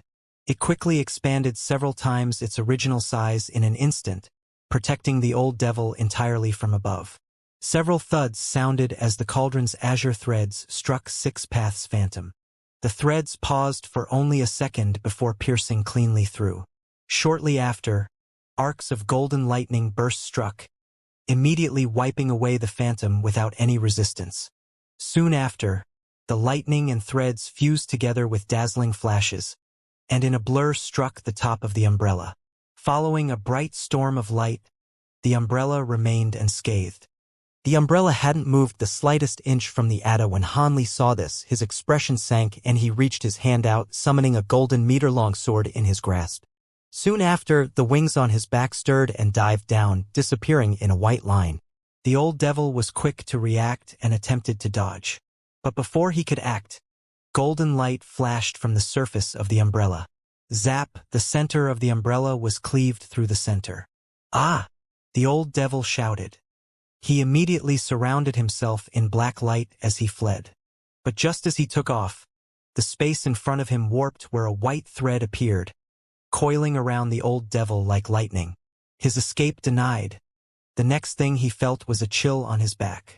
In a flash, a pail of purple flames broke through his barrier of devilish chi and pierced through him from behind. The treasure armor that wore close on his body wasn't able to block the attack in the slightest. Apart from sharp pain, the old man could only hear a faint sigh from behind him. Then he looked down to find a palm of purple flames jutting out from him, soon quickly spreading a layer of purple flames all around him. In the blink of an eye, it covered most of his body and sealed him in ice. Despite having his face sealed in ice, he twisted it into a grimace and gritted his teeth. A muffled boom sounded. The bottom half of his body that had yet to be frozen suddenly exploded. As a cloud of blood and gore sprinkled the air, crimson light flashed. The blood ignited and charged towards Han Li. At that same moment, a ball of green light shot out from the corpse and flickered over 100 meters away. The green light wrapped around a pitch-black nascent soul. Its hands were holding tightly onto a green jade bottle. Han Li shook his sleeve, releasing a torrent of purple flames that promptly extinguished the devilish flames. However, he took no further actions to chase after the old devil. Han Li's calm demeanor only caused the old devil's nascent soul to flee in a panic. After flickering from view several times, the nascent soul appeared hundreds of meters away and turned around, stunned to see that Han Li remained completely still. He couldn't help but stop. At that moment, the air above the nascent soul flashed, followed by the silent appearance of a pitch-black knife. It was only when the knife arrived right above its head did the nascent soul discover it. By that time, it was already too late. A black streak flashed and the nascent soul was cleaved into two. Then, with a bright flourish of silver, Han Li leisurely made his way over. When the human-like puppet disposed of the two-headed snake, Han Li had it remain in position nearby. Then, with his command, it intercepted the nascent soul's escape. Following that, a strange scene followed. The nascent soul hadn't disappeared after it was cleaved into two. Rather, it turned into clouds of roiling black chi, separating into 6 lines that show off in different directions. The puppet was alarmed and immediately flicked its fingers. Suddenly, thunder clapped and a dozen fine arcs of lightning were quickly released, striking the black chi in a flash. Several muffled claps of thunder followed a chain of golden explosions. The black chi was evaporated. The devil cultivator known to shake the scattered star seas for hundreds of years met his end. The human puppet took a glance at the area of the explosions. After making certain there were no more remnants of the nascent soul, it promptly reached out summoned small bottle into its grasp. It didn't immediately open the bottle, but instead slowly floated towards Han Li. The old devil was truly out of luck. The secret technique to turn a nascent soul into a ghost was incredibly rare. Against an ordinary cultivator, one of the ghosts formed from the nascent soul may have been able to escape, allowing him the opportunity to return again. But as it so happened, Han Li experienced such a technique once before during his time in the Mulan Plains and was prepared for such a thing to happen.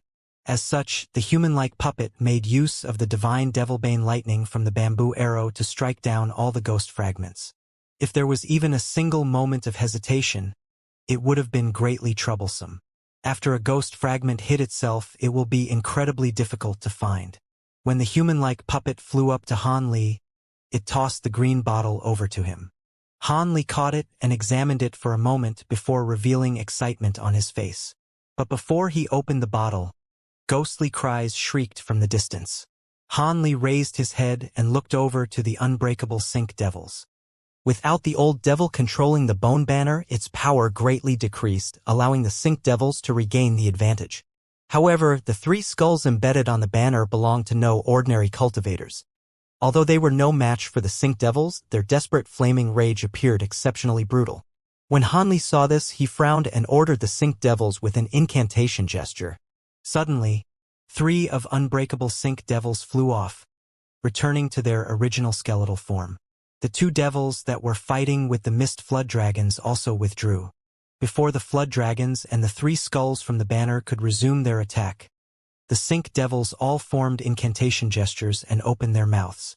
5 differently colored icy flames rushed out and fused together, creating a torrent of rainbow flames. The flood dragon of Black Chi was the first to meet the flame, and the result was as expected. Under the rainbow flames, the black flood dragon's movements slowed. In the blink of an eye, its movements gradually grew increasingly sluggish until it became nearly still. The Sync devils then let out a long whistle. Countless palm-sized blades of rainbow ice leaped out from the flames, shredding the black flood dragon until it was only Black Chi, only for it to be burned away by the flames. The three skulls were faring even worse than the flood dragon. When the Black Chi they spat contacted the rainbow flame, it slowed and was soon wiped away by the flame. When the skulls saw the flames slowly draw closer, a trace of fear appeared from their eyes and their whimpers grew louder. The Sync devils sinisterly cackled at this display, and soon the icy flames from their mouths halted, suddenly turning to 5 gray streaks into the sea of flame. In that next moment, when the rainbow flames nearly arrived at the top of the bone banner where the 3 skulls resided, 5 clouds of gray chi flew out from the flames and took the form of malevolent ghost heads. They bared their fangs with excitement and sped forward without any abilities. Crack! The 5 ghost heads fiercely bit down on the 3 skulls. Of course, the 3 skulls weren't about to accept their fate. They bit back at the Sync devils. Suddenly, strange howls and violent screams sounded as the ghost heads and skulls tore at each other with their teeth. Due to the vast amount of black chi they earlier released, the 3 skulls were lacking in vitality. Their position was even worse since they were outnumbered. In the blink of an eye, the 2 of the 3 skulls were torn apart by 4 of the ghost heads and devoured in large mouthfuls. It took all the strength of the last ghost head to ward off the 5th ghost head for the time being. When Hanli saw this, he smiled with satisfaction. Meanwhile, the small cauldron he held in his hand let out a faint sigh. What? Does fellow Taoist Endless Sky have any suggestions for my rainbow glacial flames? Nonsense. But your rainbow glacial flames remind me of many 5 elemental type techniques from the spirit realm. After these techniques are fully used, they are divided into 5 colors like your glacial flames. However, your glacial flames are incredibly cold. If an opponent mistook your flames for an elemental technique, they would suffer quite a bit. Azure light flashed and an azure-robed young boy appeared on top of the Heavoid cauldron. He had red lips, white teeth, and a pair of plump white feet. He spoke leisurely as he glanced in the direction of the Sync devils. An elemental technique? Hanli asked with a start. That's right. The boy smiled with a trace of mockery. Since I've arrived in your mortal realm, I've discovered that there are few cultivators that learn multiple elements. Most only learn one. If any of those people ascended to the spirit realm, I fear they will have no hope of ascending to the void refinement stage. What do you mean? Hanli quickly asked with a shaken heart. It's nothing much. It's still too early to speak with you about the void refinement stage. However, I will mention that a crucial point of ascending to the void refinement stage is to fuse the 5 elements into one. If you manage to raise yourself to the deity transformation stage, it would be best for you to primarily cultivate as many of the 5 elements as you can. Peculiar elements such as wind and lightning are too difficult to fuse together. This way, you'll have a greater chance of breaking through to void refinement. Of course, cultivation methods with multiple techniques are far more difficult to cultivate than ordinary techniques. The rate at which magic power gathers will be inferior to single-element techniques as well. If you don't have high hopes for reaching void refinement, it would be better to only cultivate a single element. With the increased rate at which you gain magic power, you'll be able to more easily survive the minor heavenly tribulations that occur every 300 years. Hanli was left stunned by these words. After a long while, he eventually brought himself to say, 5 elements into one? That is quite troublesome. My Azure Essence Sword Art is only a wood-attributed technique. As for the wind and lightning-attributed techniques, that is understandable. After all, they are variant elements that are formed by combining others. But shouldn't I cultivate techniques that conform to my body's spiritual roots? Could it be that heavenly spiritual roots are ordinary in the spirit realm? And what is this minor heavenly tribulation that you mentioned? Do humans in the spirit realm experience similar tribulation to metamorphosed demon beasts? The boy flashed a mysterious smile and chuckled. I didn't expect that a few of my words would attract so many questions. In that case, I'll give you a bit of an explanation. Heavenly spiritual roots are also remarkably rare in our spirit realm. Powers and sects of all sizes do their utmost to attract these disciples. After all, those with single elemental spiritual roots would have difficulty entering void refinement stage. Heavenly spirit roots are far more difficult to cultivate, but the void refinement cultivators they produce are hegemons and sect leaders. When those with heavenly spirit roots break through to void refinement, a majority of them will be cultivating techniques with 2 or more attributes. As for the problem with spiritual roots, that is easily solved. The humans in the spirit realm devised a method to use particular demon beast cores to substitute their lack of spiritual roots. This core spiritual root method is somewhat inferior to genuine spiritual roots. There should be no problem in cultivating techniques of other elements. Of course, the core spiritual root method can only be used with pre-existing spiritual roots. Mortals cannot use them. In fact, there was a method in the past that used magic tools and treasures as a substitution for spiritual roots. However, this method is incredibly dangerous and slow, so this method is hardly being used. There are cultivators with anywhere from 3 or 4 elemental spirit roots that do manage to break through to void refinement stage, but they all possess incredible perseverance. They can't be compared to ordinary cultivators. Haha. The so-called minor heavenly tribulation is something that all cultivators above core formation stage much experience. The boy briefly paused before continuing. In the lower realm, nascent soul and deity transformation cultivators experience a tribulation every 300 years, thus earning the name minor heavenly tribulation. At the middle realm, void refinement, integration, and grand ascension level cultivators experience a grand tribulation every 3 years. As for cultivators in the very last stage that ascended to the true immortal realm, they experience immortal tribulation. Normally, if your cultivation no longer progresses, the following tribulation will be far more powerful than the last. Also, the increased abundance of spiritual chi in the spirit realm leads to greater speeds in cultivation, but once one condenses a nascent soul, it is a race against time. Many famous cultivators die each year from tribulation. Fellow Taoist Han should think that you will have no problems past void refinement stage. Although these cultivator techniques technically have a limitless lifespan provided enough worldly essence, their lives aren't so peaceful or long. So long as you ascend to the spirit realm, death by heavenly tribulation is only a matter of time. With that said, the boy's face grew sullen and his eyes possessed deep fear. Hanli wore a grave expression. The boy didn't speak much, but his words clearly illustrated that the spirit realm was no paradise. But when Hanli heard that void refinement stage cultivators didn't have a lifespan, Hanli was overjoyed.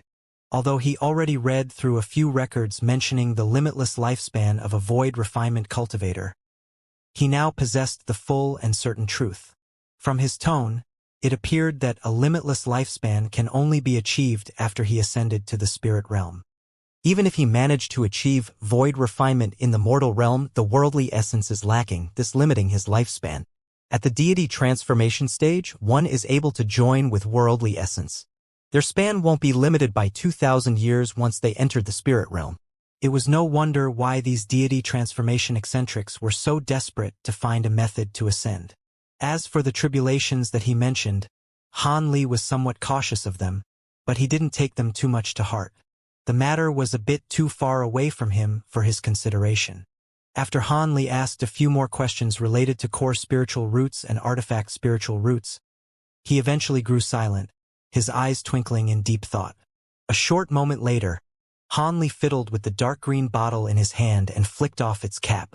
Azure light flashed and the bottle rumbled before the cap shot off. In the next moment, he found that there was absolutely nothing inside of it. In his surprise, as he thought about what action to take next, a green light abruptly streaked out from the bottle and flew off. Although Han Li was caught unprepared, he wasn't about to allow it to escape. With a cold snort, he reached his hand out. A large azure hand appeared above the green light and slipped down to grab it. The escaping green light seemed to have already been weakened. Although it was fleeing with the utmost speed, the large hand easily grabbed it from the air. Within the flickering green light, one could see the vague appearance of a female nascent soul. Hanli couldn't help but stroke his chin at the sight. He stared at the nascent soul and slowly asked, "Who is your esteemed self? Why has 6 paths trapped you inside the bottle? Who are you? Where is that devil 6 paths?" Although the nascent soul was trapped, it replied boldly. Facing a mere nascent soul, Hanli simply smiled and lazily replied, "If you're thinking about seeing him, I fear you will be disappointed. I already sent him to the underworld." "What? You killed that old devil? How is that possible?" The nascent soul trembled and spoke with a tone of disbelief. "You know me," Hanli said with a tone of bafflement. Although he knew many female cultivators, he didn't know any at nascent soul stage apart from Ling Yuling. After a long pause, the nascent soul eventually spoke with an odd tone. "You're Hanli? When Heaven Void Hall opened, I saw you once before. It was later said that you acquired the Heaven Void Cauldron. I didn't expect that you could have escaped the pursuit from those old eccentrics and reach cultivation of this level." When he heard her mention Heaven Void Hall, he recalled where he heard her voice before. A flash of realization sparked in his mind and he doubtfully asked, "You're Lady One? I didn't expect that you'd remember me." She let out a long sigh. When she confirmed her identity, Hanli wore an astonished expression. This female nascent soul belonged to a woman named Lady One, who he originally saw at Heaven Void Hall. Although her cultivation at the time was significant to begin with, she must have acquired quite a few medicines in Heaven Void Hall and made much progress. He also remembered what relationship she had with 6 paths. "If I remember correctly, you should have been his Tao companion." Lady One resentfully snorted and hesitantly asked, "His Tao companion? Have you ever seen someone seal their Tao companion's nascent soul in a magic treasure? But more importantly, you truly killed that wretch 6 paths." Hanli smiled and wordlessly extended his finger. After a brief pause, Lady Wen's eyes followed where he pointed. Not far away, there was a block of purple ice that sealed a ruined corpse. It originally belonged to Archsaint 6 Paths. Then, the azure hand holding down Lady Wen wildly flickered before disappearing without a trace. Lady Wen's nascent soul was now freed. With her freedom restored, Lady Wen quickly shot forward and flew several circles around the corpse before letting out a frigid laugh to the sky. "It really is that old wretch. As scheming as you are, I didn't expect that you would die first." Hanli frowned. Although he didn't know what happened for 6 Paths and Lady Wen to fall out, he had no interest in hearing about it. Soon after, he began to consider what he should do next.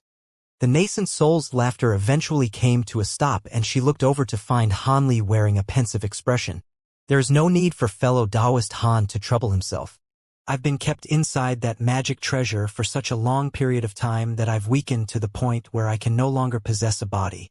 My nascent soul will have to immediately dissipate for a chance of reincarnation. I am truly grateful that fellow Taoist Han managed to eliminate my enemy, but with my current abilities, I have no way to compensate you. I can only hope to repay you in my next life." With that said, she abruptly slapped the top of her head. A blinding red light shined and covered the nascent soul entirely. Gradually, the nascent soul scattered inch by inch before HL until it was no more. Hanli was shocked.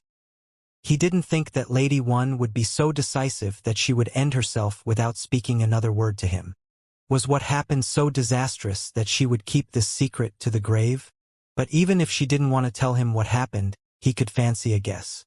Although he was somewhat gloomy over what happened, it was better things ended this way. It would have been troublesome to figure out what to do with her. Hanli shook his head and sighed. He raised his hand and summoned the green bottle back into his grasp before placing it into his storage pouch. Then, he released an arc of golden lightning from his hand and pulverized the purple ice and the rest of 6 Paths' corpse, turning it into nothing more than shining specks. As for his storage pouch, Hanli simply took it into his possession. He quickly swept over its contents and found that most of them didn't catch his attention at his current level despite many treasures being amongst them. But there were a few slips detailing Devil Dao techniques that piqued his interest.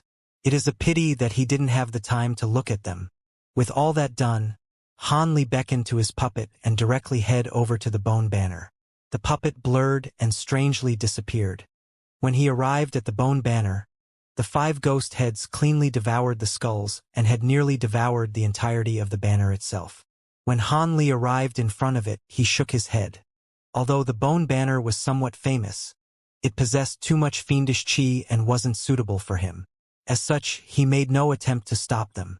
A short moment later, the Sync Devils finally finished destroying the banner, and they let out odd screams as if in an expression of joy. The devil qi they emitted seemed to be more concentrated than before. When Han Li saw this, his expression remained unchanged. He waited until their laughs finished before commanding them with a single hand. Although the Sync Devils were somewhat unwilling, they didn't dare to disobey and obediently arrived at Han Li's side, having experienced the pain from Han Li's restrictions several times before. Rather than withdrawing them, he calmly flew back in the direction of Heavenly Star City and had the Sync Devils closely follow after him.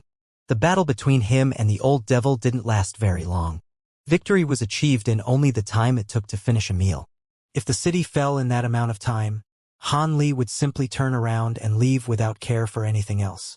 It would simply illustrate that the city wasn't worthy of his help. Fortunately, this matter didn't come to pass.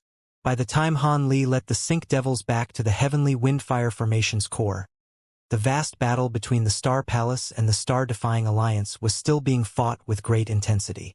Truthfully, it appeared the Star-Defying Alliance had somewhat of an upper hand. This was because the twin Lawn Devils were truly formidable. As the blue devilish qi and the pink fragrant mist spread forward, it pushed back the Star Palace cultivators. The 2 original elders of the Star-Defying Alliance were clearly superior to Old Man Zhao and the large purple-robed man.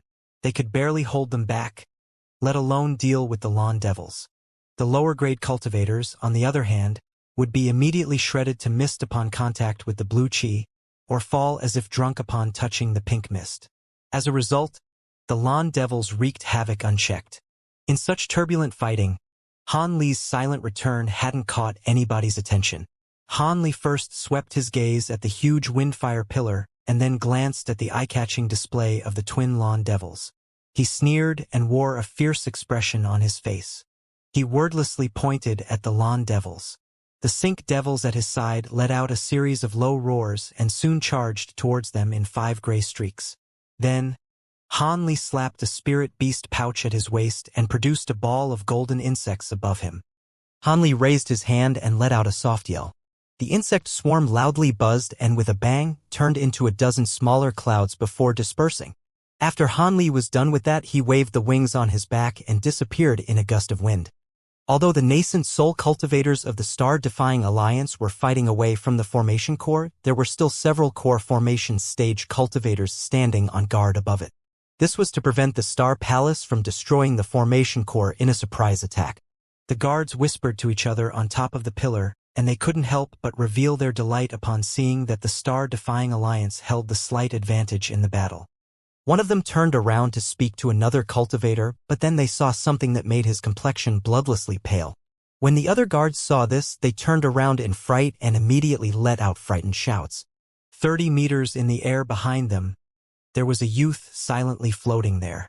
He had his arms crossed and he wore a mysterious smile. This youth was the same Grand Cultivator that left the battle with their alliance leader. How could he be here? These core formation cultivators suddenly felt an icy chill down their backs.